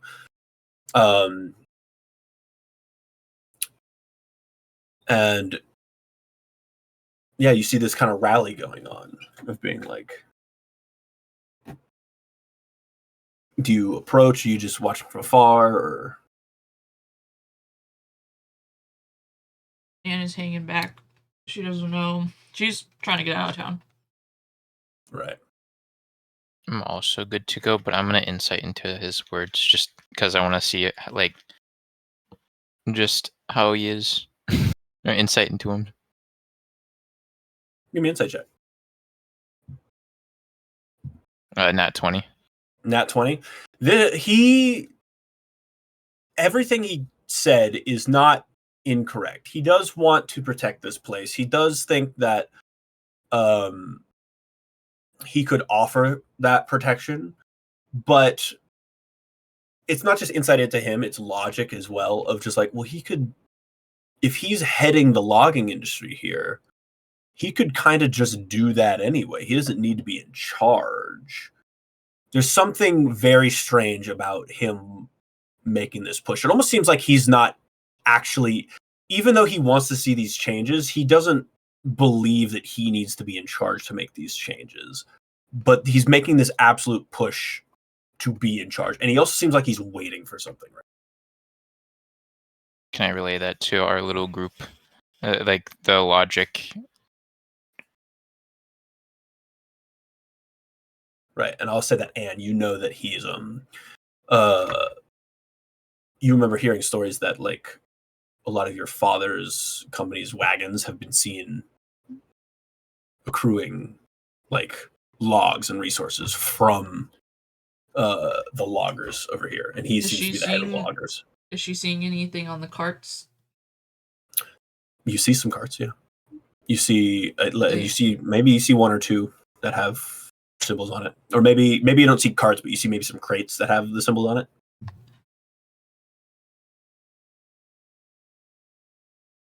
Anna's seeing something she needs to topple. Yeah. Do you go over and knock over a cart? I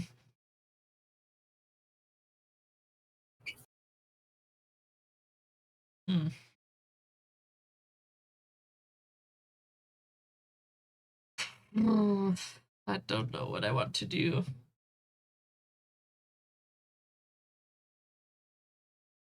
She's connecting she's connecting to the carts to this guy, so she knows she needs to step in, or she, like, has a desire to step in. The old, have you seen this man trick? You've seen this man. You've seen this man. Well, do we want to do anything about him?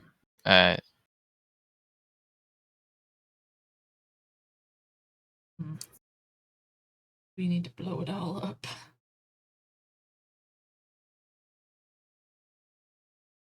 This can't happen.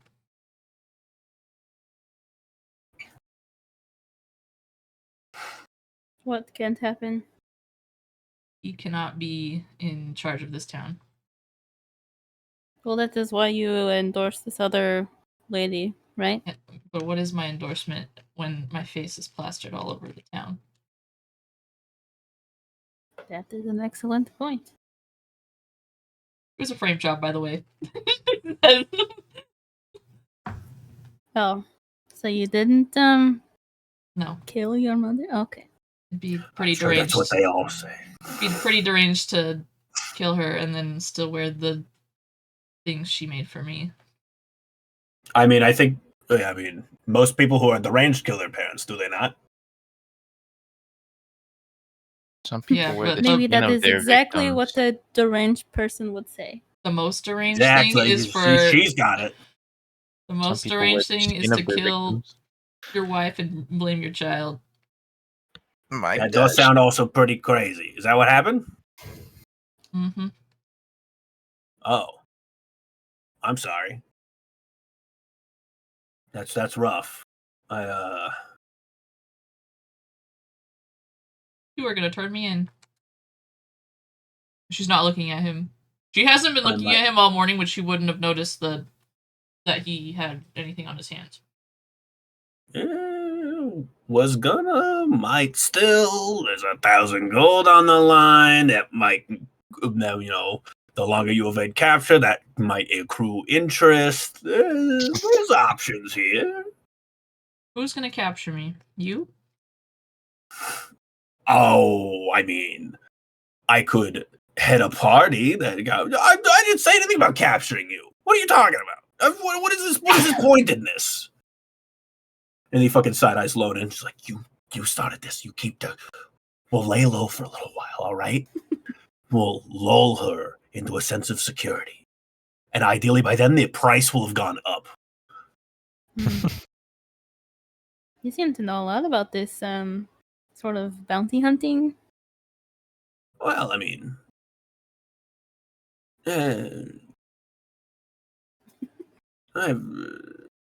he kind of shuffles his feet. It's like there's a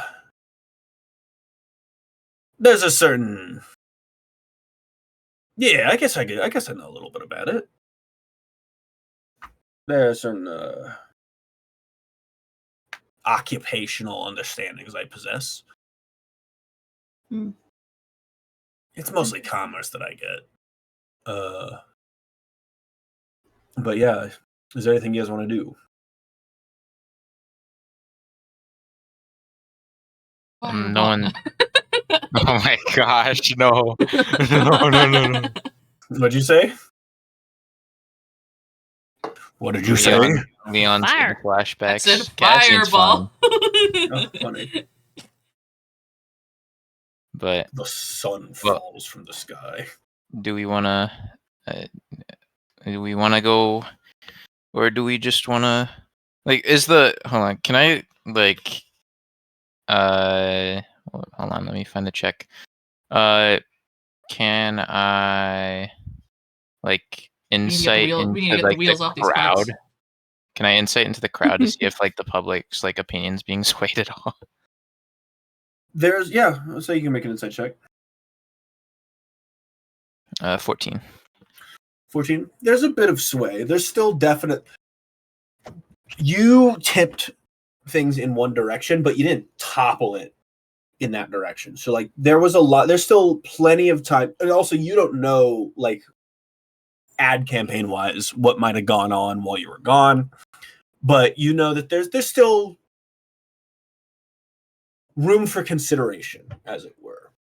It's not. You can't tell yet because the rally just started as to whether or not it will lean one way or the other by the end of it. But you know that there's definitely people are listening when he speaks. He's not a nobody in town, and what he's speaking on some matters that people find prescient. People want safety. People their previous speaker just died, and their stuff was stolen. They were put into a state of crisis, and they're like, oh yeah. a large defensive system to prevent this from happening again in the future is great. There's a lot of talk of like, and a lot of the loggers seem to be egging on, being like, yeah. Vessa wouldn't have that kind of foresight. She just wants to like maintain the peace, keep the operating system going. She wants to stay the course. We need to start thinking of the future. We need to start protecting ourselves. We should question him. Yeah, we should say what we should point out the flaw in his logic, but not. Yeah, I'll do it. To who? To Shandar or this guy who was talking? Can I like go over to the crowd and like bring up the fault in the logic? Like, why couldn't you just build this in the first place? Like, you're the head of the logging.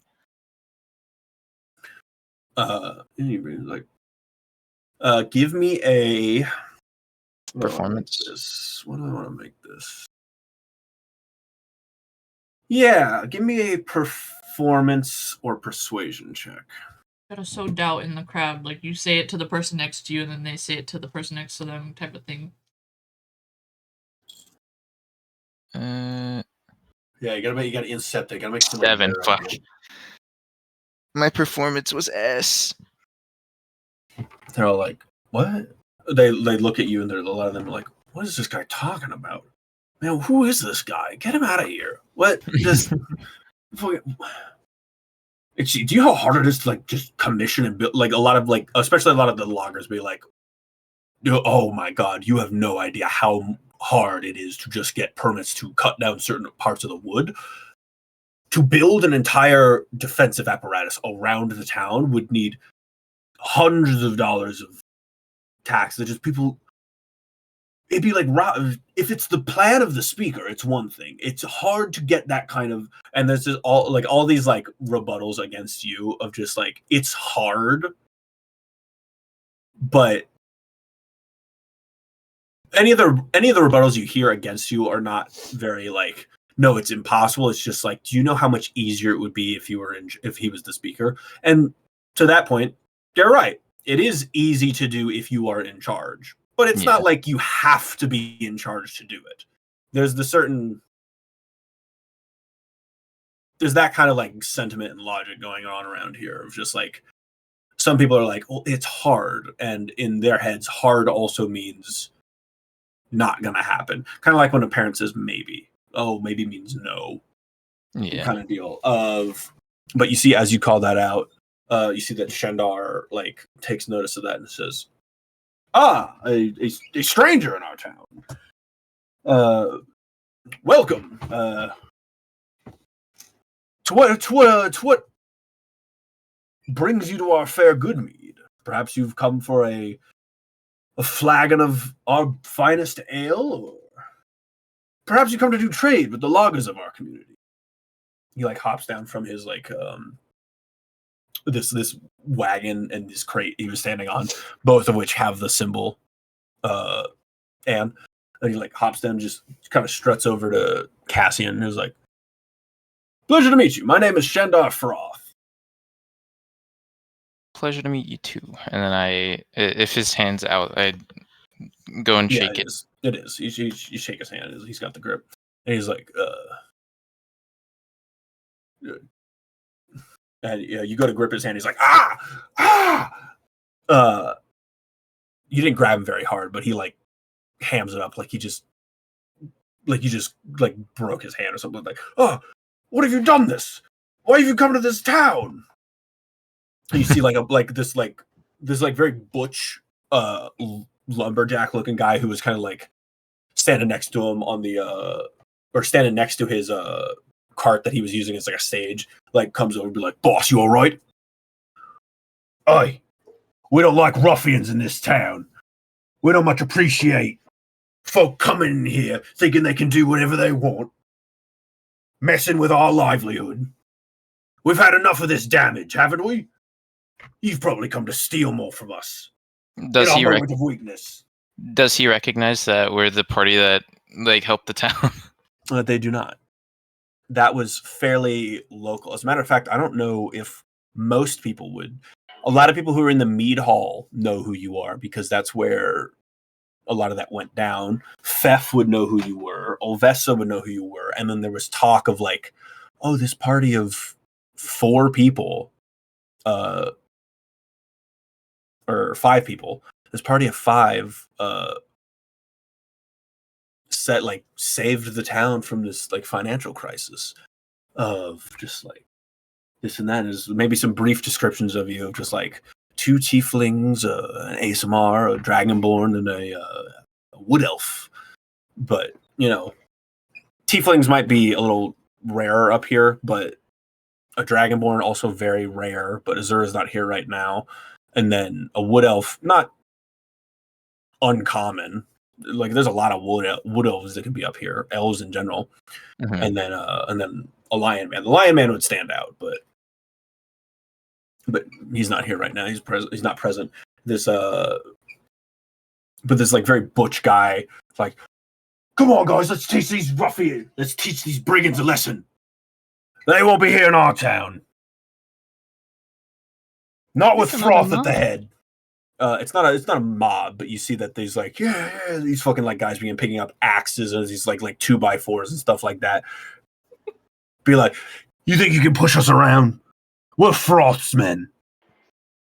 And then Froth is like, now, gentlemen, I'm sure we could all settle this amicably. We just need to force them out of town. There's no need to make a huge, violent push here.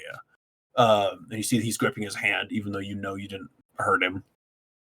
And you see all the towns kind of like be like, oh my god, are these thieves? Are these bandits that come to like capitalize on the fact that we're leaderless at the moment? No, Frostmen got it handled. Look at them; they're twice the size. What do you guys try to do as you see like all these guys ganging up on Cassian and like, stepping out full view? Full view, and then you see like this large lumberjack who's got like he's got this bald head. He's got tattoos all over the bald head of just like different animals and stuff like that. It's like really jacked. He's twice your size. He's like, what do you want, little lady? You with him? Can I hit him with my hammer? Do you want to hit? Yeah, sure. Absolutely. Go ahead. Oh no. He reels back to go and punch you. It's like, get out of our town. So yeah, just roll the hit. 13. Cool. What do you want to do to this guy? Huh? What do you want to do to this guy?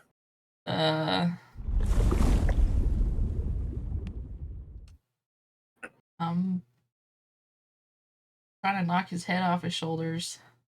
You want to kill him? Atlanta. Yeah. All right. You fully just capsize this guy. Shandar fully drops the facade. He's like, holy shit!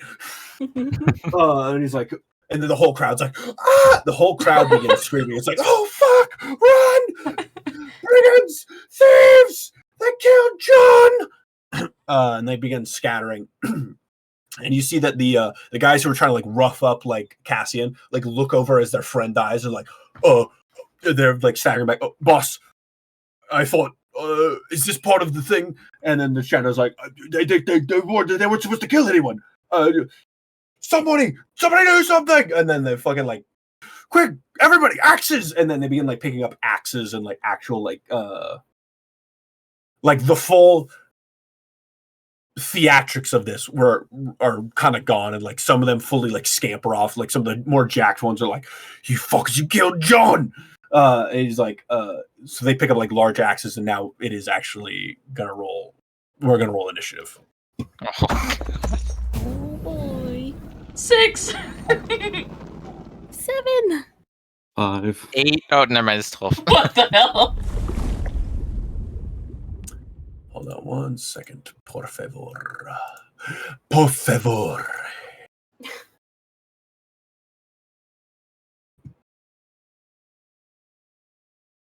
That one, not that one. Where is it?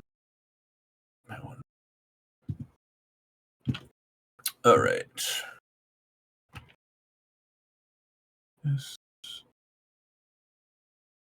me just really quickly assemble the encounter.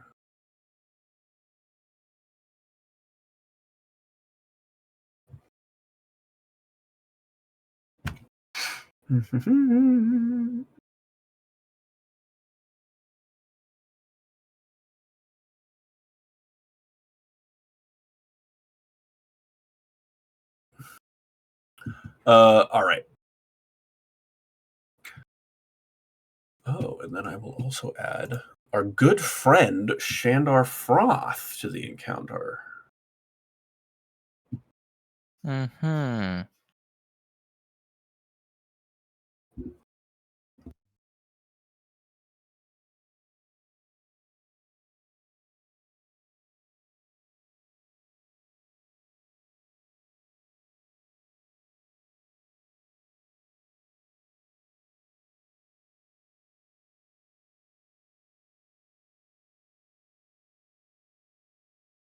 Oh my gosh.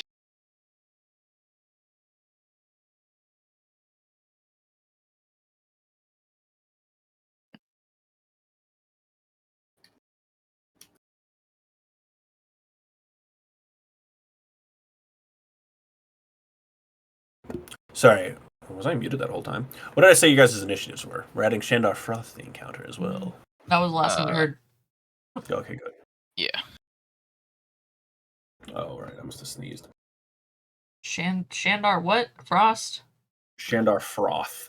Froth. He's frothing at the mouth. Okay, well, I Don't love kill Seraph Shandar again. Froth. Yeah, I was gonna say we should not kill him. Need Can I to get you guys' speak with him. initiatives again?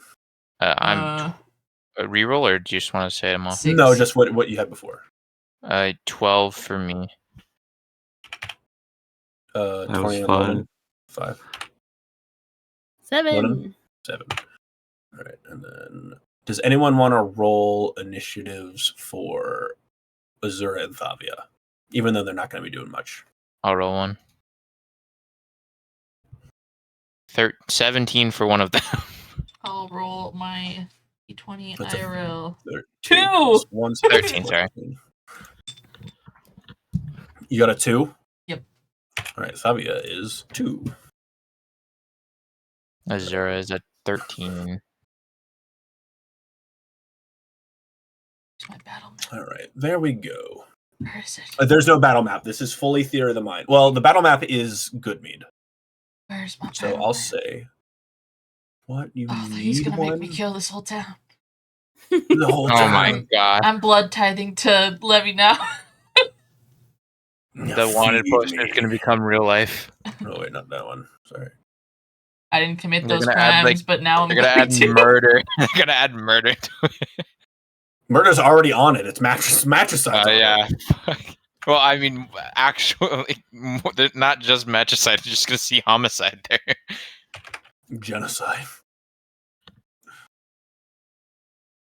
The fuck? That's the blood.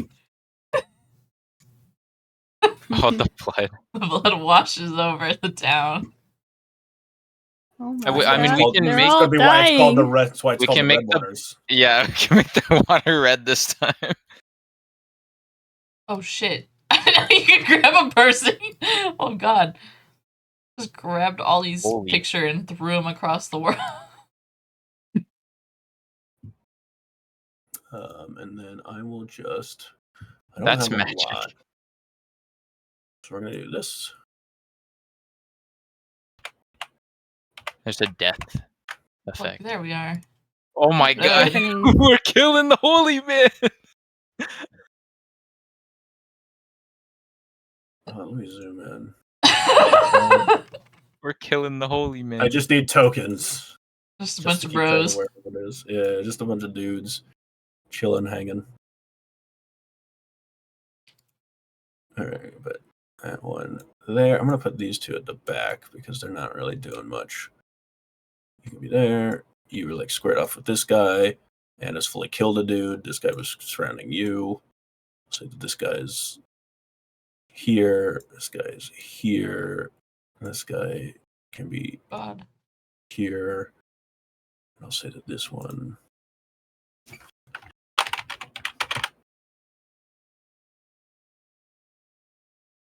That one is Shandar. All right. First in initiative is Azura. probably Azura. No, it is this guy. Oh. Oh.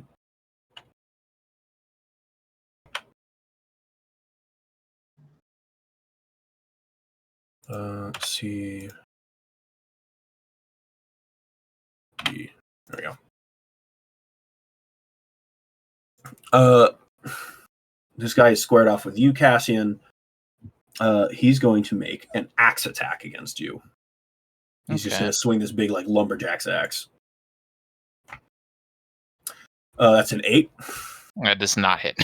Does not hit. He's like, fuck! And he just swings it wildly. He swings it more like he's swinging to hit a tree than he is to hit a person. Next in the initiative is Shandar. He's gonna be like, what's the meaning of this? This as he sees people clearing out, he's like, what's going on? And he's gonna like come over to the side here. And then let me just move this over to the end. Then it's Cassian. Okay. It's me? Yep. I thought Azura's roll was higher. Nope. Azura got a 13 on your D20, and then +1 is a 14. Yeah, I got a 12 though. Oh, why does it say 17? Because 17 was the roll I got for her. Oh, I see what you did. But I have +4 on my initiative, so it rolls. I didn't know how much Azura is supposed to have, so I just said 13. I see. All right. Well, in that case, this guy is going to be like, "Oh, you fucker! You killed John!" He's going to run up and try to strike Anwar.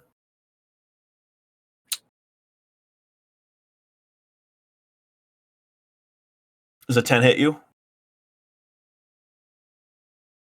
Negative. Does he? Negative. All right. Yeah, he swings.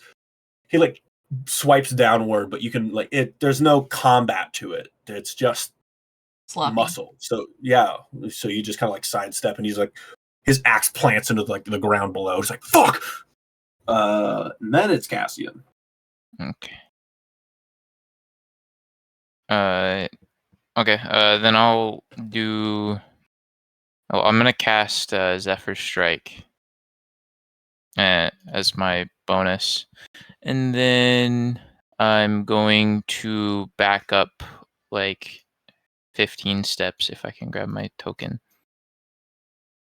It won't let me grab my token. Why not? I do not. Oh, there you go. It works now. I'm gonna move like right here, and then I'm gonna use my long bow and try and aim for the guy's axe that just swung at me. I got a 27 to hit. 27? Yeah. How do you want to kill him? If you want to kill him, what do you want to do to him? I'm aiming for the axe to just disarm him. Okay. You aim for the axe and you fully like break the axe head off with the stick. He's like,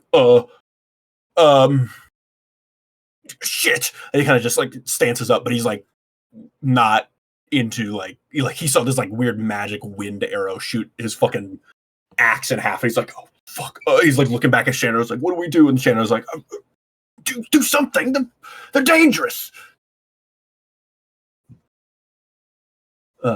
Anything else from Cassian? No, that's it. I believe next is Lonan.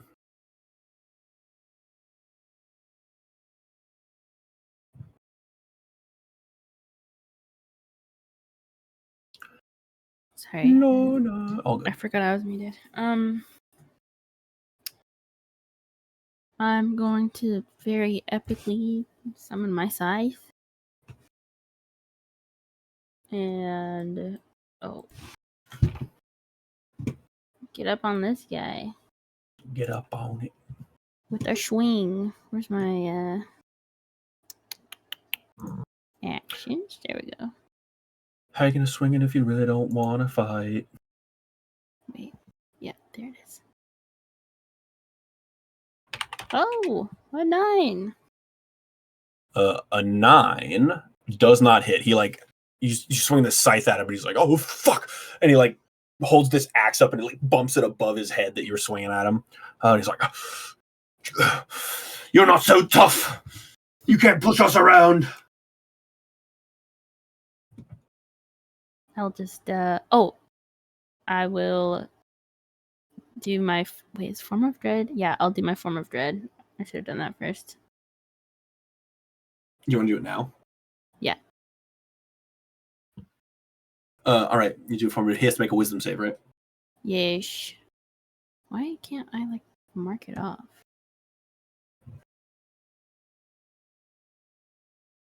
I think it's 13. It's usually whatever your spell save is. Oh, I think. there it is. There it is. Yeah. All right. My what? I think it's usually your spell save, but don't quote me on that. Does a 7 pass? No. No, yeah. So he's frightened of you, yes? Yes.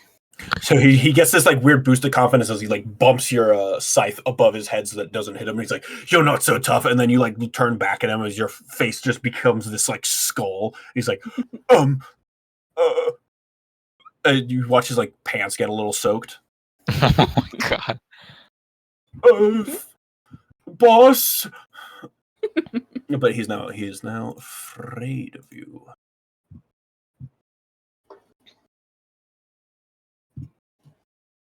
Very scary. Very scary. Jack? John. The guy that you killed? Yeah. John. John.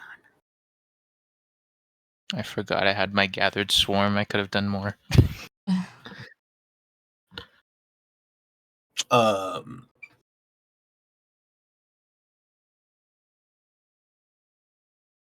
All right. Next in the initiative, I believe, is Torian. I guess I'll move up here. And I guess try to hit with my great axe. These All rolls actually went pretty well. That was 19. 19? How do you want to kill this guy?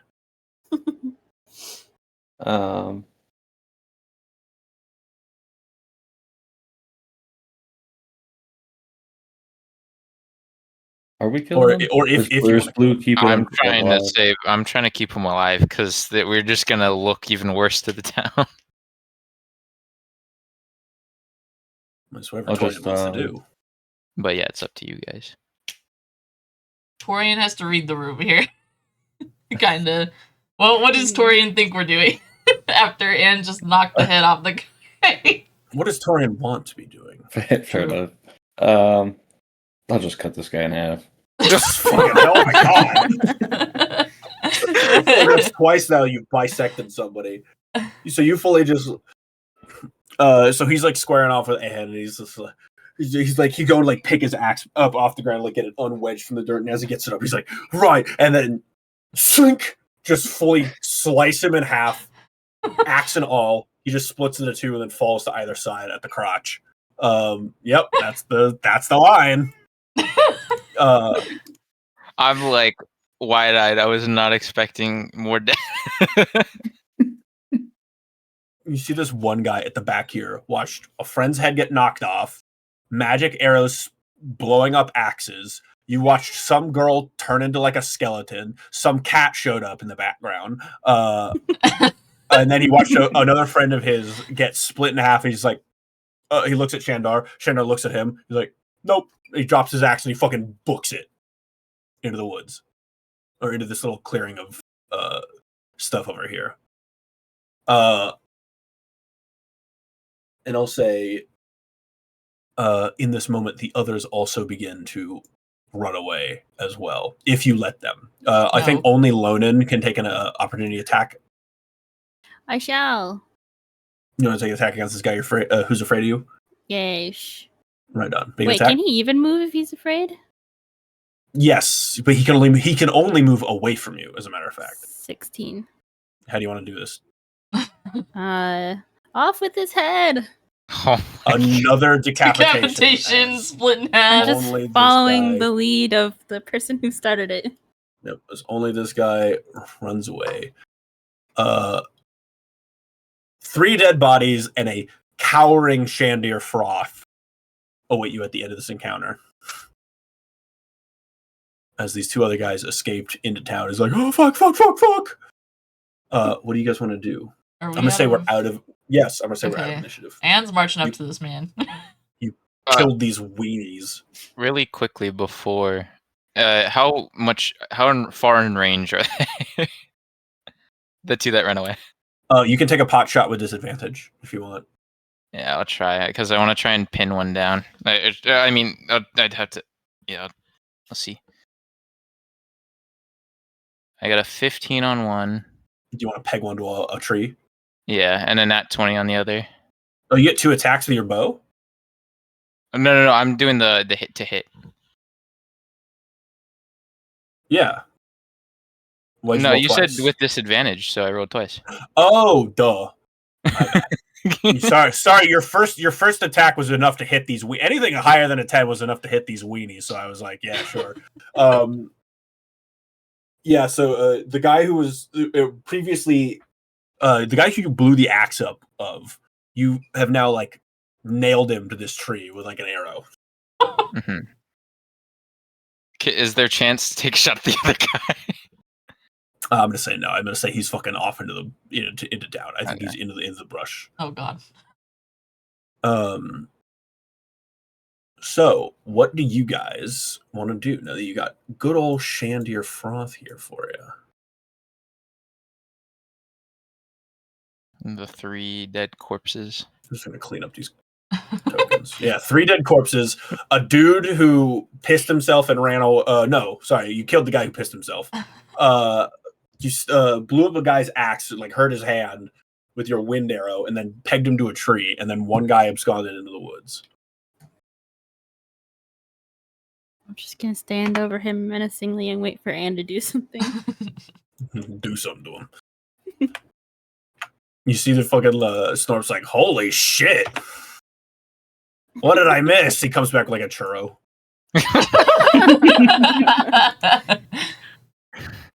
Fucking. I'm gonna grab Go- his leash again.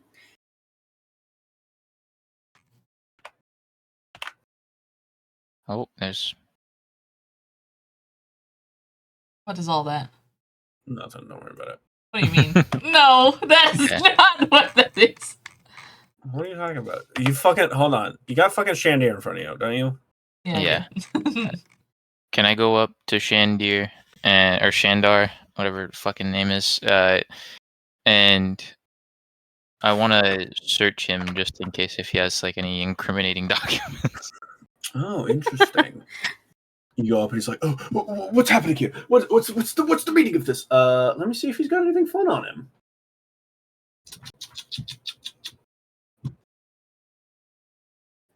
Do.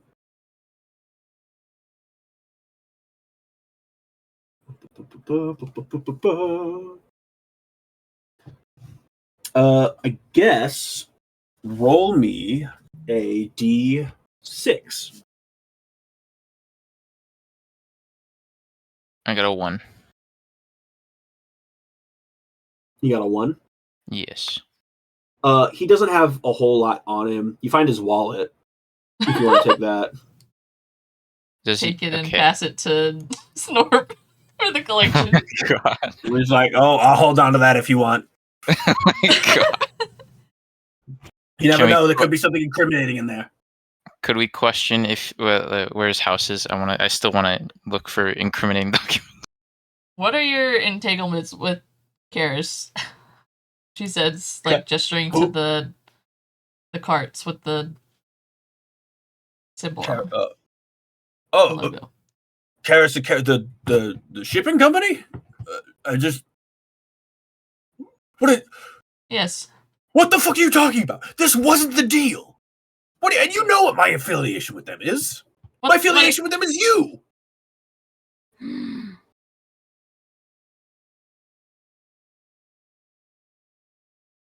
Explain yourself. Narith! My affiliation with them is Narith! Your employer? Keep This talking. wasn't the deal. You were supposed to come here. You were supposed to show up during the rally. You were supposed to piss everybody off, come make a mess of things, maybe hurt some people, hopefully not. But then me and my guys show up, we kick you out of town, and then we're the heroes, and then what is this? I have 3 dead men, 3 of my best men. DM needs some water, hold on.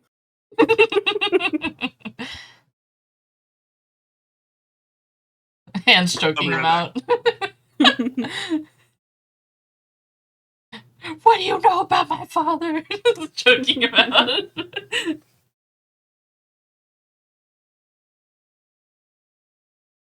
I think he's dead. No, he's alive. He choked him. He's He choked him to passing out.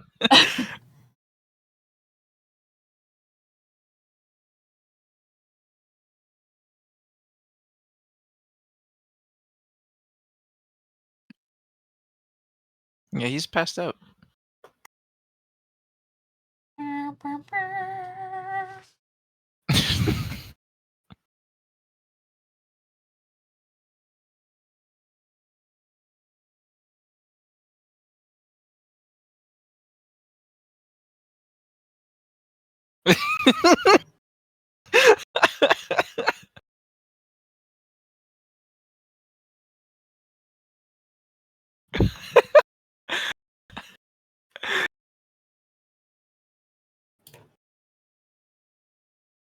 I say we go burn this guy's house down.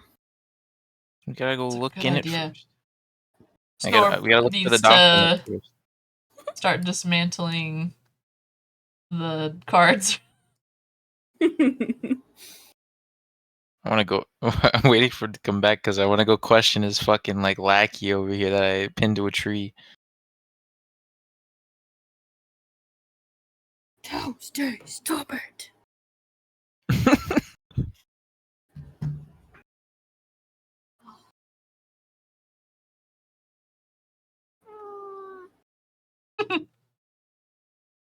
Why? Okay. I'll be right back. Feed me. Nice soothing water. Hold on. Oh, he's alive. He's alive. Cherished forever DM. Well, I can't be forever if I'm dead, can I? Forever dead. Forever dead M.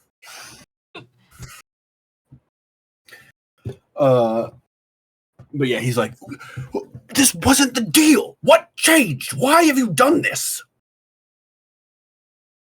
We're not who you think we are. I think you are. I think you're a bunch of charlatans and assholes.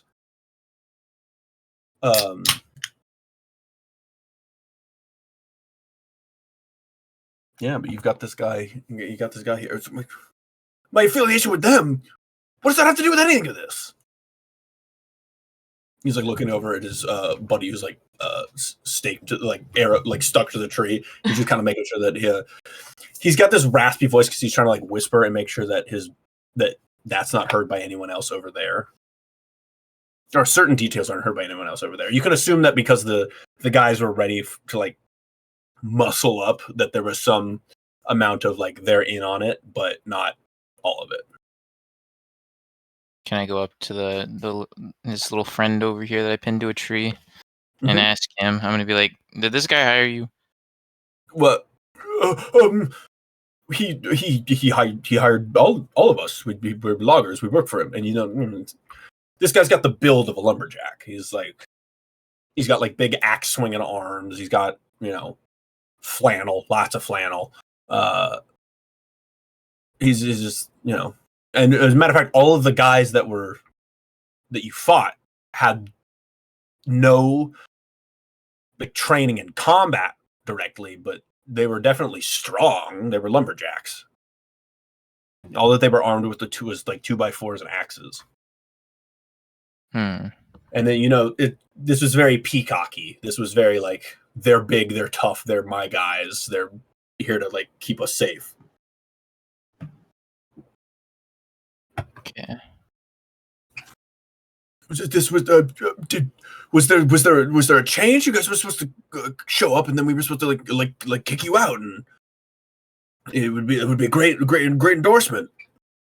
And Shandar, like from the other side of the road, is like, "Dude, shut up, you idiot! Don't say anything. Let me handle it." Now, You don't want to tell us the truth. We can just kill your guy there. I did. No. What? You heard me. Well, that sounds exactly something like Narth would do, but I don't understand. What did I do wrong? Did I mess up a step or something like that? Did I overstep my bounds? What? Has Narth abandoned me? Who is Nara? Sorry. I don't know if there's a code word I'm supposed to be using. And as this is happening, you can hear like, I think Azura and Thavi, I'm going to say, like probably went off to go catch the guy who ran into the woods. We'll just put them over here. But as this is happening, you hear, "Yeah, what's going on around here?" Just there's like a lot of like kicking of trash cans, a lot of like throwing rocks through windows, as just this large group of very sinister, wicked-looking goons is marching through town, and like you hear people saying, "Oh no, there's more of them!" And they've all got this like very sinister disposition. Some of them are very like big and brawny. Others are very like sly looking and very like thin, and all of them brandishing some kind of weapon, clubs, knives, etc. All kind of like marching through the streets here. "No, what's going on here? A little political rally for the big man." And then they look down and they see that the 3 dead bodies and be like, "What the fuck?" "Hey, Shandar, what's the big idea? You hire around us?" And then Shandar looks at them and looks at you and then looks at them and looks at you. It's like, "Oh, my mistake. You, I seem to have gotten a little confused as to who's who. Help! Somebody! Help!" And you see, cutting in on our big deal, huh? Not super nice. And as this is happening, where is my...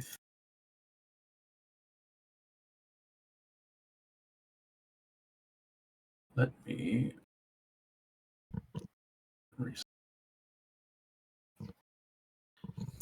Can I have all of you, once again, roll initiative?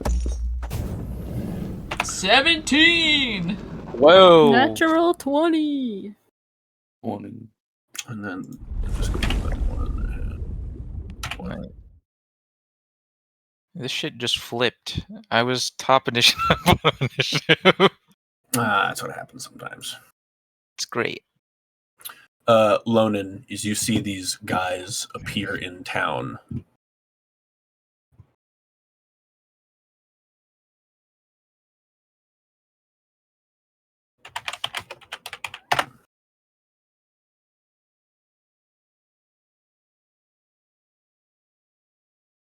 All right. As you see these guys appear in town, and they kind of like all start brandishing weapons and be like, "Now, Shandar, you wouldn't have gone around talking about things you have no business speaking on, would you?" And then Shandar's like, "I swear I haven't told them anything about Nareth." "Fuck.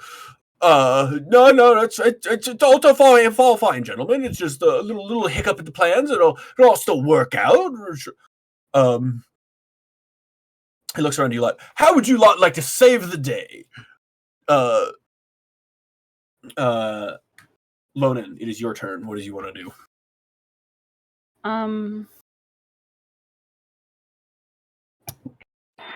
Okay. Wait, are all of these them up here? Yes, all of the goobers that you see. Which one looks like the leader? Is it the one right in front of me? Well, this guy's certainly the one in front talking. I don't necessarily know if they have like a leader deal going on. Yeah. Is my form of dread still active? I'll say yes. How long does it last? Cool. 10 minutes? I'll say yeah. That's fun. Okay. And then I'll swing at that guy. Oh no. 12. That is gonna hit. Woohoo! 6 damage. Are you just doing slashing right now, or is it any like, is it necrotic or radiant? Necrotic. You slash into this guy, and this weird, sickly green, necrotic ooze appears in the slash mark. He's like, fuckers! Pull out the big guns, boys! And instead of like just instead of the very like showy and wicked looking weaponry that they had like a lot of like a 2x4 with nails stuck through it, something that just looked like rusted, like sick looking curved hooked knives and stuff like that. They had very show offy, nasty looking tools, and they kind of just like toss them to the side, and they began pulling out their actual like short swords, maces, like actual daggers or spears and stuff like that, like crossbows even. Things with actual lethality, or more lethality than what was shown. Do you have anything else you want to do? Does having your form of dread active still do something? I guess, did you want it to be active still? Yeah, I did. You did? Okay. I just didn't know if it applied to someone if I run up on them. Like, Well, does it? I don't know. Let's I think it does if I hit them. Yeah. On each of your turns, if you hit a creature, you can force it to make a wisdom saving throw. Wonderful. Let's make a wisdom save, shall we? Does a 12 save? No. All right, this guy is scared. He's like, what the fuck is your deal?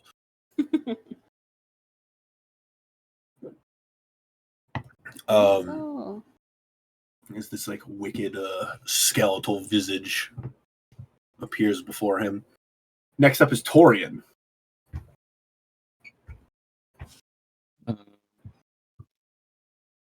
I'm gonna begin to rage. He's in a rage. And I guess try to hit the same guy with the great axe. All right. 12 hit. That's going to hit. All right. It'll be 13 damage and 5 necrotic damage. All right, 18. As you just cleave into this dude. If he gets attacked by other people, does you have to re-roll the save for fear? Oh. Me? Yeah. It's Because just... I know that some fear effects are like if somebody else attacks them, then they have to re-roll the save, or it drops. It doesn't say on here. It just says when I hit them, and then it lasts for until the end of my next turn. So I don't know. Oh, until the end of next turn. That's fine then.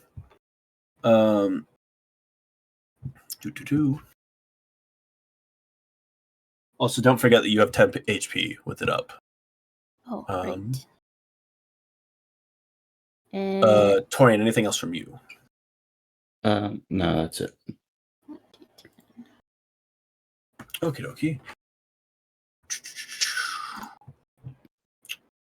Is Anne back? Because I know what they're gonna do. They are, okay. You still want to do what you wanted to do? Yep. All right. How do you knock this guy out? Actually, roll the hit first. Let's see if you hit him.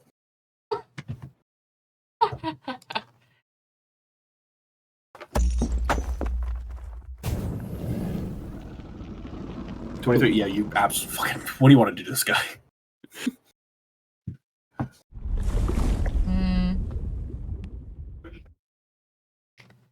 It.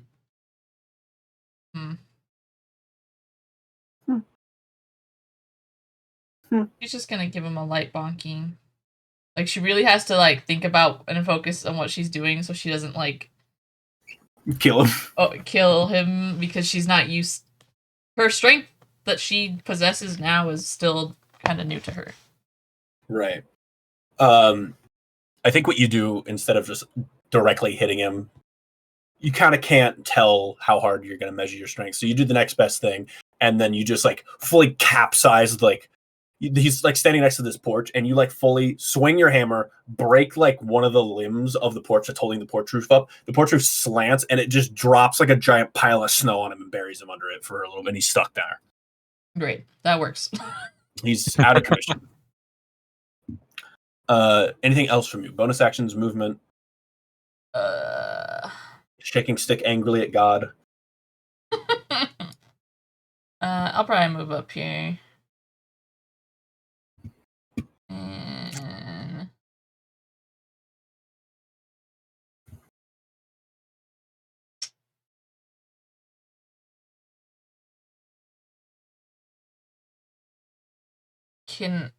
I'm gonna use the vow of enmity. Mhm. Just the guy in front of me. Right on. What does it look like when you cast Vow of Enmity? I don't know if you've done it yet. I haven't. I'm gonna say it's like a snowy blast, nicey blast towards the target. Very good.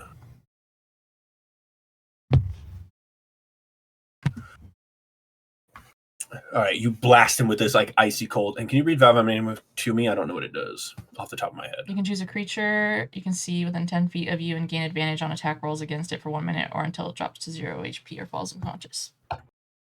Is it a concentration spell? Is it a Doesn't spell say. or an ability? It just says it's just an ability. It's not listed under spells. The only spells I have under bonus action are Divine Smite and Hunter's Mark. Then I think you can just do it. Right on. Great. All right. Yeah, you cast Vow of Enmity. He gets this weird like chill about him. Frost kind of covers him a little bit, and it's going to make him easier for you to hit. As again, you just get that something about hitting him with this frost and channeling this frost through you takes you back to that frozen ocean of just like chill, calm. There's no pressure. Just you'll hit him. Ease into it, and then he's gonna like through chattering teeth be like, oh, fucking what the fuck was that? And he's gonna take an attack at you. It's a 23 to hit. Ouch. And a 16 to hit. Does the 16 hit you? 16 armor class. So it does. Meets it, beats it. All right. His first attack is going to do 3 damage as he takes this mace out and tries to like whack you. And then his second attack is going to do 6 damage. As you probably like catch the mace with the heft of your hammer, as it like puts some weight on you and it kind of staggers you a bit. He like comes around with his fist and then punches you in the head. Next up, the guy that you guys were fucking up. Let's see, he's afraid of Lonin, so I don't think he can. He's gonna try and back away from Lonin and just kind of square up over here. So Lonin, you have the ability to make an attack against him as he exits your threatened area. 20. That'll hit. 7. 7 damage. This guy is looking bloodied. Again, another noxious like slash across like his stomach as he's trying to across his back as he's leaving. He's going to take 2 attacks against Torian though. It's a 23 and a 19 to hit Torian. Mm-hmm. 4 damage and 4 damage.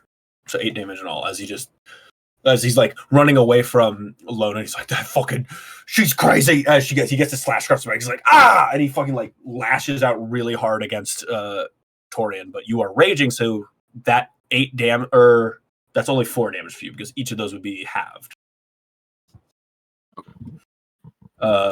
Next up is this guy. He's right here. He's like, oh, she's not so scary. As he runs toward the skeleton lady. It's a 23 to hit you. I'm getting a lot of 23s. And a 16 to hit you. Yes.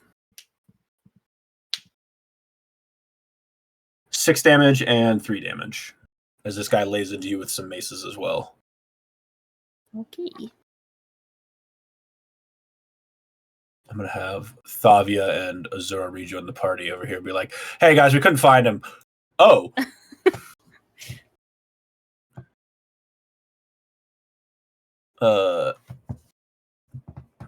Next in the initiative is this guy. He's all the way back here. He's going to close the distance, and then he's going to take a shot at Torian. Does a 10 hit you? Nope. All right. He misses. Bryn Shander is kind of like starting to like digs his head out of the snow. And he's like, because he couldn't breathe under there. It's snow. And he's like, what's happening? I can't see. Cassian, your turn. I'm going to cast Hail of Thorns as a bonus action, and then hold on. How do I ping? Is it this? You just click hold. Does that guy in 5 feet of like that guy? Is it a 5-foot radius? Yeah. I think F is out of it, but I'll say that these 3 are here. You can't see their names, but Okay, in fact, cool. yeah.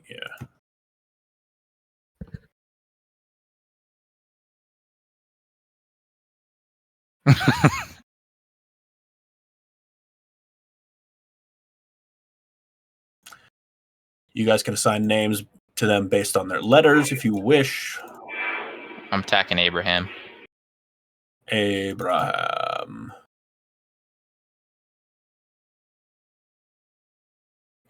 So how does Hail of Thorns work? You have to make an attack roll, and then the thorns sprout from that? Yeah. I'll hit him with my longbow. I got a 10. Does that hit? 10 does not hit. Damn. But I think Hail of Thorns happens no matter what, doesn't it? Let me look. Next time you hit it, no, hit. Damn. It's fine though. Yeah. 'Cause, it should carry on to my next turn. You try to like lob up this arrow overhead, but the wind of this area kind of like catches it and knocks it off balance. Narrowly misses him. Anything else from Cassian? I don't think I can do anything with my swarm. Yeah, I can't do anything with my swarm. Gotcha. So that's the end of my turn. Here, let me at least try to make it so that it's not just pitch black silence while we're doing stuff.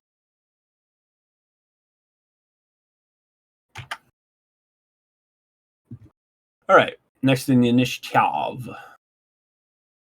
This guy. Abraham. You took a shot at him. He's going to come around here and try and take a shot at you.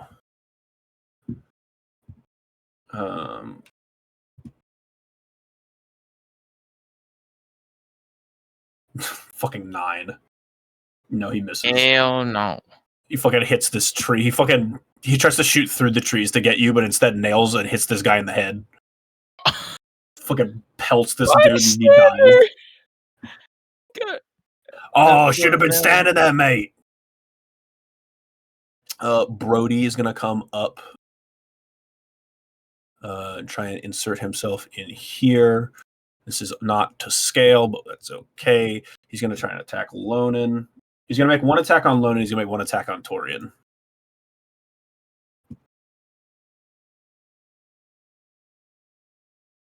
18 to hit Lonan and 8 to hit Torian. All right, Lonan, you're gonna take 7 points of damage. Okay. And just to double check, you did roll that temp HP, correct? I did. Okay, good. It got 8. Just double check. That's why I reminded you. I knew these guys were coming. Thank you. And this guy, he's going to rock up here. He's going to take a shot at Anne. That's a natural. Well, that's a 7. I thought it was a 1. He misses Anne. And then this final guy, I think, he's going to take a shot at Anne as well. 5. Miss. They're kind of shitty with the bow. Azura, I'm going to say, I should pull up their stat blocks.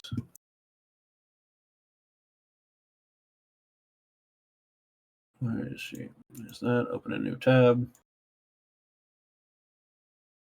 Open a new tab.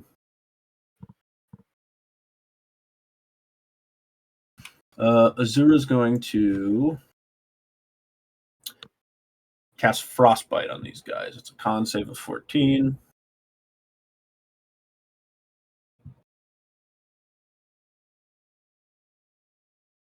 They fail. That's 5 cold on who? On Brody. And then Thavia is going to hurl a firebolt. If there's anything that you guys, I know that I'm NPCing them, but if there's anything that you guys want them to pull out of their bag of tricks, tell me. You guys are more in charge of what Thavia and Azura do than I am. Okay. Because I have 8 goons I'm already running the encounter for. Shandar, who's already taken out, and then 2 goobers who unfortunately couldn't make it to today's session. So any of that I can offload onto you guys I'm going to do. Besides, I feel like it would be more genuine coming from you guys. Because I'm obviously going to try and just speed through it for the sake of expediency. We'll firebolt to hit. That's going to hit. Roll damage. 5 damage. On Brody. Can G be named Gus? G can absolutely be named Gus. Thank you. Back to the top of initiative, Lonan. Oh, there's so many letters. Who? That's C? No, that's B. Oh my goodness. Here, I can I'm gonna spell it so you can see his name. Yeah, I'm gonna swing at C. At Cassian. Cassian, yeah. The bad Cassian. 22. Bluefoot does a 22 hit you. I'm kidding. Probably. kidding. Yeah, that'll hit him. That's his name, Cassian. Cassian.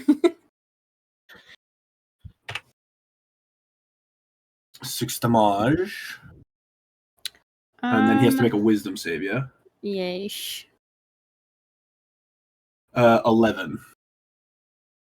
That does not save. He's also afraid. He's like, oh, fuck. Henry, I see what you're talking about. Yeah. I think Anything else from you? It. Yeah, that's it. Torian, you are up.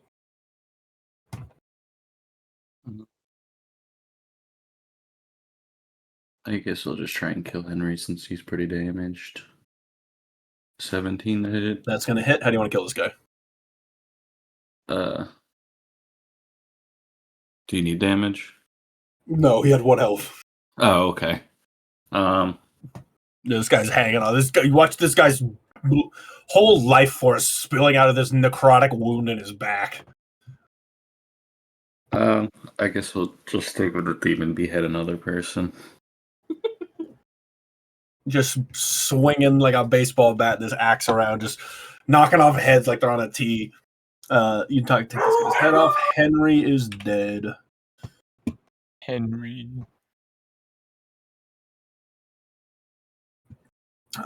Next initiative, unless you have anything else you want to do, Torian. You have 2 attacks, I remember. Oh, no, wait. You only have 1. Never mind. Yeah, so I should only have 1.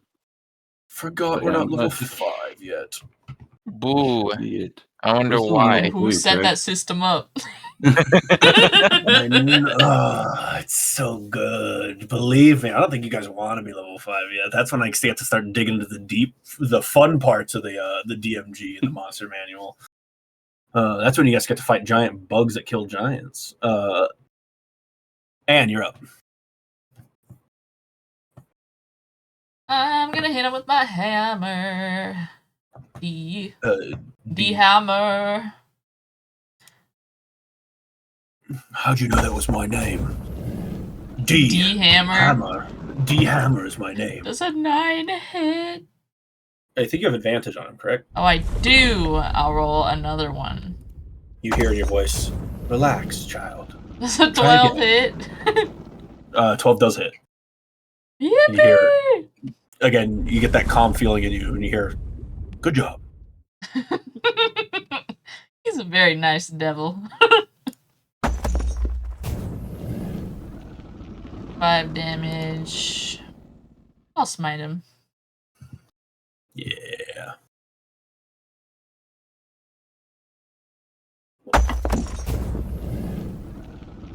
Another 8. 8 damage to D Hammer. 8 plus 5 to D hammer. 8 plus 5, 13. As this lightning icy crack hits him, and the frost kind of like reintroduces itself. Does Valve Energy just keep going until he's dead? I believe so. Damn, you really said you. You. You interrupted my interrogation. I was talking Now to a guy. you'll pay the hammer price. The hammer price. My My full. Oh, 1 legal minute. name. It's 1 minute. Oh, so basically all of this combat. I can't imagine combat lasts 10 rounds. The hammer is going to be like, how did you know my full legal name? The hammer price. I can't allow you to live. You need to make 2 attacks against you. An 18 to hit. Ouch. And a 12 to hit. That one doesn't hit. Yeah. So he's the only one of them's going to hit you. It does 7 damage to you. Dead. No, I'm kidding. Man, I'm dead. Cassian, the bad one, Oh. is going to take 2 attacks against. Oh, he doesn't want to attack Lonan. I guess he's not going to run from Lonan, but he's also. So he's going to make attacks with disadvantage against Lonan. It's less targeted at this point, more like flailing, like he's trying to get something away that he's afraid of. That's a 7. That's not going to hit you. Mm-mm. And then another 7. All right. Yeah, he misses both his attacks. He's like, fuck. And then he's going to try and, seeing that both of those attacks didn't hit, he's going to try his other option of run away. So you can make an opportunity attack against him. I shall. He's going to run behind 18. Gus. 18 hits. 8 damage. All right. Next is Gus. He's like, Cassian, what's the fucking matter with you? And he's going to like aim a crossbow bolt at Lonan. That's an 11 to hit. That misses. They fucking suck with crossbows. And then he's still stuck under a bunch of snow. He's like, I can't feel, I'm starting to lose feeling in my toes. Please, somebody help. Cassian, you are up. Okay, Good I'm pass. gonna aim for E. Does E, if I hit this, does it hit G, C, F, and D? It would definitely hit G.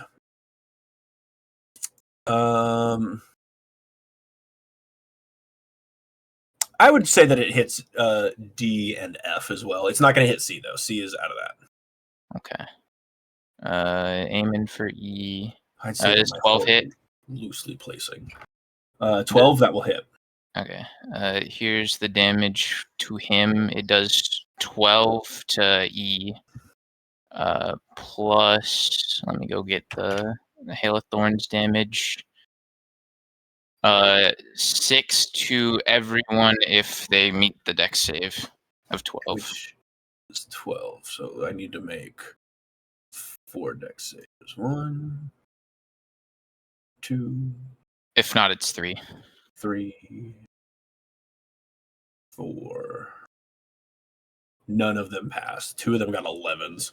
Fuck me. All right. So it's 12 damage to all of them, or the DC was 12.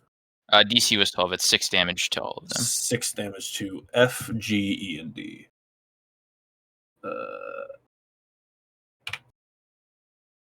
What does it look like when you cast Hail of Thorns? It looks like a bunch of like wooden like thorn like spikes shoot out from the arrow as the arrow flies into E. Or into Ingle. I'm calling him Ingle. Ingle. You see Ingle like catches this arrow like in his shoulder. He's like, ah, fuck! And then suddenly the shaft of the arrow, which is made of this wood, probably from like a tree in your homeland, just furls out and sprouts all these thorns, and then shoots them out as projectiles. Just like starts splintering everybody in like the sides of their faces, like ah. And then I'm going to have my swarm go after C. Let me roll my. Hey, look at that fucking pussy over there! Let's go kick his ass! Yeah, fucking get him! Here.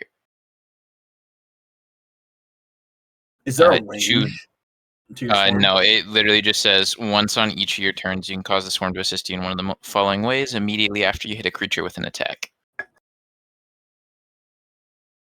Oh, you could just target in one of the following ways is. I can't. Oh, never mind. The attack's target must take 1d6 piercing damage. Wait. So do you want your swarm to just attack E? Yeah, I have to attack E, I think. All right. So how much damage is E taking? He just takes 2.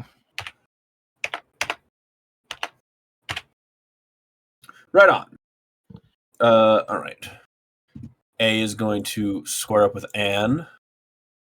He's going to take 2 attacks.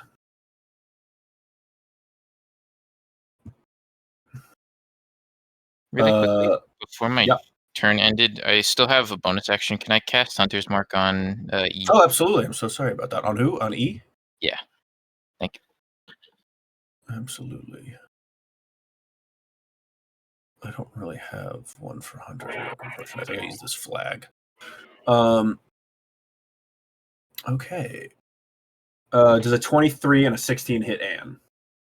A 23 and a 16. 16 meets 20. All right, you're going to take 13 points of damage as he just whacks you with these quick mace strikes. My goodness. I'm still standing with 2 health. I'm still standing. Oh, 2 health. Holy shit. Better than I ever did. Looking like a true survivor. Feeling like a little kid. My gosh. Brody is going. Where's Brody? He's between Lonan and Brody. Brody. He's gonna make 2 attacks, one against Lonan and one against Torian again. That's a 23 to hit Lonan and a 11 to hit Torian. Wow. That is. Does it 11 hit? Sagely. No. No? All right. Lonan, you're going to take 8 damage. This guy just whacks you in the head, and he's going to pivot to try and hit the lion behind him as well. But every time he just turns around, you kind of just hold out your hand. And you just catch his mace as he's swinging it. Dang. Torian's badass. E is going to look at Cassian. He's going to take a shot. Does a 13 hit Cassian? Nope. All right, he misses his shot. He's like, fuck! And he's loading his crossbow again. Shitter! F. F is going to take a shot at Torian. He's seeing Brody have a lot of trouble with him. Does a 19 hit Torian?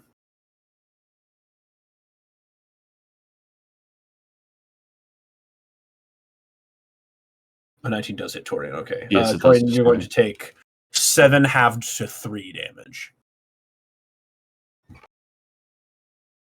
You said 3 damage? Yes, you take 3 damage. Okay. Azura. Does anyone want Azura to do anything in particular? More frost breath. Or whatever. You want to use a frost breath? No, whatever Or she heal did her earlier. friend at 2 health. Oh, that too. I mean, she probably should heal. Right on. All right. Azura's going to run over Anne. She will cast. I'm being greedy. Mhm. You have 2 health. I don't think that's greedy. She will cast Cure Wounds at 2nd level for you. Woohoo!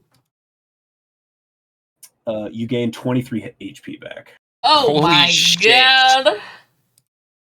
God bless. Sheesh. The Morning Lord bless. Put your hands on our friend. He's Sarah. No, the actual That's Morning what Lord is not dead. You can go find his body. He's still around here somewhere, probably rotten. Oh my god. Yeah, I guess I Decay mean, we would be did dump slow him in in the cold. forest, so. Yeah. And then does anyone have anything they want Thavia to do? I think that's going to be Azura's turn.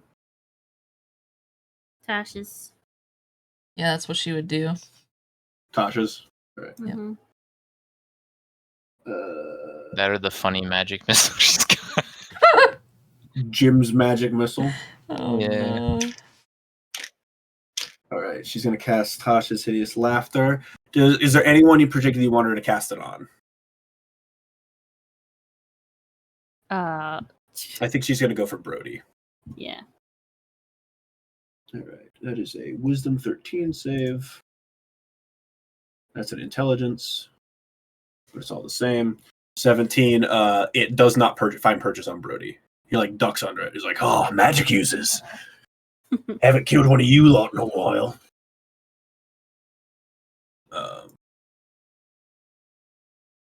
Lonan, you are up. Swing at B again, Brody. 19. That'll hit. 6 damage. And then he has to make a Wisdom check. He passes. He's like, "You're not so scary." Dang it. I don't know what you guys were all freaking out about.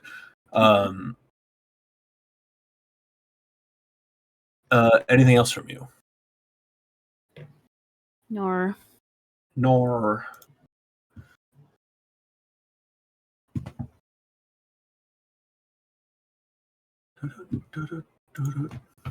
All right. Torian, you're up.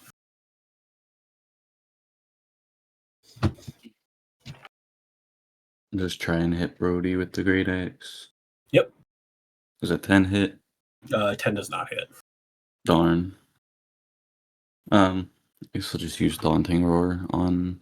Is A considered within 10 feet of us? Or my A would not be in 10 feet of you. I think he's a little bit... I think there's 5 feet between you and Anne, and then he's on the other side of Anne. Okay. So it's probably about 15 feet from you to him. Okay. I'll just use Daunting Roar on Brody then. All right. Which is a Wisdom 14 save. He got a 13. So he's afraid of you? Yeah, I think Scaring the next shit out of turn. everyone. Hey, you're not so scary. He's like roar. The fucking roar comes from the guy he hasn't been, who's been catching his like mace attacks. He's like, "You, on the other hand,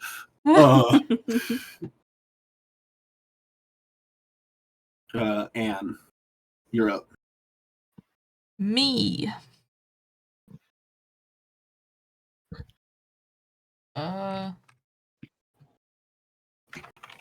Yeah, D Hammer's about to. Let's see, how do I. D Hammer There we price. go. It is D Hammer price. 18. That'll hit.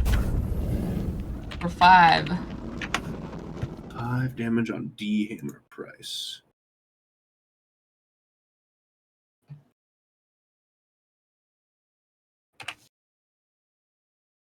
Is that it? He's still standing? Yeah, he's still standing. He's looking very rough, though. Where's my divine smite at? Divine smite. What the heck? What's happening? Where did it go? It's left me. It's gone, never to be Spells? seen Yes, again. spells. Again. Never to be seen again. Fast. For a 10. A big 10. How do you want to kill him?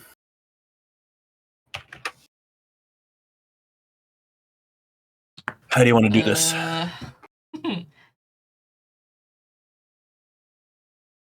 The lightning and snow eviscerate him. He disappears in a cloud of snow.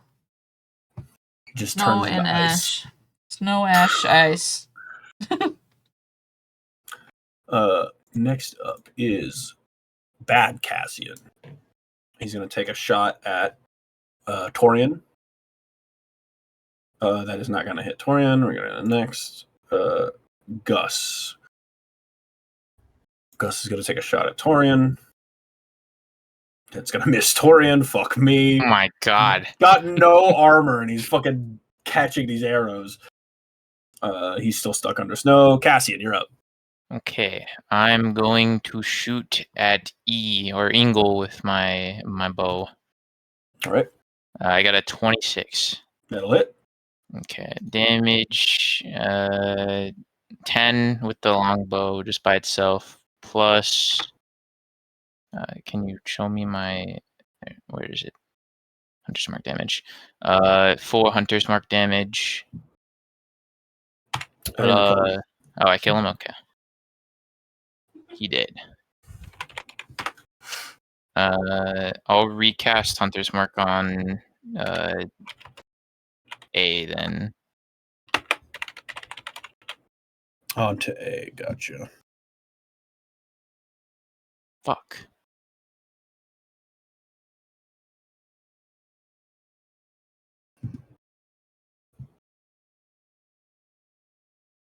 Hold on, I'm trying to see.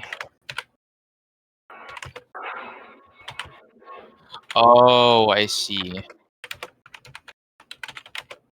Okay, with my swarm, I'll move 5 meters to the right, if I can. Somehow. Yeah, absolutely. Okay, I want to be like in the forest right there. Gotcha. All right. A is going to take 2 cracks at Anne. That's going to hit. That one's not going to hit. You take 5 points of damage. I just got those back. You have that and 23 more.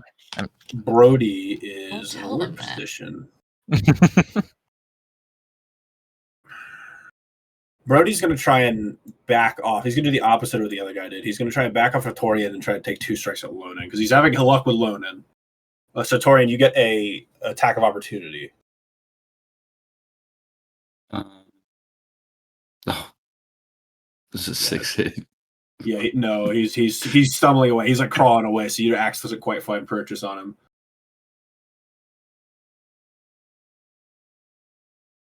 That is going to be 2 hits on Lonan. That's 10 points of damage in all to Lonan. Okay. I'm hurty. Azura's the pocket healer. She'll come to you next. Do it, lady. Next up is he's dead.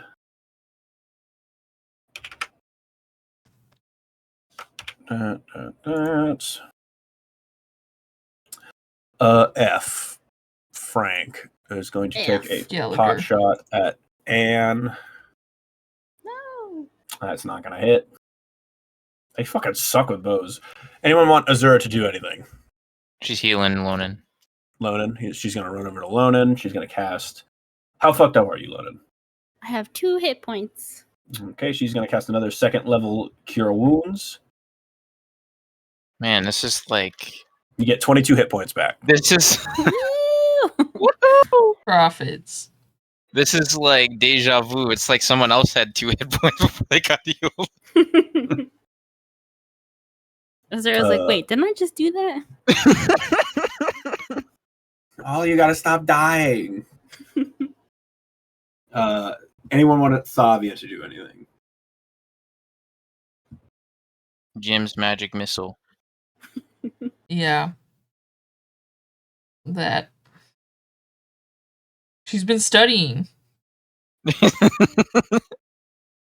Studying, right. All right, Reading the let's book. do this.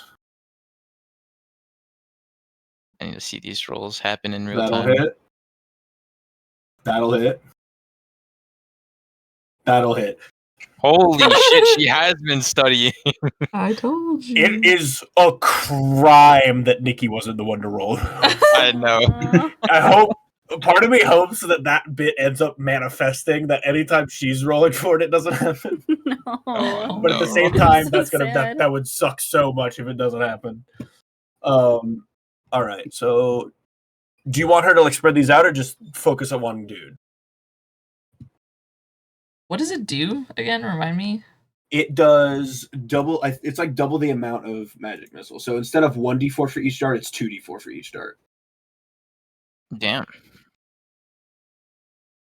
Yeah, but you have to roll the hit because it's not a guaranteed hit. Got it. I don't know. They're who's- hypoallergenic as well. Who's the most healthy looking one? Of all of them, let's take a gander. Who's the least healthy of them all, actually? The guy you're squared up with right now, Anne, has not been hit. A.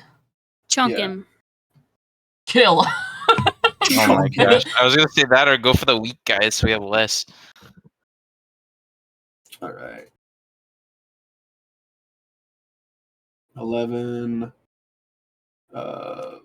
15. 15 damage to A. Where's A? There's A. No, not 158. 15.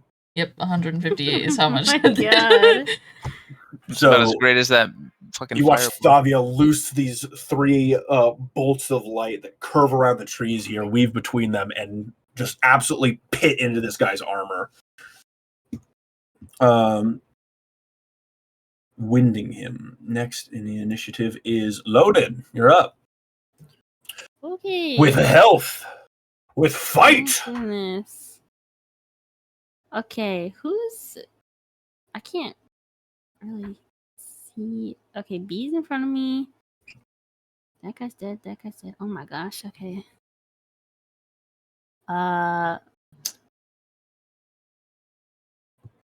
Brody. Yeah. Freaking Brody. I'm gonna try to hold person Brody. All right. I need to make a wisdom save, yes? Yes. 13. What's the DC? 13? He got a 7. Haha. He is locked down. Those ghost arms, I think, come out of the ground again and just grab him and hold him still. He's like, oh, what is this? Damon! A demon! Is Pete still in town? Oh god. Oh wait, Who's never mind. That was Pete? never mind. That was That at was the the other other place. Pete. Yeah. That was at the other place. Fuck. Anything else you want to do?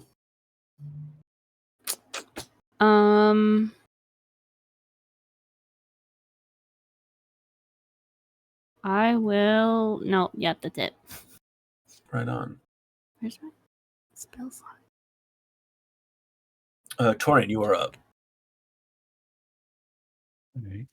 Haha. Since he's locked down, I'm gonna come over here and try and hit this guy. Okay. God, that's 2 1s in a row. Damn. I'm Yeah, not that's not doing gonna shit hit. this turn. All right, so now I'm just standing here. You could have Just went out for a crit stroll. me. Anne, you're up. I'm up. What you gonna do? I'm up. What is this flag Up. here? That's my hunter's mark. Yeah, it's Hunter's Mark. Well, I can't really get away from this guy, so I'm gonna hit him. At least I'm gonna try. 17. That'll hit.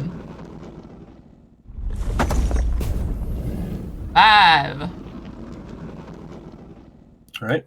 You just kind of whack him in the chest, wind him even more. He's starting to look bloody and battered now.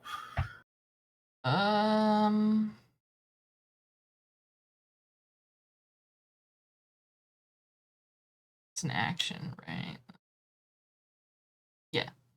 Okay, that's all I do for. Yeah, that's all I do for now. Right on. All right. He's dead. He's dead. Bad Cassian is going to take a pot shot at Lonin. Damn. That's going to hit. 4. You take 3 points of damage, Lonin.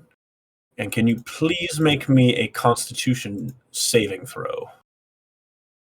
That's a very big dot on your head, so we're going to get rid of that for a second. Just put I that rolled clock. a That's natural also very 20 plus 3. good. Then you have maintained concentration on your hold person. Weehoo! Alrighty.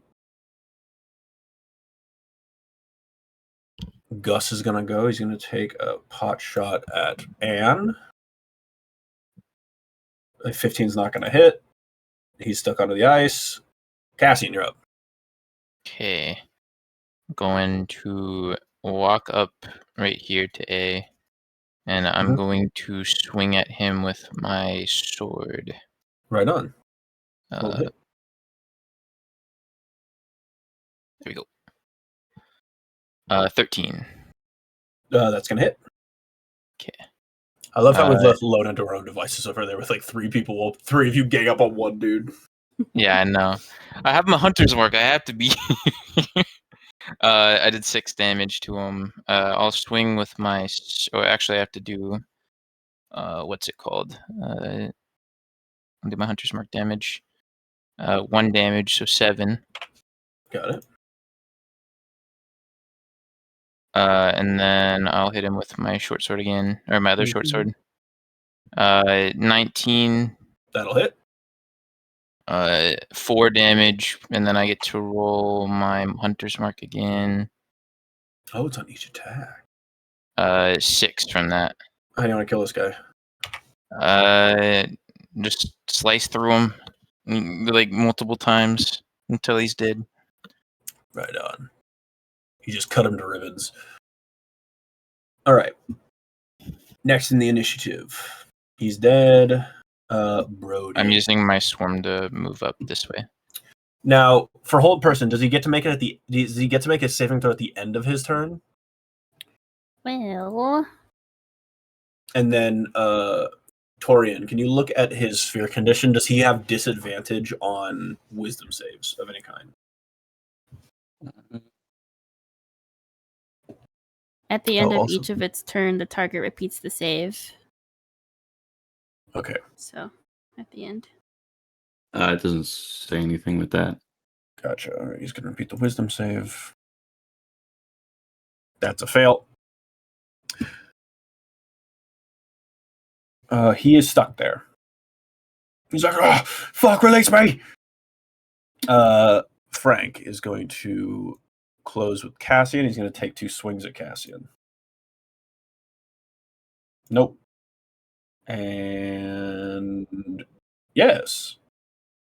Yes. Yes. You take 8 points of damage. This guy comes up and like smacks at you with his mace. Okay. Azura is going to try and get this guy fucking out of here.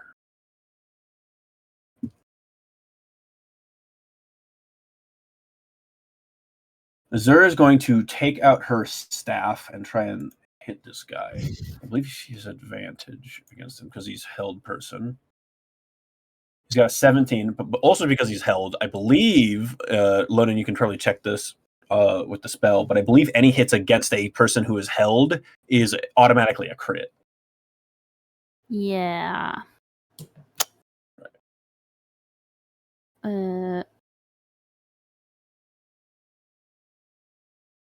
Actually, it doesn't say on here, but I'm like almost positive that's true.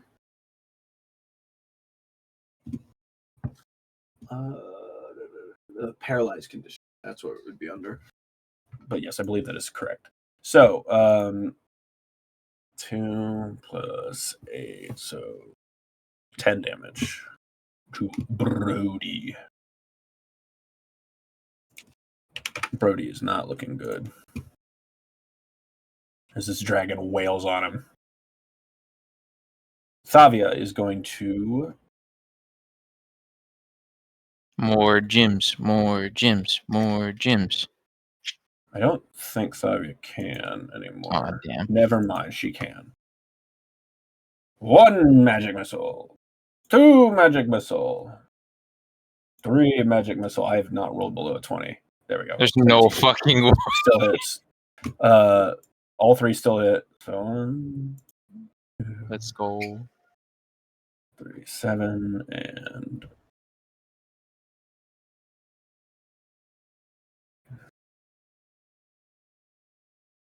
12 damage. I'm going to send all of this 12 damage into F.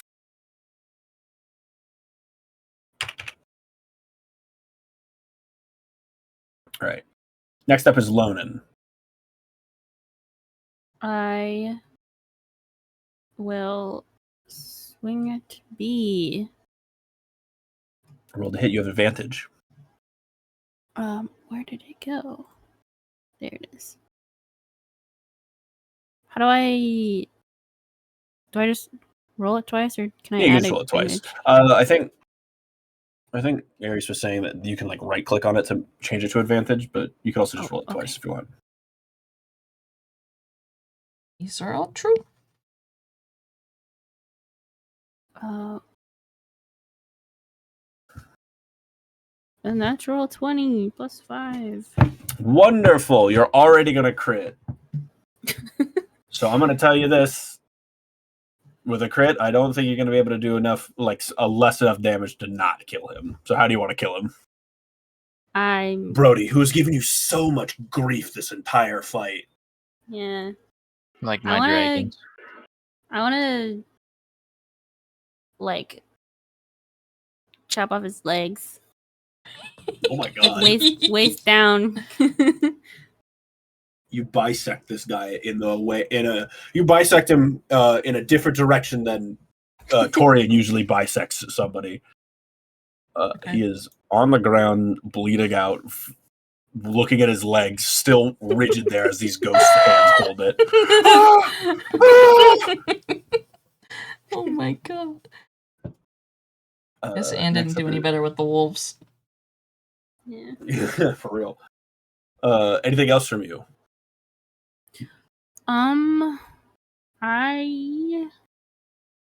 Sure. I'm gonna hex somebody. Gonna put a spell on you. Hex F. What does it look like when you hex somebody? That's a good question. You don't have to decide now if you don't want to. Yeah, I'll have to think about it. Have a good think. It's creepy, I know that. It's gonna be. It's the law. Torian, you're up. Alright. I guess we're just coming up here Fuck up Frank. and trying to not get a 1 again. That is a good plan. 14. That's gonna hit. Okay. I'll tell you right now, their AC is 11. Okay. So 5 and 4. So 9 damage. Gotcha.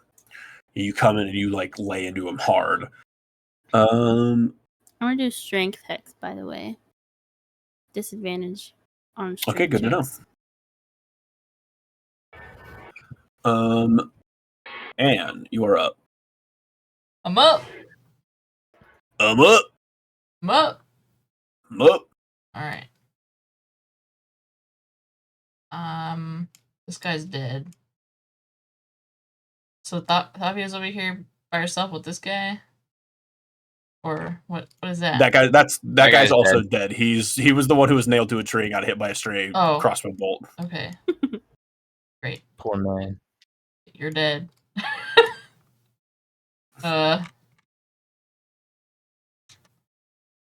I'll save you. I hit. We're calling him Gus. Gus. Gus. Bad Cassian and 7. Frank. No. Does not hit. Damn it. All my fault. And that's why they call me Can't Hit Gus. Can't touch this. Can't touch this. Da-na-na-na. Absolutely. Torian, you got F. I'm gonna go fucking prove him wrong. MC the Hammer Price. He was a great man. Many said he couldn't be touched. Bad Cassian is up. Unless you have anything else you want to do, Anne. Nope. All right. He is going to. He's going to take a pot shot at you. That's going to hit. And you take 6 damage. I take 6 damage. Yep. Gus is going to take 2 swipes at you with his mace. One of them is going to hit, the other is not. You take 4 damage. Right. Shandar is stuck under the snow still. Cassian, you're up. Okay. Bonus action. I'm gonna Hunter's Mark. I'm gonna push my Hunter's Mark onto F again, and then close range bow this man. Close range bow. Yeah.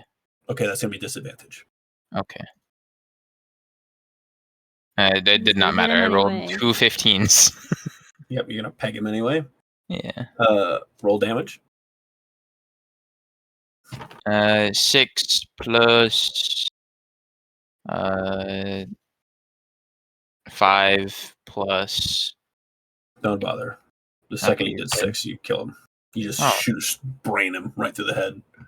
He did. Nice big hole. Coming right up. Okay. I'll just have my swarm move me like 5 meters this way. Gotcha. And then Lonan, if you get anything when the hex target dies, he's dead. So you get some, if that's how that works. I know it's think I different than can just Hexblade's move. Curse. I can Okay. move it on to someone else for a bonus action for free. Azura is going to.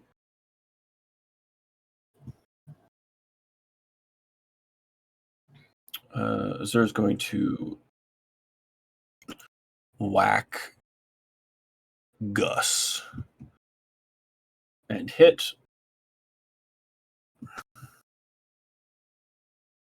3 damage to Gus. And then Thavia is going to Jim's Magic Missile.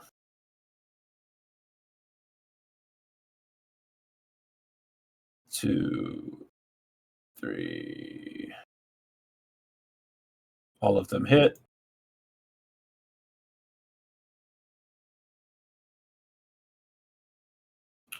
Oh my god, 16 damage right into, we'll say into Gus.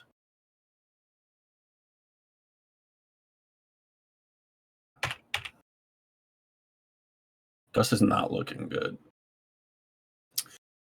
Lone, it is your turn, but I will be right back.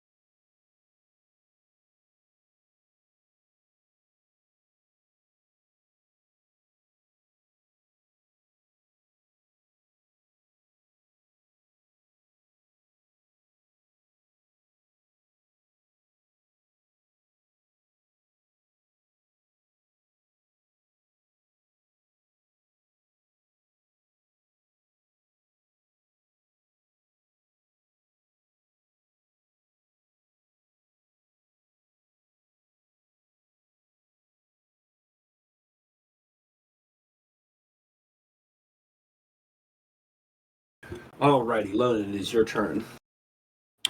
Okay. I'm going to move my hex to, what is this guy? G? To G? Yep. Strength. And then I'm going to Eldritch Blast.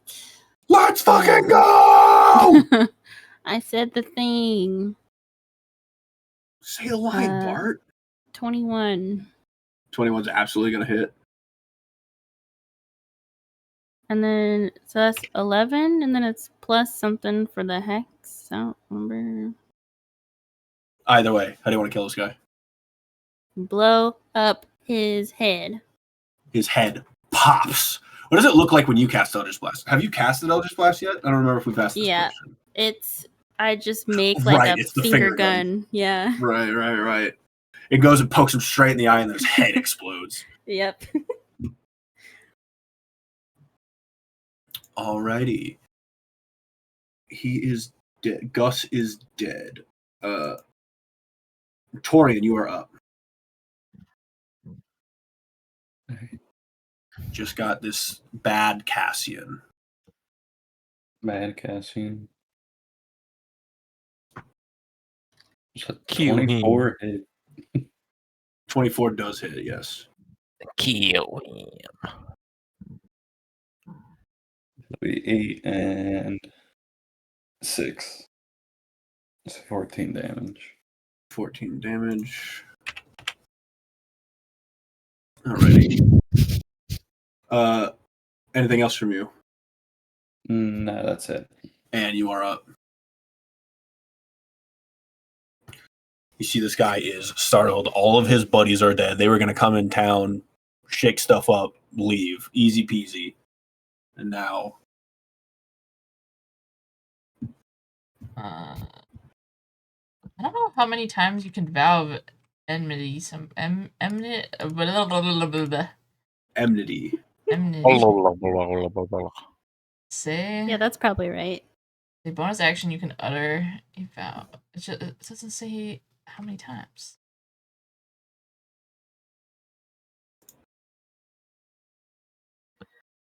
It's just a bonus action. Oh, it's a channel divinity. I believe... Yeah, you have to. You can only use it in a shorter. You get it back after a short or long rest. You gain Okay. 2 channel divinity options: Abjure Enemy and Vow of Enmity. Great. Not doing that. It's okay, I don't need it. It's a 25 to hit. That will hit.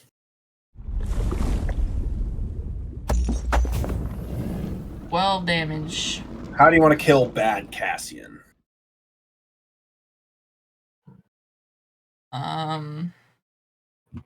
Maybe it's like a swing that comes from down below, like she's kind of golfing. An uppercut. Yeah. golf swing.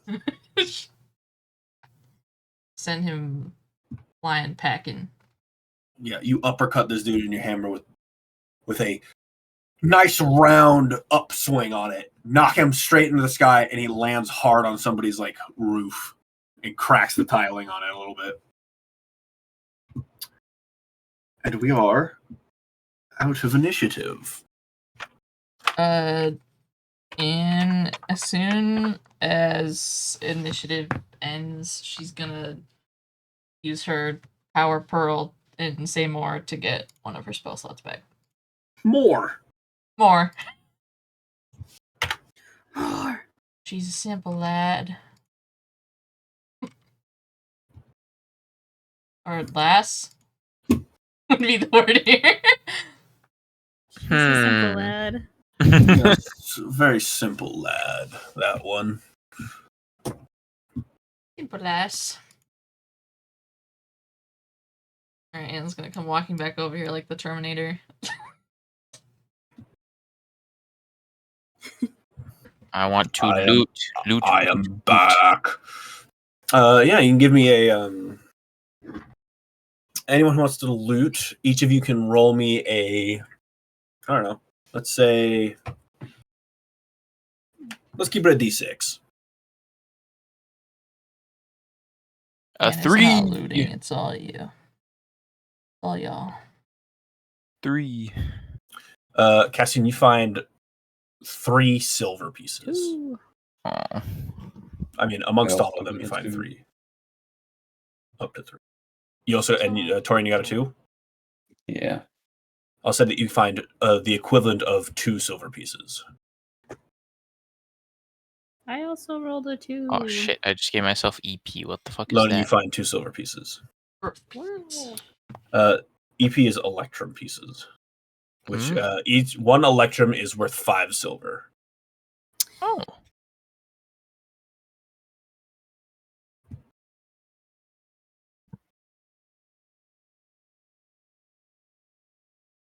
Okay. All right. You guys find yourself in the space. And right before we wrap, we're going to wrap up the session soon. So any final notes, or do we want to just pick it up from the battle ended? You probably leave it here and save Yeah, the that's interrogation. Right on. Yeah. All right. Good game, everybody. I also forgot I needed to make a token for Snorp. I'm going to say that he went to go get another churro while this was going down. True. Churro. Churro. I like to The imagine big him like question. pickpocket, like looting while we were Yeah. fighting. He's just Yeah, like that's why you're slipping only through. that's why you're only finding like up to a bunch of coppers that lead up to silver. He took all like the main coins. Oh my gosh. Okay, here's the big question. Mm-hmm. Level? No, Oh, not yet. All right, I'm Close. stopping the We're recording. getting there. End This it is all. bullshit. That's just bullshit.